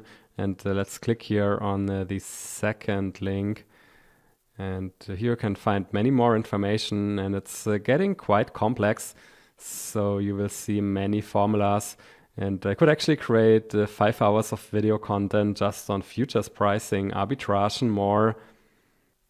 But I won't do this here, so my goal is really that you understand the overall rationale behind the funding rate. And I try to explain it in a very simple and intuitive way. And first of all, let's just recap perpetual futures. So unlike conventional futures, the perpetual futures don't expire. So for example, or typically conventional futures expire after, for example, a quarter or so. And as a direct consequence, so traders can keep their positions, so either long or short, to perpetuity, unless the position gets liquidated, of course. And this makes perpetual futures simple and comfortable for traders, so they don't have to care about expiry. And this makes trading perpetual futures very similar to trading pairs in the spot market. And now another desired characteristic is that future prices are equal or very close to spot prices. So this would make futures trading even more similar to spot trading. But there's a problem. So without further intervention, future prices will diverge from spot prices. And the question is now, why will this happen? And let's start with the following situation. So in trading, we have two different types of traders. We have speculators and we have hedgers. And while speculators want to take additional risk to make profits, hedgers seek to remove risk from their portfolio to avoid losses. So with a perfect hedge, hedgers won't generate further profits, but they also won't suffer any losses. And let's have a simple example here, and let's assume that our speculator holds some cash. So for example, 60,000 US dollar, and the speculator is bullish on Bitcoin for the next 12 months. So he expects the Bitcoin price to rise in the near future. And therefore the plan is to buy or to go long one Bitcoin, so to say, to increase the long exposure in the Bitcoin to benefit from rising prices. So that's the speculator. And second, we have the hedger. And the hedger holds one Bitcoin in his wallet. And he has a mixed view on Bitcoin. And he fears a bearish market in the near future, so prices could fall. And the plan is now to sell or to hedge his Bitcoin position, so to remove the exposure and the risk of his Bitcoin position. And actually, this is just an example here. So in our example, the speculator is a long position speculator, but it could also be a short position speculator. And the hedger is, so to say, a short hedger that hedges a long position, but it could also be the other way around. And the question is now, should they trade in spot markets or on future markets? And in theory, it shouldn't matter, so the result should be the very same. And let's start our analysis here to understand why results should be the same. So we have spot markets versus perpetual future markets. And let's start with the spot market. So we have the speculator. And let's assume that the current spot price for Bitcoin is 60,000 US dollar. And the speculator holds 60,000 in cash to actually buy one Bitcoin. And then we also have the hedger that holds one Bitcoin in his wallet. And actually in the spot market here, the transaction is pretty simple and straightforward. So the speculator buys the Bitcoin from the hedger, and the hedger sells the Bitcoin. So this is the spot market, and now let's move on with the futures market. And we still have the very same settings. So we have the speculator that holds 60,000 US dollar in cash, and we have our hedger with 1 Bitcoin. And then both the parties enter into a futures contract. So the speculator goes long, and the hedger goes short. And now let's assume that the future prices are equal or very close to spot prices. So let's assume that the futures price is 60,000. And then in the near future, the Bitcoin price rises. And 1 year later, the spot price is at 65,000. And also here, let's assume that prices are very close together. So also the futures price in 1 year is 65,000. And now the question is, do both transactions lead to the very same outcome or to the very same result? And we will further analyze this in the next lecture. Thanks for watching and see you there. Bye. Now let's analyze the outcome of both transactions, and the analysis for the speculator is pretty simple. So he buys Bitcoin at a price of 60,000, and then 1 year later the Bitcoin is worth 65,000, and therefore the profit is 5,000. And at a first glance, the profit and the loss for the hedger is zero. So he sold the Bitcoin and he removed the Bitcoin exposure. And therefore, it doesn't matter if prices rise or fall. So the profit is simply zero, but we shouldn't forget that he still holds 60,000 cash, and he can do something with it. So at least he can bring it to a savings bank, or he can invest or buy a government bond, and there he can earn interest on it. So for example, $600 in 1 year. And if we assume that deposits in a reputable savings bank or an investment in government bonds is pretty much risk-free, then he can earn risk-free interest and increase profits to 600 without taking any risk, so any additional risk. And that's the analysis here for the spot market. And now let's move on to the futures market. So 1 year later, the futures price is at 65,000, and both the parties decide to actually close the futures contract. And then the hedger holds 2 positions, so he still has 1 Bitcoin in his wallet, and the price increased by 5,000. So the profit here is 5,000 plus 5,000. But in the futures contract, he makes a loss of minus 5,000. And therefore, the profit and loss for the hedger is simply zero. Because holding 1 Bitcoin in the spot market and entering into a short futures contract for 1 Bitcoin is a perfect hedge. And the profit should be zero. So that's the hedger. And now let's move on with the speculator. And the speculator enters into a long futures position. And for simplicity reasons, let's assume that the required margin is close to zero. So we have learned before that he has to post a margin depending on the leverage. But for simplicity reasons, let's assume that the margin is very low, close to zero. And therefore, the speculator still holds his 60,000 cash in his wallet. And also the speculator can now deposit the cash in a savings bank, or he can buy government bonds and earn risk-free interest. So for example, 600. And therefore the total profit for the speculator is 5,600. And it seems that both transactions lead to different results. And whenever the results of similar or equal transactions are different, then something will be forced to change.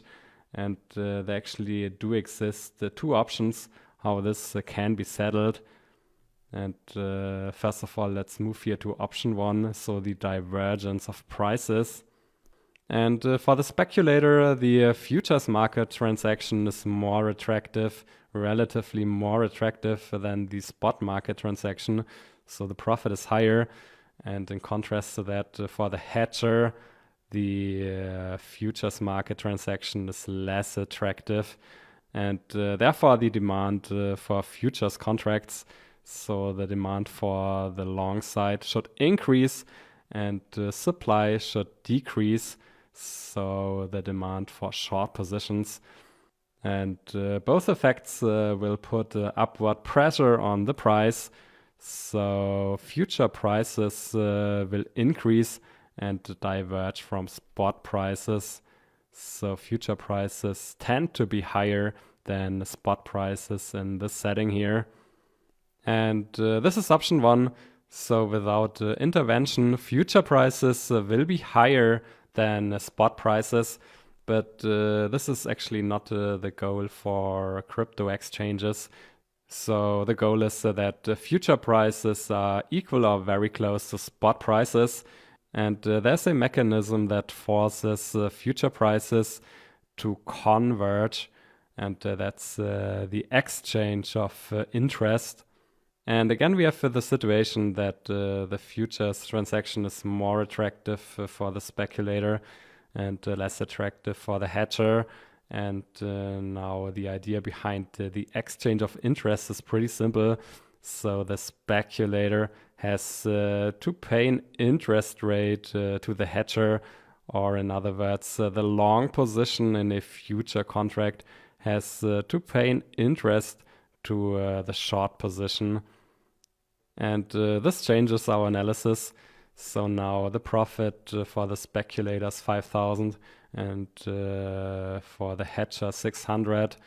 And now we have the situation that the spot market transaction and the futures market transaction lead to the very same outcome or the very same result. And therefore prices should converge. Now the exchange of interest is one part of the funding rate. So we have here the funding rate, and the interest rate is the first component.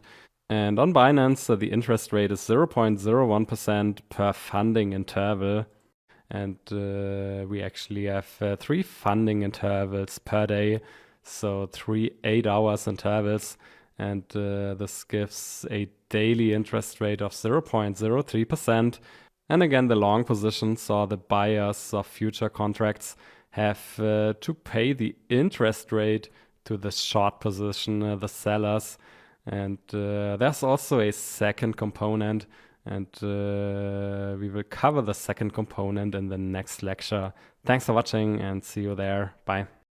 In the last lecture, we have seen that the exchange of a customary interest rate can force spot prices and future prices to converge. But this will just happen in an ideal world and in perfect and very efficient markets. Now, crypto markets aren't perfect, and in periods of high volatility, prices may still diverge, and this is simply driven by demand and supply. So typically in bull markets where spot prices rise, we can observe future prices to be higher than spot prices. And in bear markets, future prices tend to be lower than spot prices. And we could say that future prices tend to overreact, but the goal is still the convergence of spot prices and future prices. And therefore, Binance introduced a premium. And the premium is positive if future prices are greater than spot prices, and it's negative if future prices are lower than spot prices. And you can find many complex formulas to calculate the premium, but the key message is that Binance sets the premium every 8 hours in a way that the total funding rate forces prices to converge. And actually, the total funding rate is typically positive, but it can also be negative in strong bear markets. So then short traders pay the funding rate to long traders. And here in one of the two articles, you can find the following chart.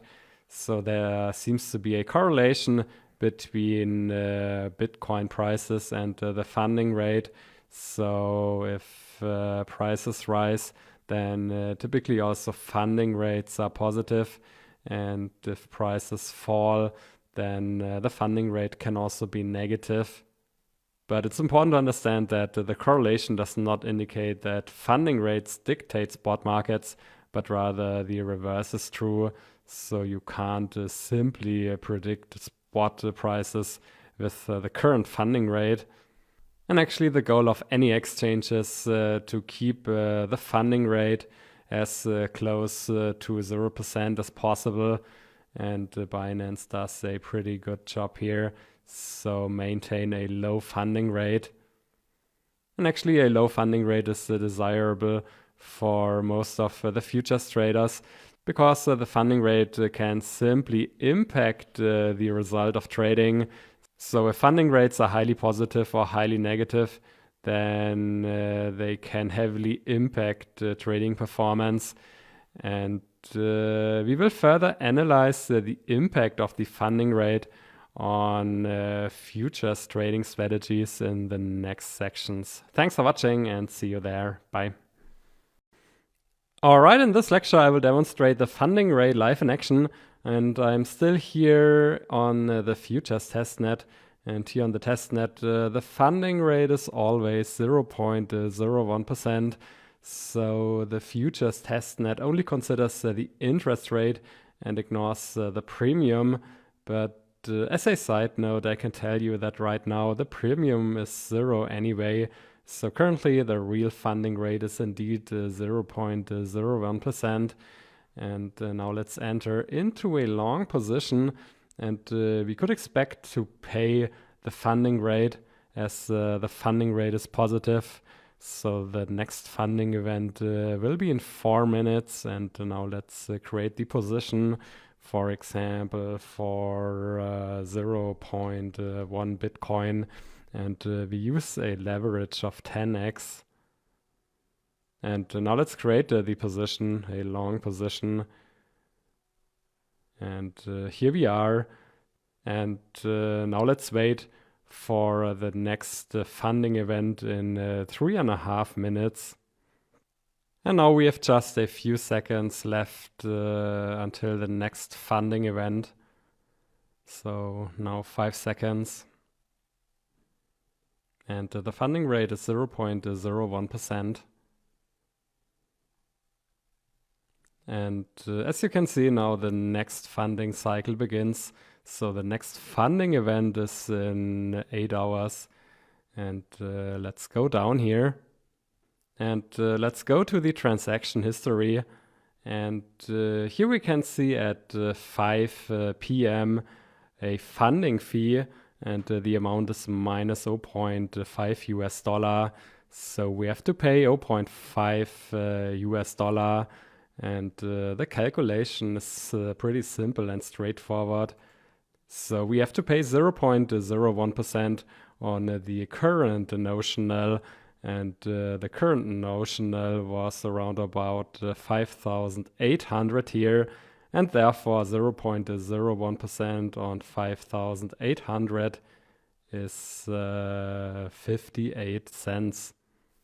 So buyers pay the funding rate to sellers, and just as a side note, it wouldn't make any sense to close the long position right before the funding event and to reopen it again right after the event, because the commissions are typically much higher than the funding rate. In our case here, we paid $2.3 just to open the position. So this was the funding rate live in action. Thanks for watching, and see you in the next lecture. Bye. Hi and welcome to this section on backtesting strategies with futures. So backtesting future strategies is a bit more complex than backtesting spot market strategies. But the good news is that there's no need to reinvent the wheel, because backtesting perpetual futures trading strategies is very similar to backtesting spot strategies. And therefore we can build on the spot backtesting framework, so the long-short backtester class. And the question is now, what are the differences and what do we have to keep in mind when backtesting futures strategies? And first of all, when trading with futures, so typically we trade with leverage, and leverage must be included in backtesting. So a trading strategy that is profitable without leverage is not necessarily profitable with leverage. And we could say that leverage is a game changer, both in a positive and also in a negative sense.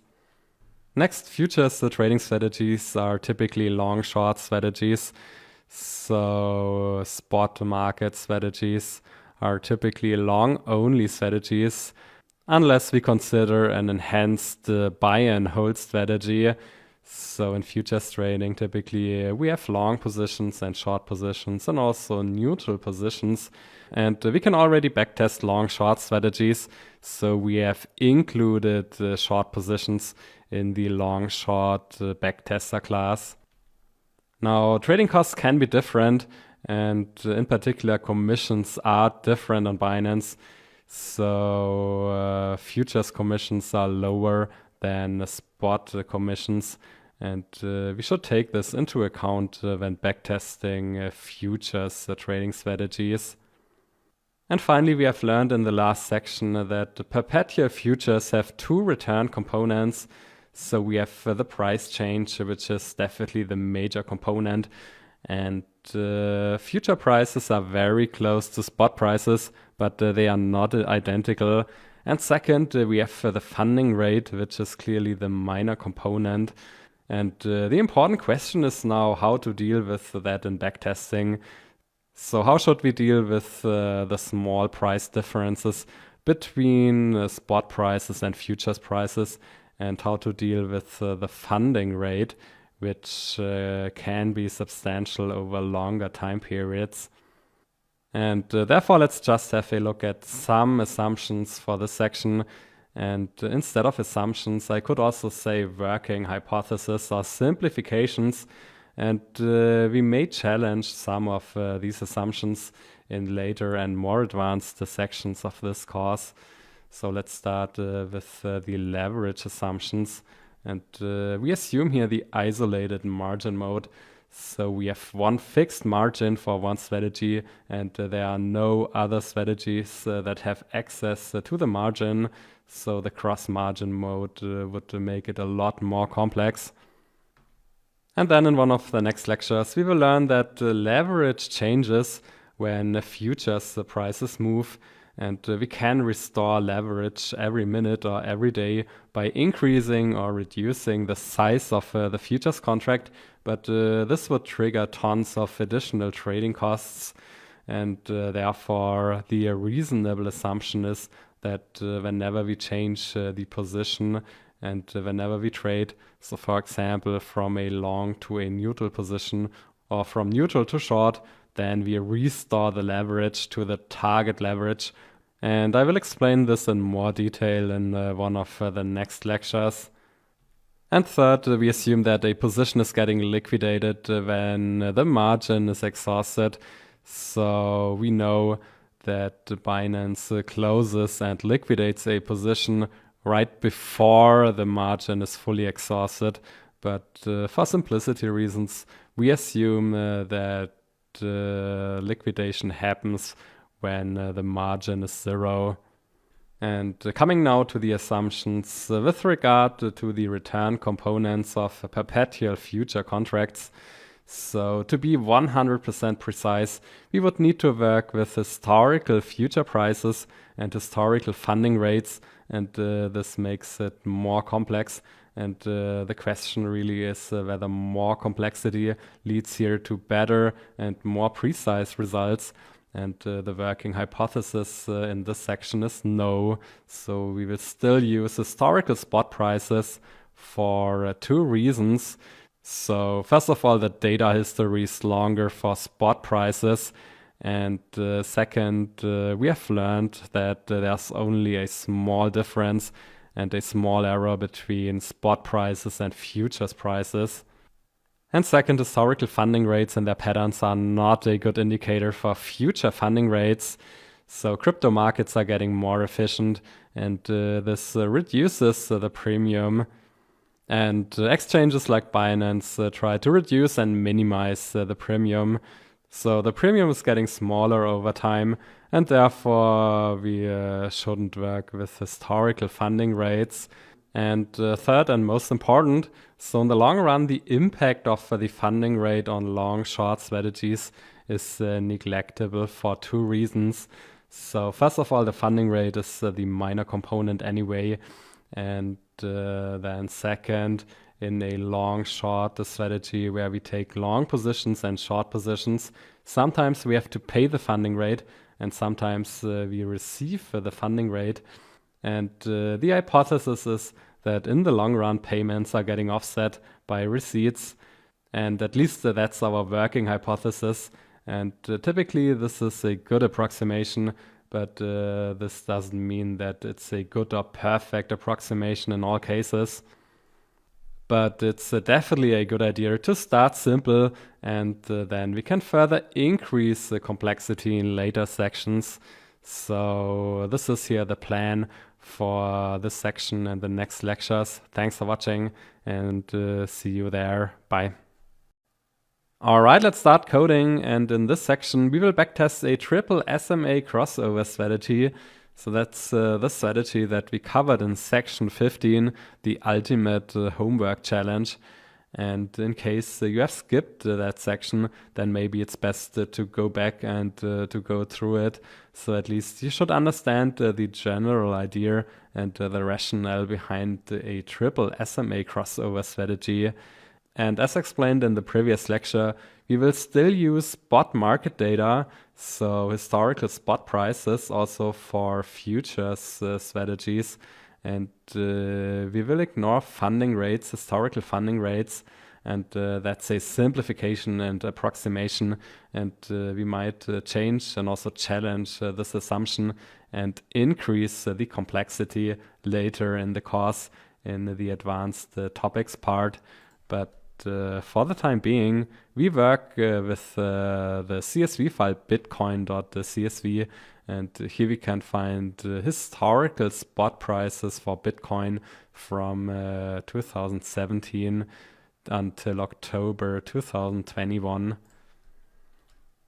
So that's the underlying data of our analysis, and let's continue in the next lecture. Thanks for watching and see you there. Bye. All right, let's just recap the backtesting of triple SMA crossover strategies without leverage, so with a leverage of 1. And as we use the very same underlying data as for spot trading, backtesting results should be identical unless we change our assumptions with regard to trading costs. But first of all, let's import pandas, numpy, and some more packages and libraries. And then we have here the long-short backtester class for triple SMA strategies that we developed in the homework challenge. So this is exactly the very same class. And let's define the class here. And then still we backtest the symbol Bitcoin USDT, and we work with the spot prices that we can find in the CSV file bitcoin.csv, and we consider here the full time period. And then in the spot market, we assumed total trading costs of 0.085%. And now for futures trading, we can assume lower trading costs. And the reason is that trading commissions are lower. And we can check this here on the fee page, so trading fees. And for spot trading, so the taker commission is 0.1%. And if we have some Binance coins in our wallet, then we can reduce the commission to 0.075%. And then we have learned that the instrument Bitcoin USDT is the most heavily traded symbol with the highest liquidity.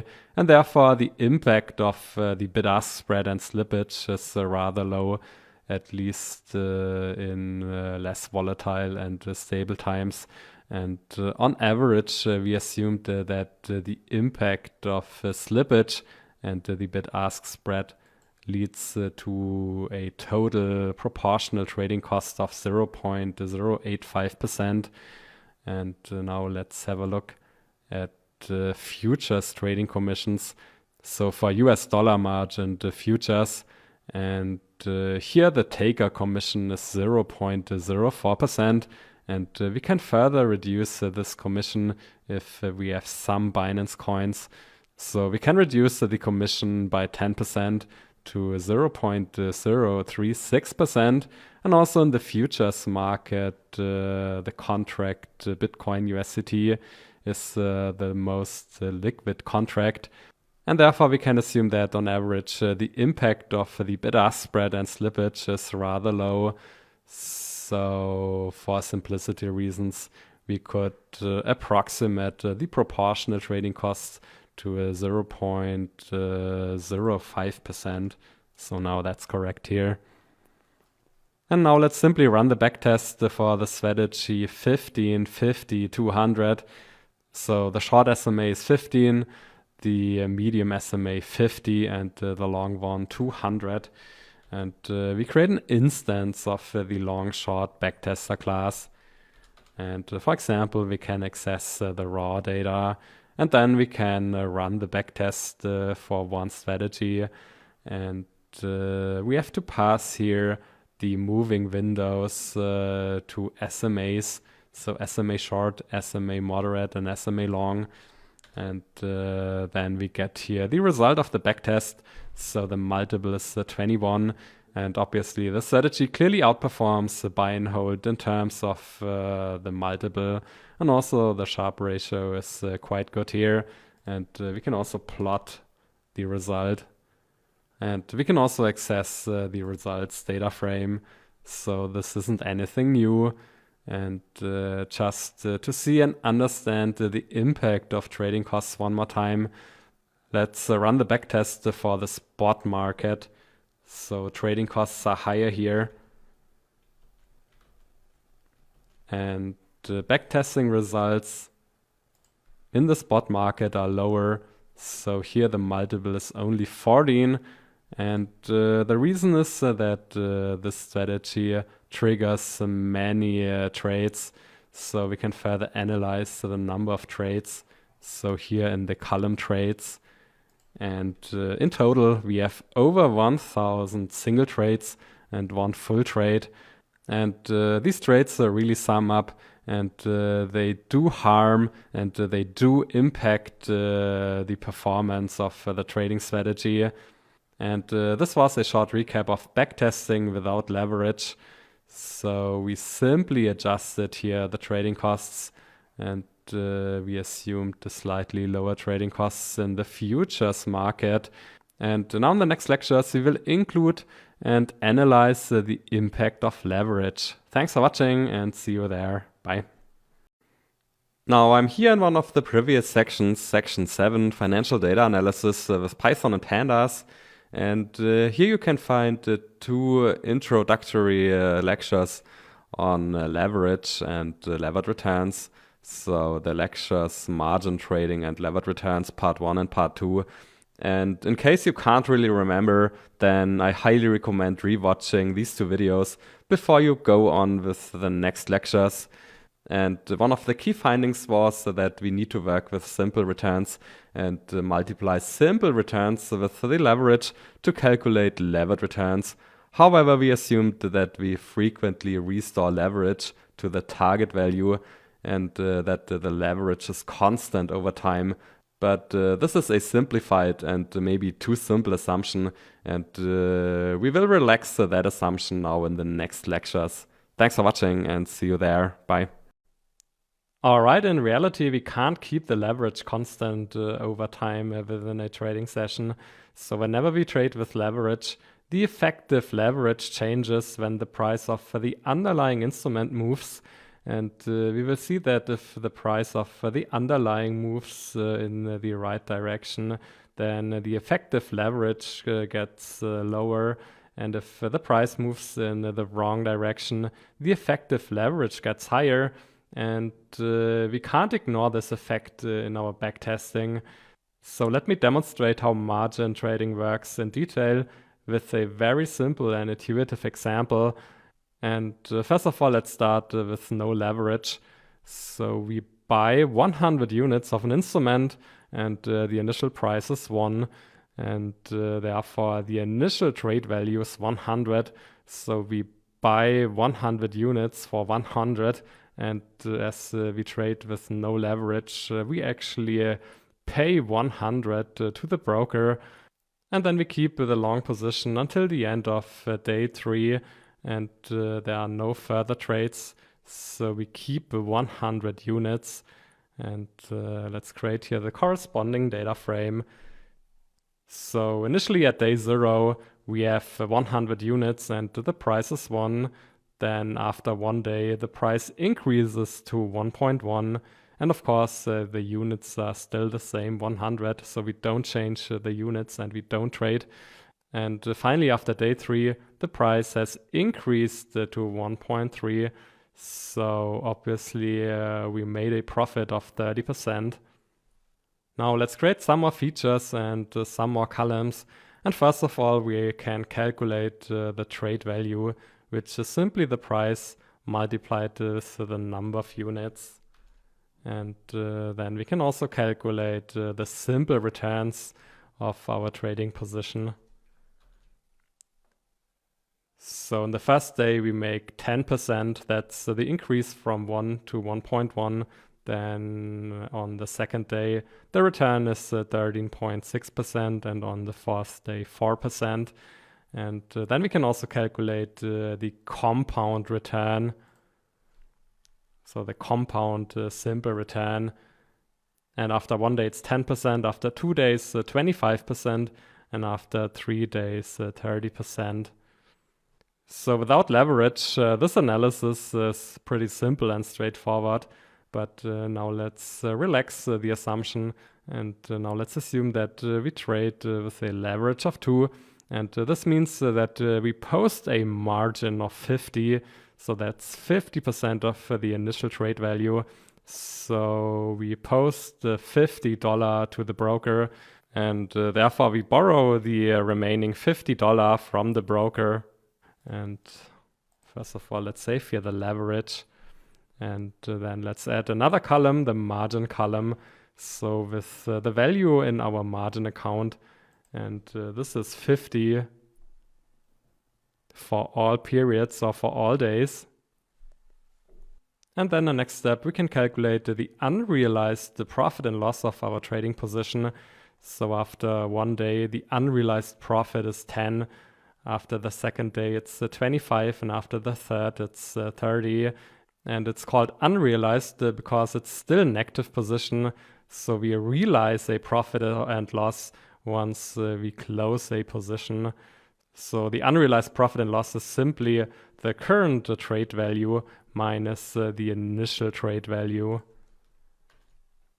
So we have 10, 25, and 30. And now the margin and the unrealized profit and loss actually form the trader's net wealth or the equity over time. So margin plus unrealized profit and loss gives the equity position. And obviously we can increase our equity from 50 to 80. So finally we have still our margin of 50 and a unrealized profit and loss of 30. So if we close the position after day 3, we end up with 80 in our account. And now in the next step, we can calculate the simple returns of our equity position. And this is also the levered return.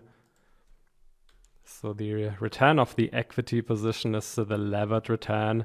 And in day 1, the levered return is 20%. So from 50 to 60. Now the problem is that typically we don't have the margin, the unrealized profit and loss, and the equity in our data frame. So we have to calculate the levered return or the equity return with the leverage. And we have done this before. So we multiplied the simple returns of the underlying with the leverage. And so far we used the constant leverage of 2. And now let's calculate here. And for day 1, we get the very same levered return. But then at day 2 and day 3, the actual levered returns differ from this calculation here. And the reason is that we implicitly assume that the leverage remains constant too, which is not the case, so that's incorrect. And let me explain why this is the case. So initially the leverage is 2 because the trade value is 100 and the equity is 50. Then after day 1, the trade value is 110 and the equity is 60. So the leverage is slightly lower than 2. And if you want to restore the leverage of 2 at the end of day 1, then we have to increase the trade value from 110 to 120. So roundabout we have to buy 9 or 10 additional units to actually end up with a trade value of 120. And then with an equity position of 60, we still have a leverage of 2.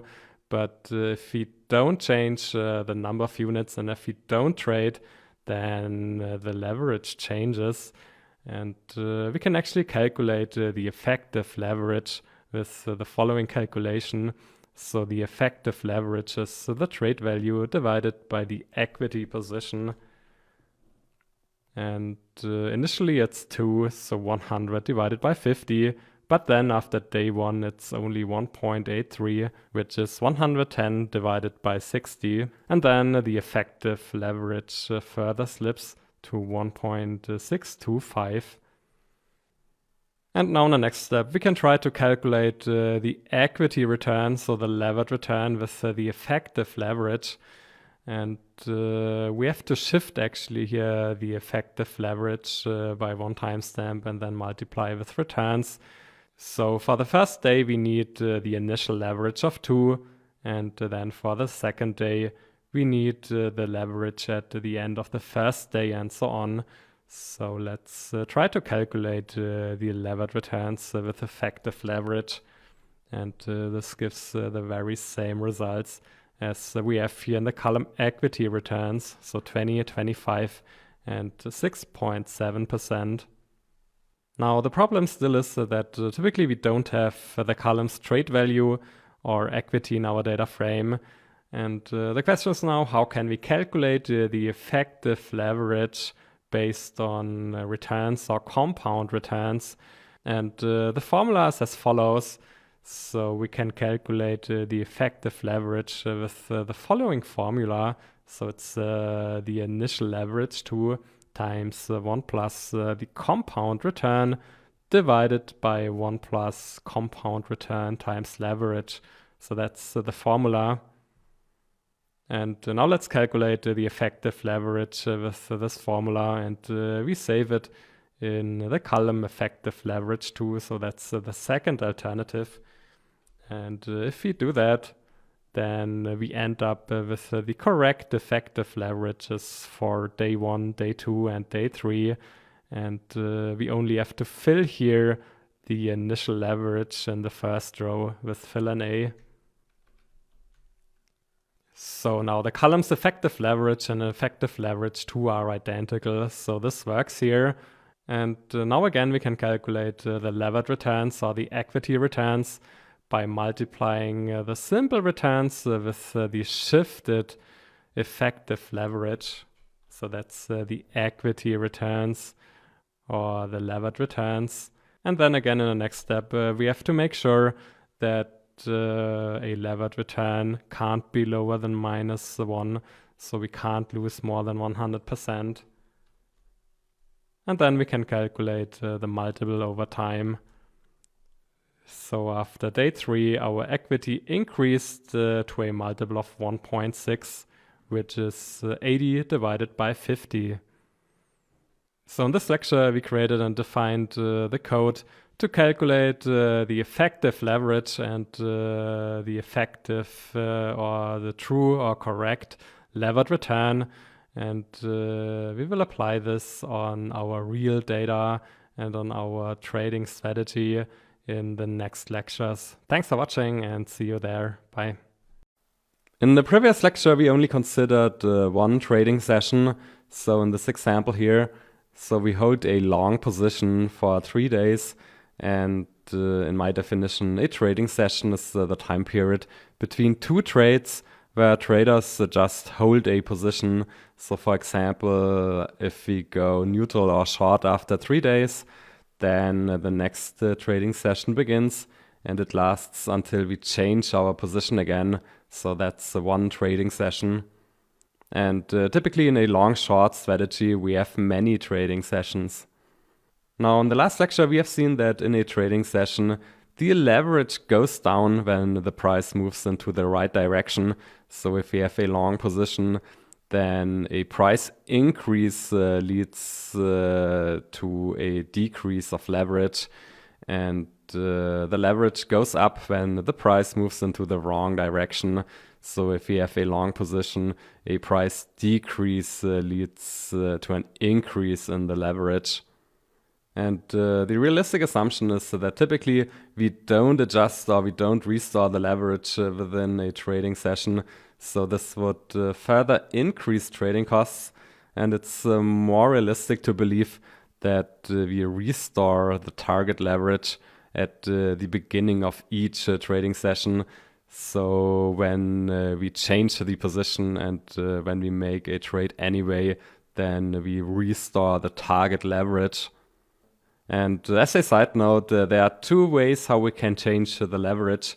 So either we can adjust the margin, so remove or add additional margin, or if we don't want to, or if we can't adjust the margin, then we can adjust the trade value to restore the leverage. And the rule here is pretty simple. So if the current leverage is greater than the target leverage, then we have to reduce the trade value. And if the current leverage is less than the target leverage, we have to increase the trade value. And this is how it works in general in a long-short futures trading strategy. And now let me just demonstrate the futures backtester class live in action, including leverage. And actually the futures backtester class is built on the long-short backtester class. And we will go through the additions and adjustments in the next lecture. But now let me just demonstrate how it works. And also here we need a couple of packages and libraries. And let's just define here the class futures backtester. And we still want to backtest a triple SMA crossover strategy for Bitcoin in this time period here.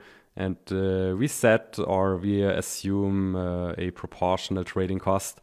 And then let's backtest the strategy where the short SMA is 15, the medium SMA 50, and the long SMA 200. And first of all, let's create an instance of the futures backtester class. So this is here an instance of the futures backtester class. And also here we can simply access the raw data. And then we can run a backtest without leverage with the method test strategy. So this works in the very same way as before. And we have to pass the SMAs to the SMA parameter.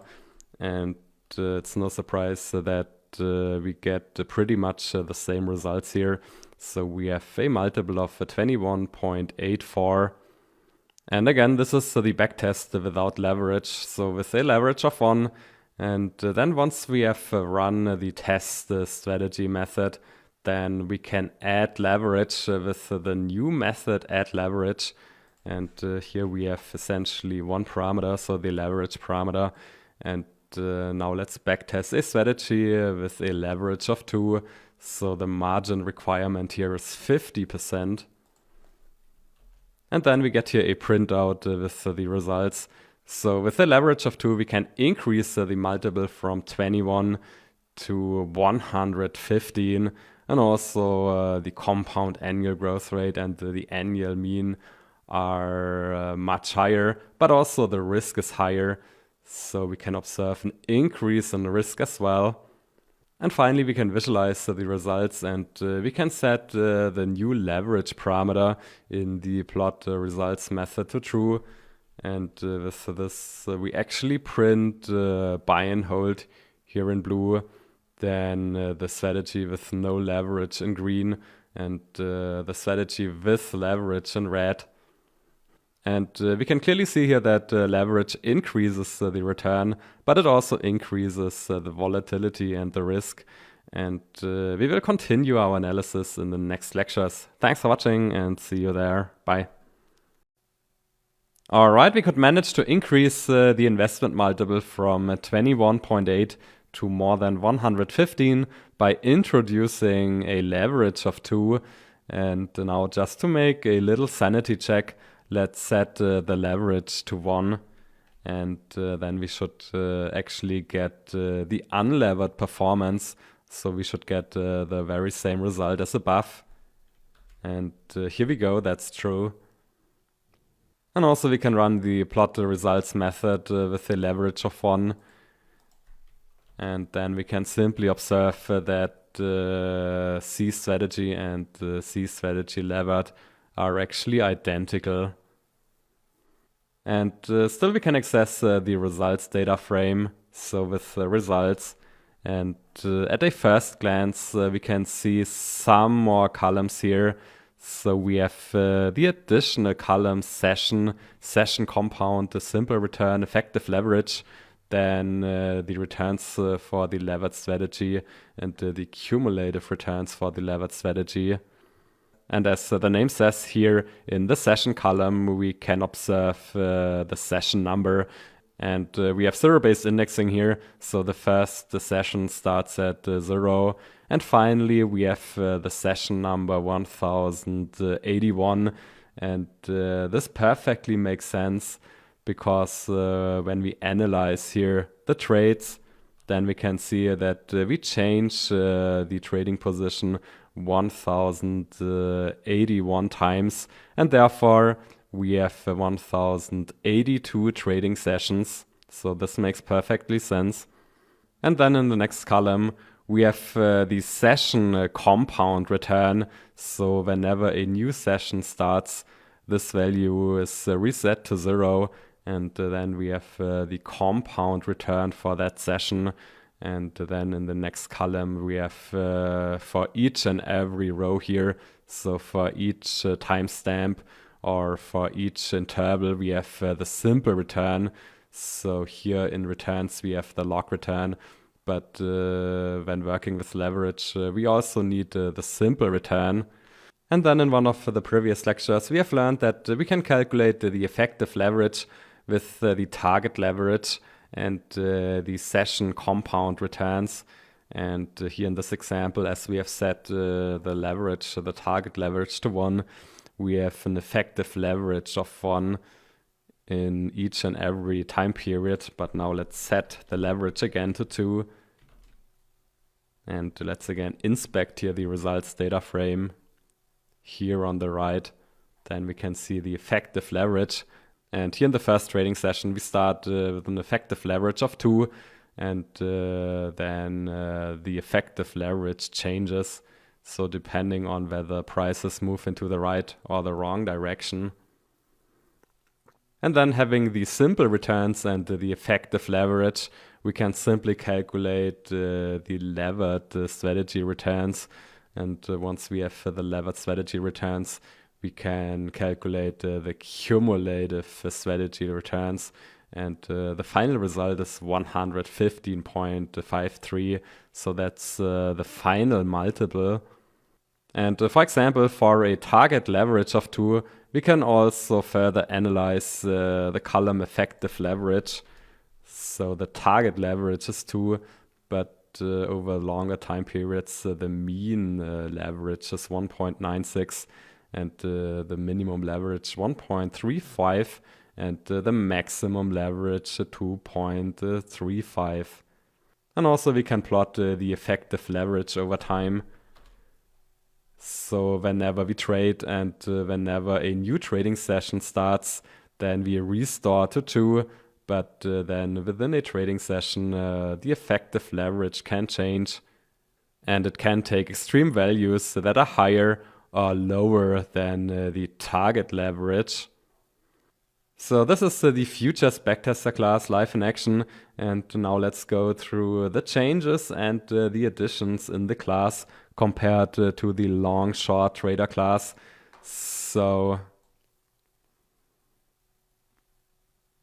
here we have the futures backtester class, and this is clearly built on the long short backtester class. And at a first glance, we have added here two methods. So we have the method add leverage that adds leverage to the strategy. And we have the little helper method add sessions, where we actually add the trading sessions and also label the trading sessions and their compound returns. And now let's have a closer look. So we have no changes here in the dunder init method, and we slightly changed the representation to futures backtester. Then we have no changes here in get data and in test strategy, and also no changes in prepare data. So here we have defined a triple SMA crossover strategy. Then we have no changes in run backtest. And then we have minor changes here in plot results. So we have the additional parameter leverage, and the default setting is false, but we can also set this to true. And when we set it to true, then we actually print the columns C return, so that's buy and hold. Then C strategy, that's the strategy unlevered, and then also the strategy levered. Then we have no changes in optimize the strategy, and no changes in find best strategy. And then we have the little helper method add the sessions, and this is new. And we can only call this method if we already have run a backtest. And then we create the additional column session with the session number and the session compound returns. So feel free to have a closer look here.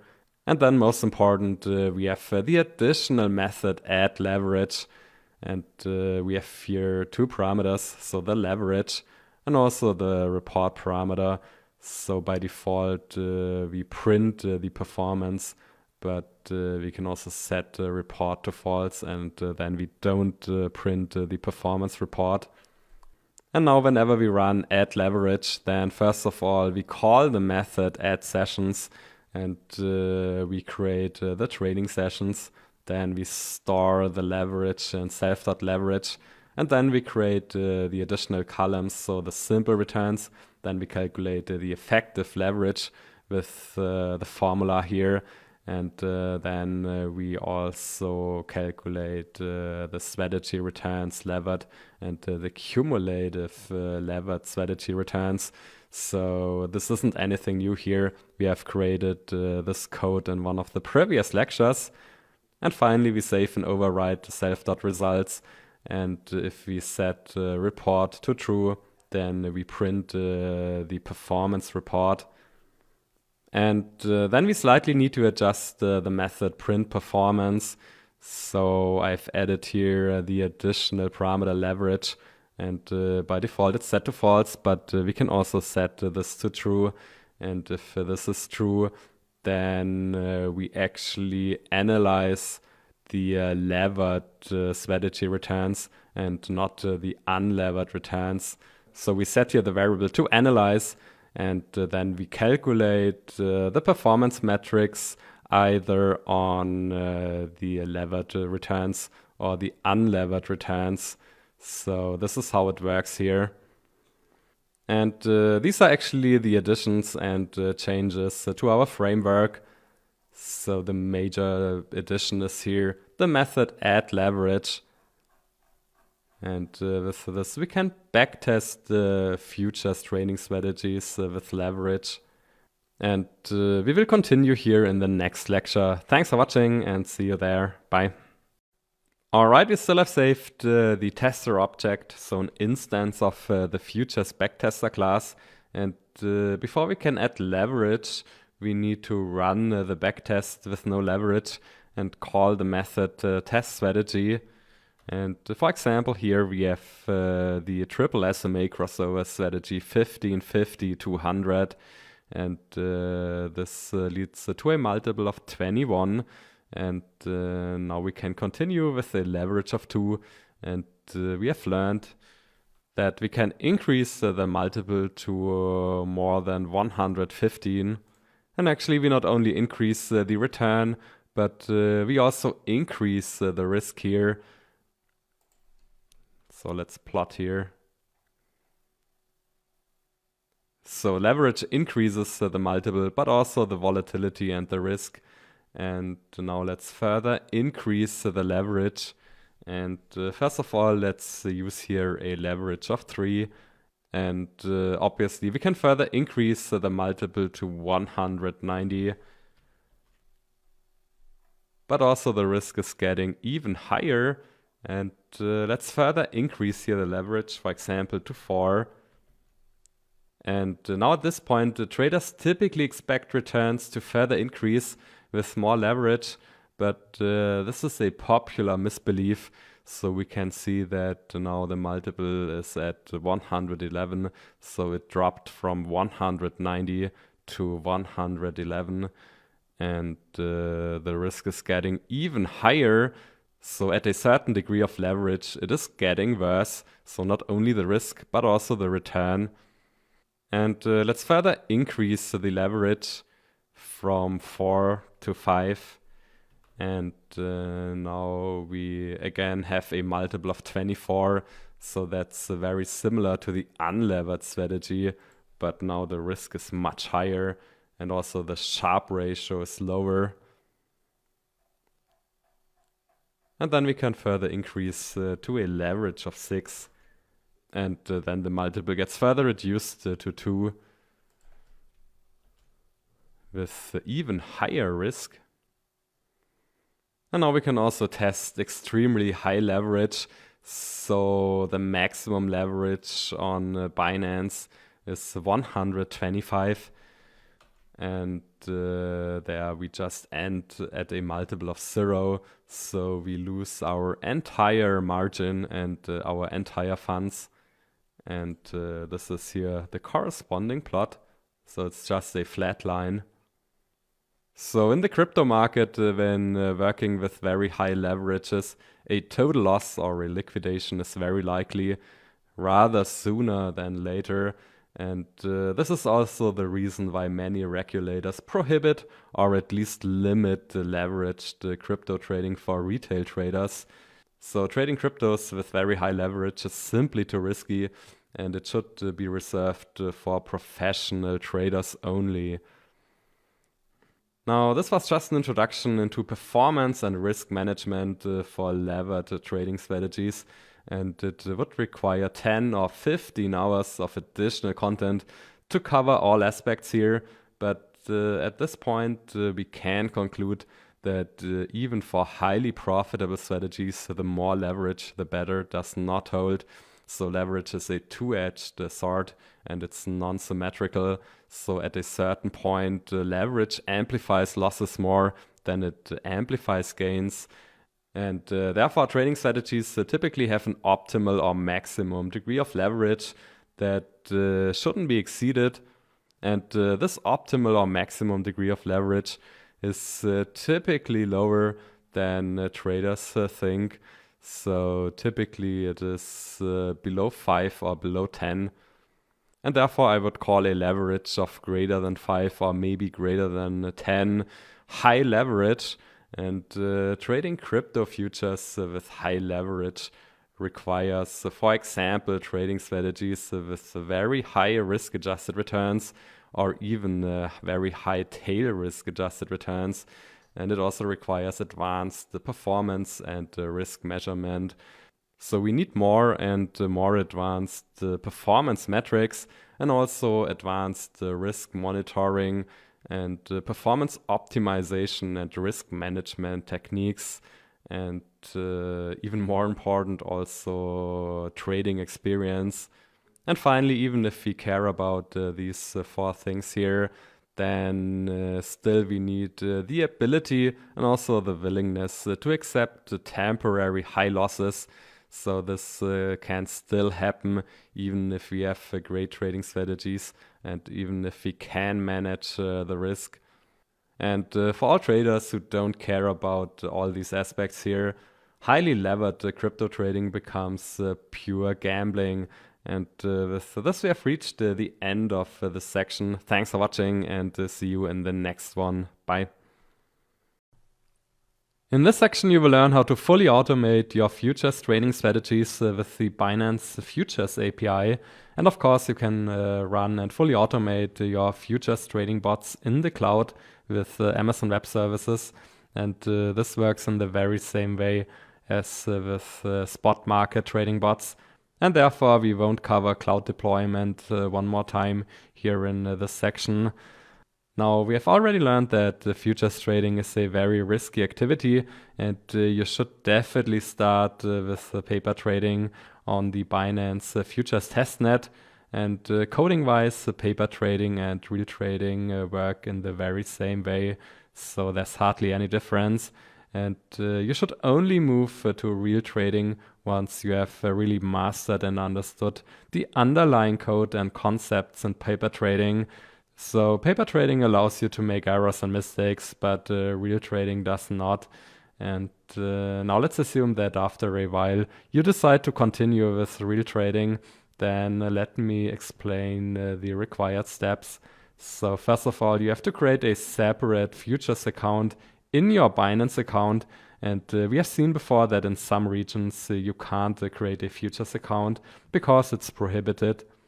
And second, you have to make changes in the API management section. So this is here a view on the API management section. And once you have successfully created a futures account, then you will see the box enable futures.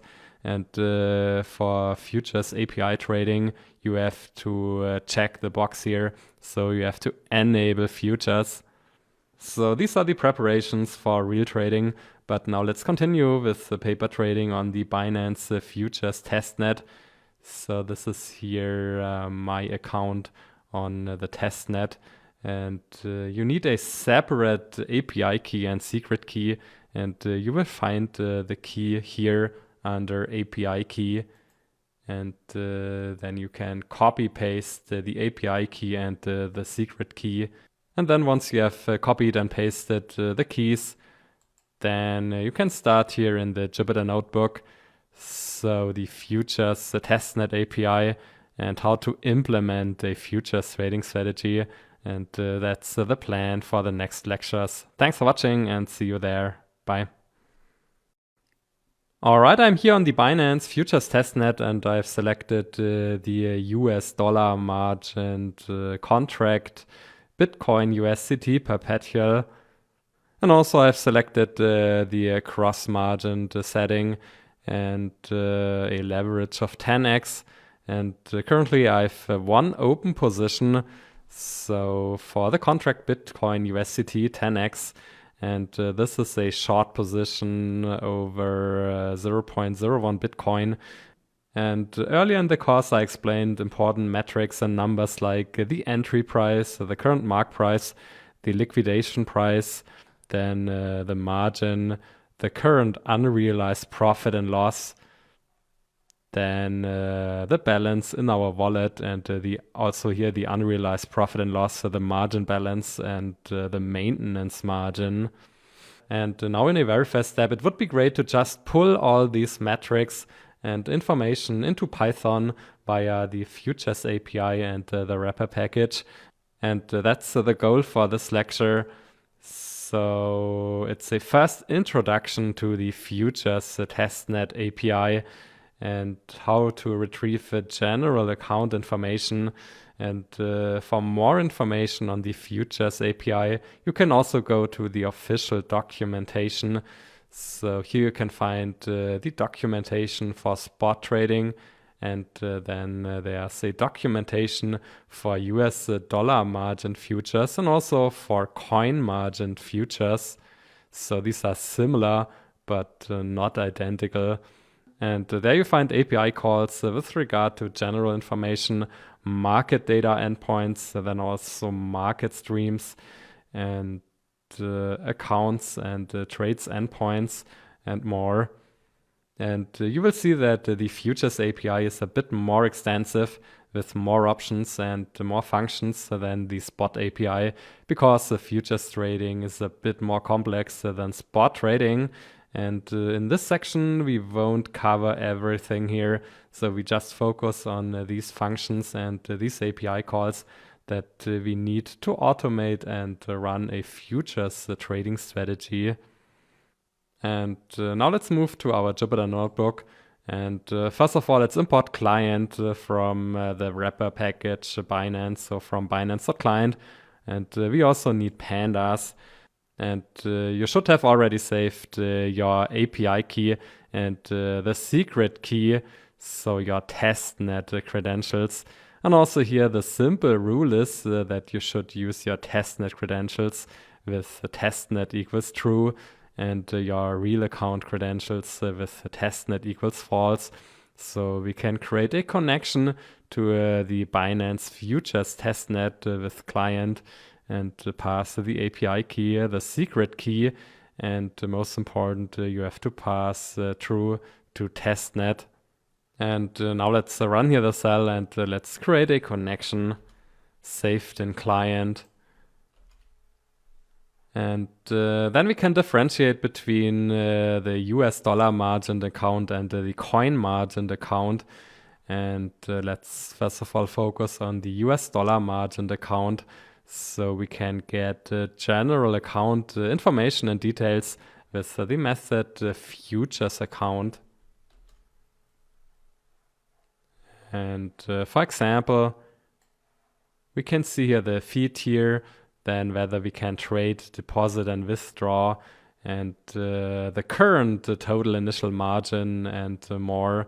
And then if we go down, we can see the 3 different margin assets. So in a US dollar margin account, we can use 3 assets as margin assets. And typically we use USDT or Tether, but we could also select the Binance coin. Then we have USDT and Binance USD. So that's the Binance stable coin, but typically we use USDT as margin asset. And currently our wallet balance is 10,065 USDT. Then we have 0 Binance coins and 0 BUSD. And we can also check this here. So we can switch here and change here the margin assets, but typically we only have here USDT. And therefore the numbers here under USDT and the total numbers should be the same. So let's focus here on the numbers under asset, and we should actually be able to find these numbers here also here on the trading platform. And now let me create a screenshot here that will allow us to better compare here the website and the API. So I've created here a screenshot, and of course some numbers and some metrics change in real time. Now let's one more time update here and get the current values. And first of all, we can see the wallet balance 10,065. So we can see this here, that's the balance. Then the second, we have the current unrealized profit and loss that changes in real time. So we have here minus 3.85, and here in the screenshot, we have minus 3.3. Then we have the current margin balance, 10,061, which we can find here. And also the maintenance margin, 2.28 here. Then we have the current margin consumed by positions, so 57 here. And also we can find the initial margins for open orders, but currently we don't have open orders. Then next we can find the maximum withdraw amount. So currently we can withdraw 10,000 USDT. And also we can see the balance that is available for further open positions. So it's currently 10,004. So we can find the available balance here. Now, as you can see, we can pull all these informations and metrics here via the Binance API. And then we can also further go here inside the margin assets. So we can create here a pandas data frame. And typically our margin asset is USDT. And also here you can find now some metrics like wallet balance, unrealized profit, and more. So this is the method, the futures account. And there's also a second method. So the futures account balance method. And here we can find some more information on the asset balances. So the margin assets, Binance, Coin, USDT, and BUSD. Next, and equally important, we can get current information on open positions with the method futures position information. And this gives information on all available contracts. So we only have an open position for the contract, the USDT Bitcoin, but here we can find all available and possible contracts. And typically the numbers are here 0. And to get more information on a current open position for one symbol, we can also use here the symbol parameter and pass here Bitcoin USDT. And here we find all required information on open positions. And we should actually find here these metrics also here on the web platform. So if we go to open positions, then we should find these metrics here. And let's again create a screenshot here. So this simplifies the comparison. So I've created a screenshot with metrics like the entry price, the mark price, the liquidation price, and more. And we should be able to find these metrics here in the API call. And again, some numbers change in real time, so it's not exactly the very same numbers, but they should be similar. And first of all, we have here the symbol. Then we have the position size and position amount, so minus 0.01. Then we have the entry price, the current mark price. Then we have the current unrealized profit and the liquidation price. And also we can find the leverage 10. And the margin type is cross.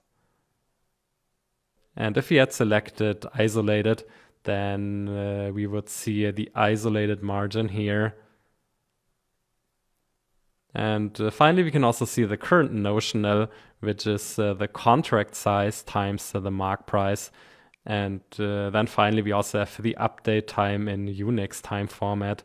And if we rerun here the cell, then of course we get the updated information.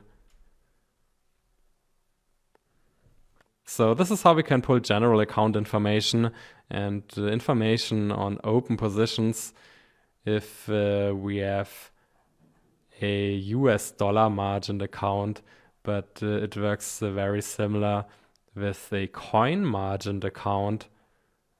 So let's go here back and let's go to the coin margined account and let's select a contract, for example, Bitcoin US dollar.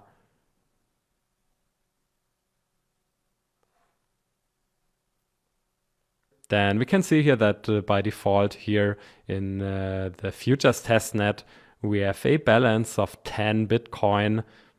And also I think we have some Cardano, so ADA. And we have 100,000 units here. And we have no open positions here in the coin margined account. But of course, we can also here pull information. And we can do this with the method futures coin account. And whenever you see the word coin in a method, then this method relates to the coin margined account. So let's run here the cell. And here we can see the current assets. So we have 10 Bitcoin and 100,000 ADA, so Cardano. And we can also get more information on the asset balances of the margin assets.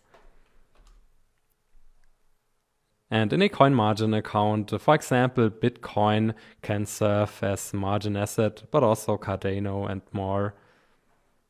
So we have quite a lot assets here. And then we can also get further information on open positions, and we have no open positions, but still we can see the information for all available contracts, and the values are just 0. So this works in a very same way also for coin margin accounts, and we simply have to add here the word coin to the methods. That's pretty simple. And with this, we have reached the end of this lecture. Thanks for watching, and see you in the next one. Bye. Now, before we move on, let me just demonstrate how you can change settings like leverage, the margin mode, or the position mode via the API.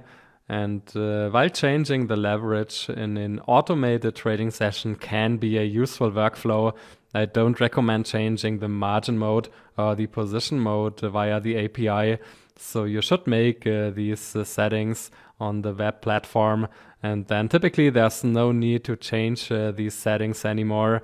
But for the sake of completeness, let me show you how you can get more information on these settings and how you can change these settings via the API. And we still have here a connection to the futures testnet. And let's go here to the website. So the current leverage setting for Bitcoin USDT is 10x, and I also have an open position, so 10x, a short position for 0.01 Bitcoin, and we can either change here the leverage here, or we can do this via the API. And actually, first of all, we can get some more information on the current setting. So with the method futures position information, and we select here the contract Bitcoin USDT, and then we can see here the current leverage setting, it's 10. And then with the method futures change leverage, we can change the leverage for one specific symbol. So for example, Bitcoin USDT. And for example, we can reduce the leverage to 5. And then we can see here that we have successfully changed the leverage to 5. And we can also double check this here. So now we have 5. And also the open position has a leverage of 5x.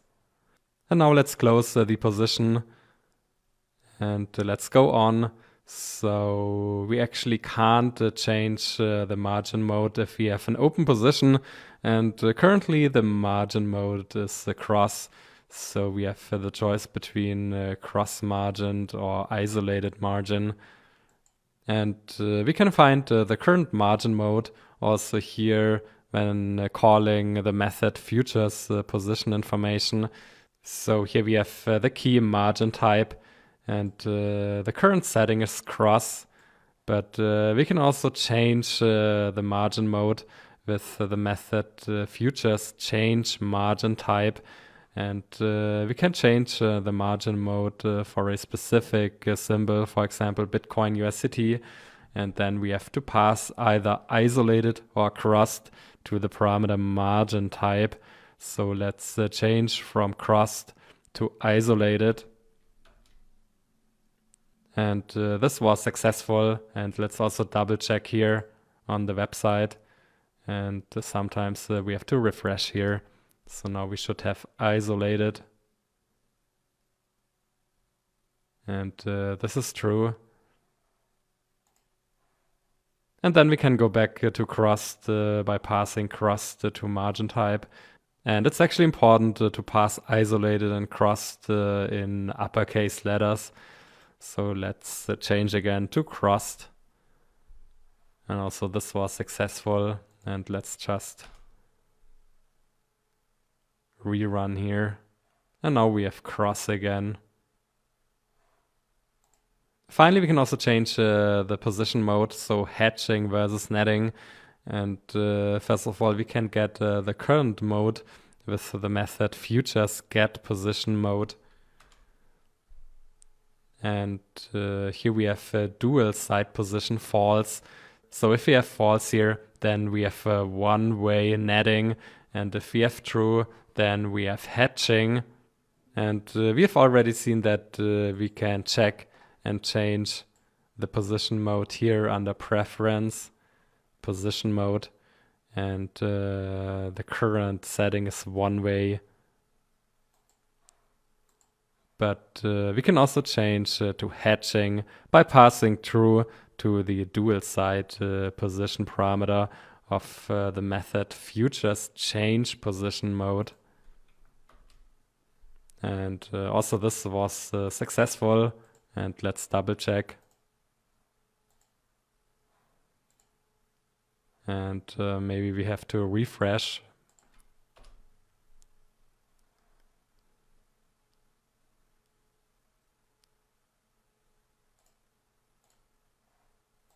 And now we can see here the hedge mode. So to sum up with the Binance Futures API, we can check the current settings, and we can also change the settings with regard to the leverage, the margin mode, and the position mode. And with this, we have reached the end of this lecture. Thanks for watching, and see you in the next one. Bye. All right, placing market orders and executing trades is probably the most important workflow in automated trading. And in this lecture, I will demonstrate how you can buy a futures contract, or in other words, how you can go long or take a long position, and also how to close that position afterwards. And we still have a connection to the Binance futures testnet. And we can check whether we have an open position for Bitcoin USDT. And this is not the case, so the position amount is 0. And we can also see that the current leverage setting is 15. And then we can also check whether we have any open orders for the symbol.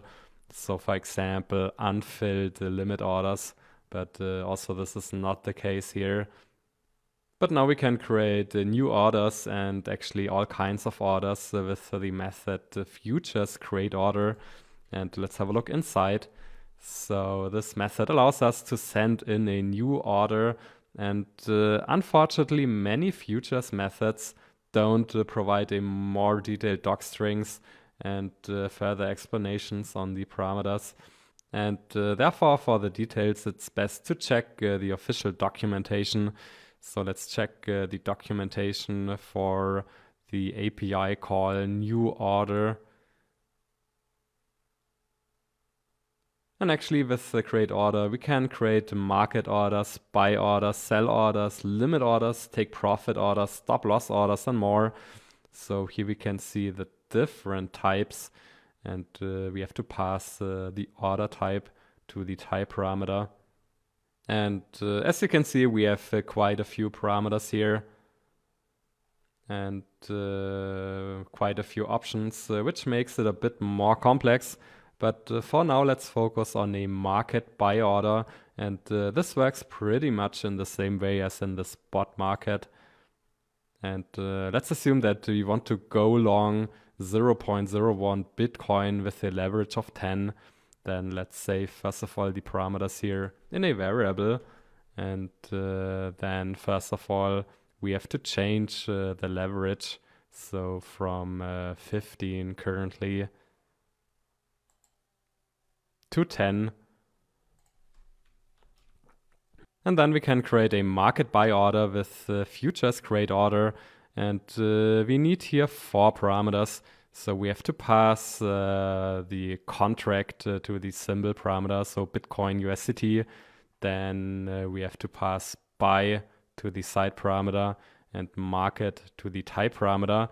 And also the size, so 0.01 to the quantity parameter. And now let's create the order, and let's save the order object in the variable order open. And we can see here quite a few information on the order. So the order ID, the symbol, then the status. So this is here a new order. And unfortunately, the API still shows here the unfilled order. So the executed quantity is still 0. And therefore, to get the current status of the order, we have to call the method futures get order.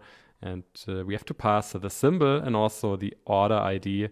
So we actually pull here the order ID from order open.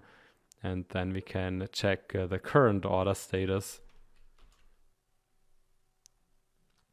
And now we have the status filled, and we have an average price 57,169, and the executed quantity is 0.01 Bitcoin. And we have some more information, so we have a market buy order. And then we can also get current information on the open position, so the current long position with the method futures position information. So this isn't anything new. And for example, we can see the current unrealized profit and loss. And we can also see this here on the web app. So here we have the current open position. And currently the unrealized profit and loss is minus 36 cents. So let's update here. But it changes again to minus 42. So this is how we can create a long position, and then we can close this position with another order. And also here we have to use the method the futures create order, and we pass the very same symbol.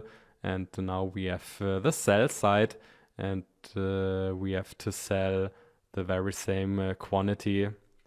And we still have saved the quantity in the size variable.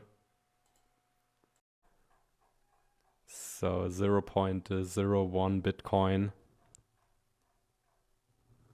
And then when closing an open position, it definitely makes sense to use here the reduce only parameter and set the parameter to true. And by doing so, you make sure that you reduce positions, and with the setting, you can't increase the positions. So let's assume that we actually have a short position. Then with this order, we would further increase the short position, and that's not our intention here.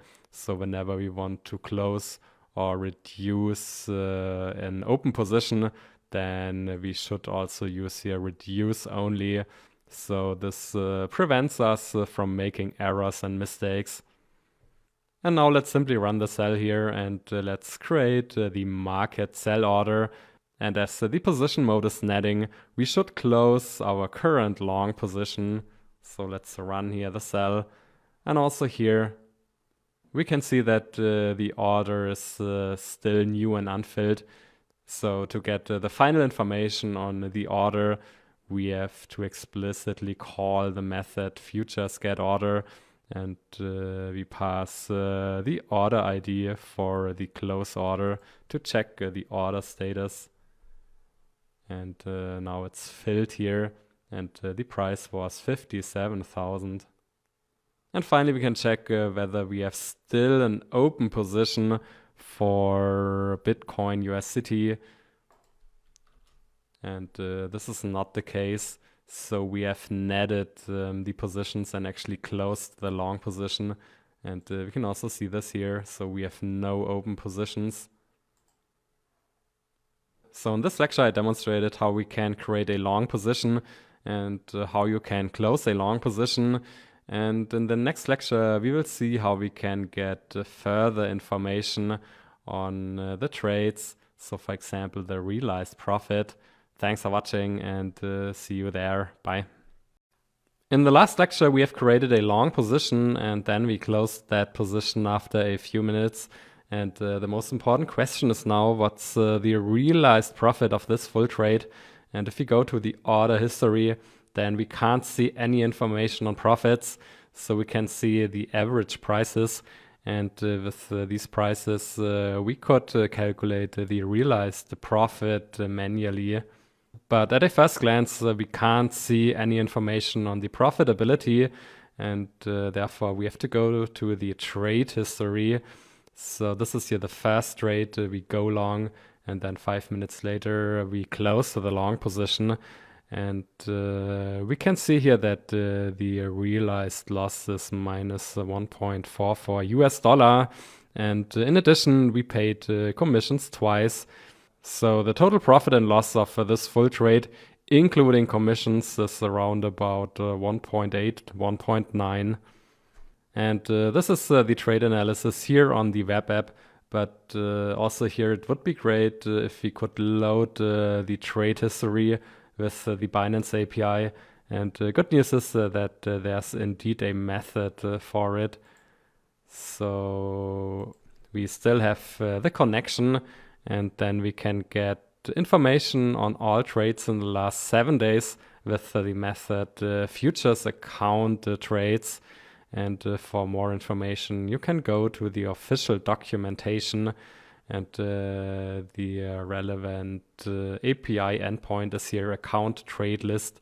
And here we can get the trades for a specific account and symbol. And we could further determine start time and end time. And if we don't specify these, then by default we get the last 7 days. So let's get the trades for Bitcoin USDT in the last 7 days. And also here this data is in JSON file format, and we could convert to a pandas data frame. And I have quite a few trades here. And then we are only interested in the 2 most recent trades. And we can get the 2 most recent trades with the tail method. And actually I've again created a screenshot with the trade history. So here we have the buy transaction go long, and here the sell transaction go neutral. And by definition, when we create a long or short position, the realized profit and loss is 0. And then if we close the position, we realize here a loss of minus 1.44. And we can also see the paid commissions in USDT. So this is how we can get the trade history via the API. And there's also another history, the transaction history. And here we can see paid commissions and realized profit and loss and more. And we can find more information on the get history income endpoint here in the official documentation. And by default, we get all income types. So there are transfers, the welcome bonus, realized profit and loss of trades, then also the funding fee, commissions, and the insurance clearance. And also here we can determine the start time and the end time. And by default, we can see the income history of the most recent 7 days. And now let's get the income history for Bitcoin US dollar. And also here, this is in JSON file format. And let's convert to a data frame, and let's get the last 3 entries. So we have here the 2 commissions and the realized loss of our full trade. And to sum up and compare the income history with the trade history, so in the trade history, we get information on realized profit and losses and also on paid commissions. And in addition to that, here in the income history, we get paid and received funding fees. And the funding fee can be an important part of the total profit and loss. So to sum up, we can get paid and received funding fees in the transaction history with the method futures income history. And with this, we have reached the end of this lecture. Thanks for watching, and see you in the next one. Bye. Now, for the sake of completeness and to recap the last 2 lectures, let's create and close a short position, and then let's analyze the outcome of the full short trade with the futures API, and we still have a connection here. And currently we have no open position and no open order. And then let's assume that we want to go short 0.01 Bitcoin with a leverage of 15. Then first of all, we should change the leverage. So the current setting is 10x, and we can change it to 15x with the method futures change leverage. And this was successful here. And then we can create a short position, and we can sell the contract Bitcoin USDT. And of course, we can do this with the futures create order. And we have to select the sell side and a market order. And we pass here the size.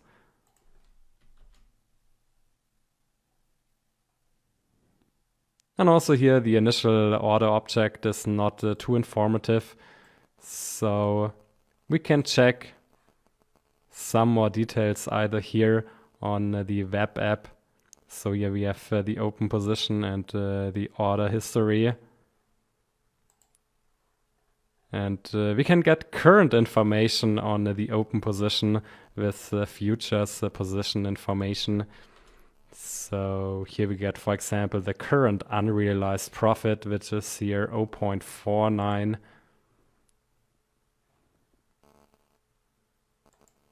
And also we can see the liquidation price, the entry price, and the current mark price and more. And then we can also close the position by creating the inverse transaction. So we buy 0.01 Bitcoin.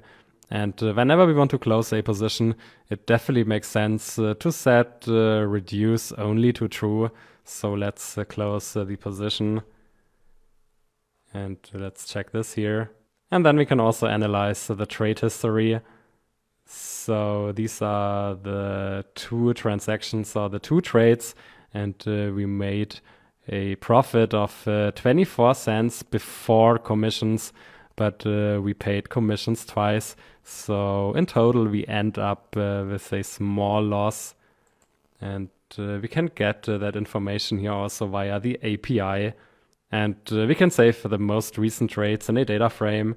And then we can access the two most recent trades. And here we can see the paid commissions and the realized profit. So creating and closing long and short positions with market orders and analyzing the outcome of full trades is pretty simple and straightforward here with the futures API. And we will continue here in the next lectures. Thanks for watching and see you there. Bye. Alright, we know how to create orders and execute trades with the Binance Futures API, but equally important, we need to get historical data and live data to generate trading signals. And in this lecture, you will learn how to pull historical future prices and trading volume data. And you will see that it works pretty much in the same way as pulling historical spot market data. So we just have to change one single word in our code. And let's start here. So let's import client from Binance. And we also import pandas. And I've still saved the testnet API key and the secret key. And we create a connection to the testnet. And then early in the course, we have learned that we can pull historic spot market data with get historical clients or K-lines. And we have to define the symbol, then the interval, and these are the valid intervals here. And also we have to determine, or we can determine a start string and an end string. And if we pass here none, then we pull the data until now. So let's get historical open, high, low, close, and volume data for the spot market. And the output is actually here in a JSON format.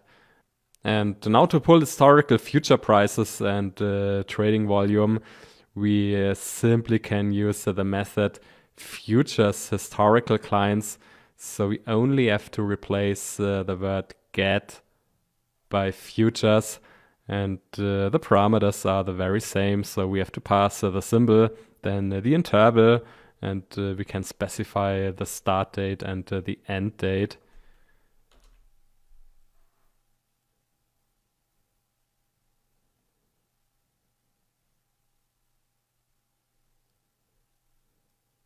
And also here we get the output in a JSON file format.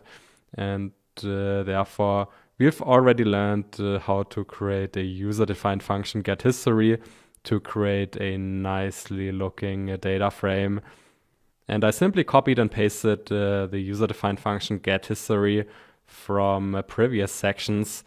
And then we can pull and rearrange spot market data with the function. So still the setting is spot market data, so get historical k-lines. And let's define here the function and let's pull spot market data. And actually the start date is here the 1st of January 2020, but here the first day is the 2nd of November 2021. Until now, actually, so today is the 2nd of December 2021. And we have learned before that using the testnet for historical spot prices isn't great, as the spot testnet database is getting reset every month. And we only get 1 month of historical data, but the futures testnet is better, so we can get a longer data history for future prices. And now we can adjust here the user-defined function. And the only thing that we have to change, so we have to replace get by futures. And then we can define, and then we can pull future price and volume data with the get history.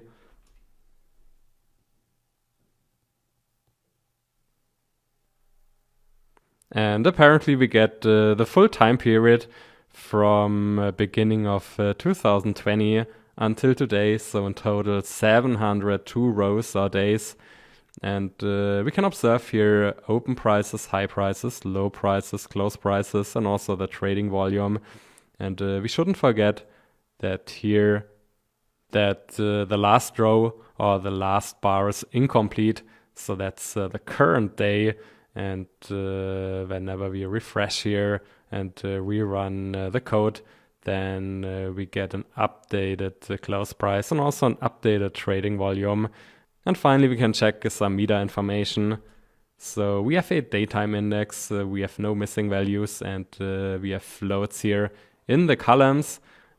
So to sum up, pulling historical futures data is pretty simple and straightforward. So we only have to change one single word here. And we will continue with the live stream in the next lecture. Thanks for watching and see you there. Bye. In the last lecture, we have seen that it is pretty simple to pull historical futures data, but for algorithmic trading, we also need to stream real-time data to create trading signals in real time. And if you already know how to stream spot market data, and at this point you should know that, then it's a no-brainer to stream futures data as well. And also here, effectively, we have to change or add one single word in our code. And we will see this in a minute, but let's start with the threaded WebSocket manager. And we also import pandas, and we create an empty data frame with the columns open, high, low, close, volume, and complete. And then we have here the callback function stream candles that defines how we process incoming WebSocket messages. And that's exactly the same callback function as before in the spot market, because the structure of the WebSocket messages is pretty much the same. So in a first step, we extract the required items from message. So the event time, the start time of the candle, then open, high, low, close prices, so the volume, and also whether the current bar or candle is complete or not. And then we print out something. So for example, the current time and the current price. And finally, we feed our data frame. So with the first high, low, close, and volume and complete. So this isn't anything new. And now in the next step, let's initialize and start the WebSocket manager. And we can either use the real stream with real data. So that's the default setting here. Or we can also use the testnet by setting testnet to true. So the callback function is the very same for spot and futures markets. And also the methods are almost identical. So for the spot market, we used the method start K-line socket. And now in the futures market, the method is start K-line futures socket. And also here the parameters and arguments are the very same. And now by calling the method and by passing the callback function stream candles, we actually initialize and start the stream. So let's run here the cell. And of course, first of all, we have to define the callback function, and now we can start. And this is the stream for the perpetual contract Bitcoin USDT. And we continuously stream here the data. So it's not in 1 or 2 seconds intervals. So we continuously stream 1 minute data.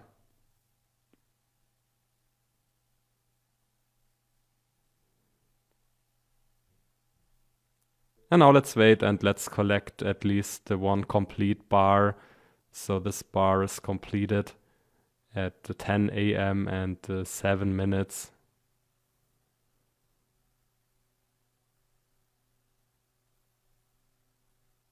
And now we can stop the stream.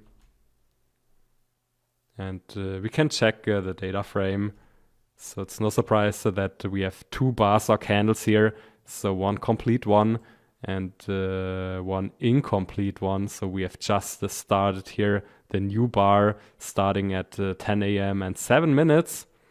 And also we can double check the data structure here with the info method. So we have a datetime index and we have numerical data here in the columns open, high, low, close, volume. And this is actually all. So this is how we can stream futures prices. And we will continue in the very next lecture. Thanks for watching and see you there. Bye. Now we are ready to put everything together and let's run and automate a triple SMA crossover strategy in the futures market with the futures trader class.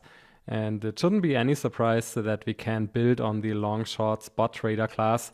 And there are actually only very few modifications. And I will guide you through the changes and adjustments in the next lecture. But first of all, let's just see the futures trader class for a triple SMA crossover strategy live in action. And we need a couple of packages and libraries. So client from Binance, then the threaded WebSocket manager, pandas, NumPy, datetime and time delta, and also time. And now let's define the class futures trader. And we create a connection to the futures testnet. So I've already saved the API key and the secret key in my Jupyter notebook. And then we have a couple of inputs. So we have to determine the contract Bitcoin USDT, then the bar length or the time frame, so 1 minute. And then we have SMA short, SMA medium, and SMA long. So we have 10, 20, 50. And with these parameters, we just make sure that we have some trades or many trades in the first couple of minutes. And then we can determine the contract size. So whenever we go long or whenever we go short, then we buy or sell 0.001 Bitcoin. And actually, when trading futures, there are 2 ways how we can determine the contract size. So either we have a fixed contract size, like 0.001 or whatever, and we have a target leverage like 10. And then we just need to care about that the margin available is always sufficient. And that's the way how we do it here in this example. So this is the first option, and in the second option we have a variable contract size depending on the leverage and the margin available. So we could say that we want to use 100% of the available margin for this contract, or 50% or 25% or whatever. And prior to each trade, we need to check the margin available and then determine the contract size. And that's, of course, a bit more complex. And we will cover this in an advanced topic section. But for the time being, let's just assume that we trade a fixed amount, so 0.001 Bitcoin. And the initial position is, of course, neutral. And then we can create an instance of the futures trader class. And we pass here the arguments to the corresponding parameters. And then we can start the trading session with the method start trading. And before, we should check our historical data requirements. And as SMA long is here just 50 minutes, it is sufficient to pull historical data for the last 1 hour. So 1 divided by 24 days. And this is sufficient here. So let's start the trading session now.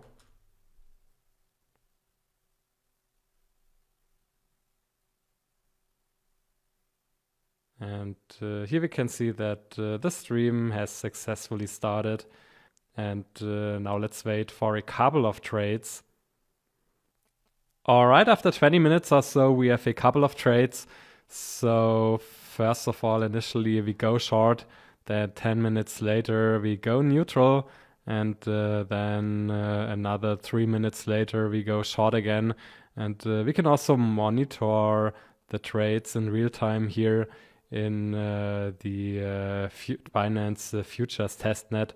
So here we can see the current open position, a short position. And of course, we can also view historical orders and historical trades. But we also do have a nice trade reporting here. And first of all, we can see the base units, so the contract size, and the quote units. So this is Bitcoin and this is USDT, and that's the corresponding price. And then we have learned before that when we open a position, then by definition the profit is 0. But you can also see that we start with a cumulative profit of minus 0.0227. And this is exactly the paid commission in the first trade. So I've added here the commissions to cumulative profit. And then 10 minutes later, we close the position. And the total profit for this full trade is minus 0.04193. And that's the profit before commissions. And also in this second trade, we pay a commission of around about 0.02 US dollar. And this leads to a total cumulative loss after the first full trade of minus $0.08. So that's the profit of the trade without commissions, plus 2 times the commission. And then 3 minutes later, we go short again. And the profit of the trade itself is 0 because we enter into a position, but cumulative profits further increase or decrease. So we have another commission here. And now we can manually stop the trading session with the stop method. So we haven't defined any stop mechanism in our class. And therefore we have to stop this here manually. And then we can also analyze the prepared data. So we had a short position over a longer time period. Then for 3 minutes, we go neutral, and then we go short again.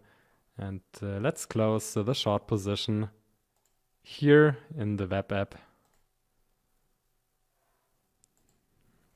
So this is the future trader live in action.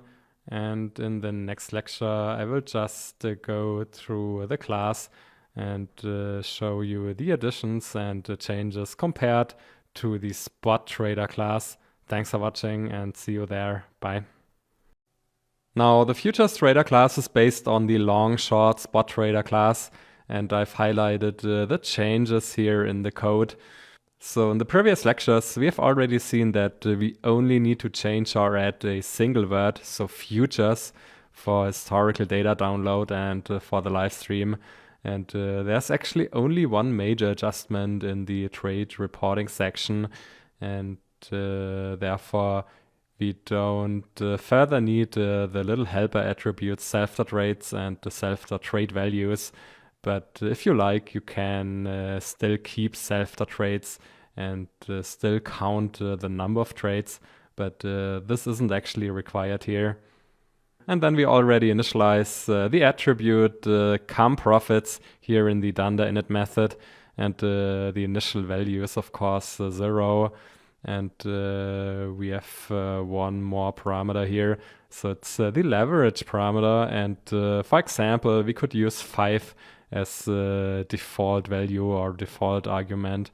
So we create here the additional attribute self.leverage. And then again, we have here the strategy specific attributes. Then we have start trading. And first of all, we make sure that we set the right leverage. So with futures change leverage, and we pass our desired leverage. Next, we create and start the threaded WebSocket manager for the testnet, and then we call the method getMostRecent, and here we simply add the word futures historical k-lines, and then we start the live stream, and also here we add futures. And then there are no changes in the stream candles. And for simplicity reasons, I have removed the stop algorithm. But of course, you can add here a stop mechanism if you like. Then we have defined strategy, and there are no changes here. And now let's come to the method execute trades. And essentially here we have 2 adjustments. So we change here the method to create an order. So we add the futures. And then second, whenever we fully change the position with a double trade, so from short to long or from long to short, then we do this in one step, so in one trade. And let's go here to the right and let's have a look.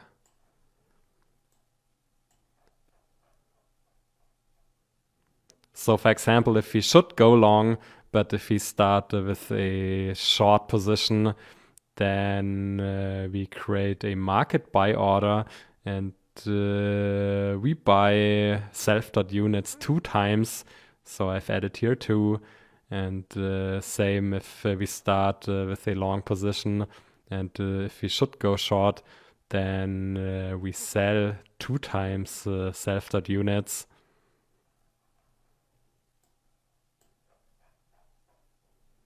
And this actually simplifies the process and makes it a bit faster. But theoretically, you could also use 2 separate trades here. So as we have seen in the long short spot trader. So you could go neutral first and then go long. That's totally fine here. And these were the adjustments in execute trades. And now let's come to the report trade method. And we have seen before that the order object is not that helpful, and we just pull the order time from the order object, so under update time. And with the order time, we get the corresponding trades from the futures account trades for our specific symbol. And by passing here the order time to the start time parameter, we get all trades and all sub-trades since the time of the order. And at this point, please remember that sometimes a larger trade is filled in several sub-trades if it can't be filled by one order of the order book. So the default assumption is here that we have 2 or many sub-trades. And of course, we should pull all of them with futures account trades. And we can do this if we pass here the time of the order to start time. And actually, when we pull the order time from the order object, then this is in Unix format. And we have to pass here the Unix format to futures account trades. But then once we have used the Unix time format here, then we can convert to a pandas datetime object. So we save the trades in the variable trades, and we assume that we have several sub-trades, and we organize or reorganize all sub-trades in a data frame. And then the columns of interest are the quantity, the quote quantity, the commission, and the realized profit and loss. And first of all, we make sure that we have numerical data in those 4 columns. And then we can actually pull and aggregate the data. So we calculate the total number or the total amount of base units by summing up the values in the quantity column. And the same we also do for the quote units. So we take the sum over all rows, and then we also pull the commissions here, and we make sure that the commissions are negative, so we have to pay commissions. And finally, we have the realized profit and loss. And with the quote units and the base units, we can calculate the total or the average price if we have some subtrades. So the average price of the complete trade or the complete transaction. And obviously the code here is a bit more complex, but it works if we have one subtrade, but also for many subtrades. And the code does include some overhead, but it also can handle all possible cases. And then in the next step, we use the commission and the realized profit of the most recent trade to actually update the cumulative profits of our whole trading session. And finally, we just print a report. So we print the time and whether we go short, neutral, or long, and the base units, the quote units, the average price, and more. So this is the futures trader class, and this is a general framework to actually implement and run many futures trading strategies. And with this, we have reached the end of this section. Thanks for watching, and see you in the next one. Bye.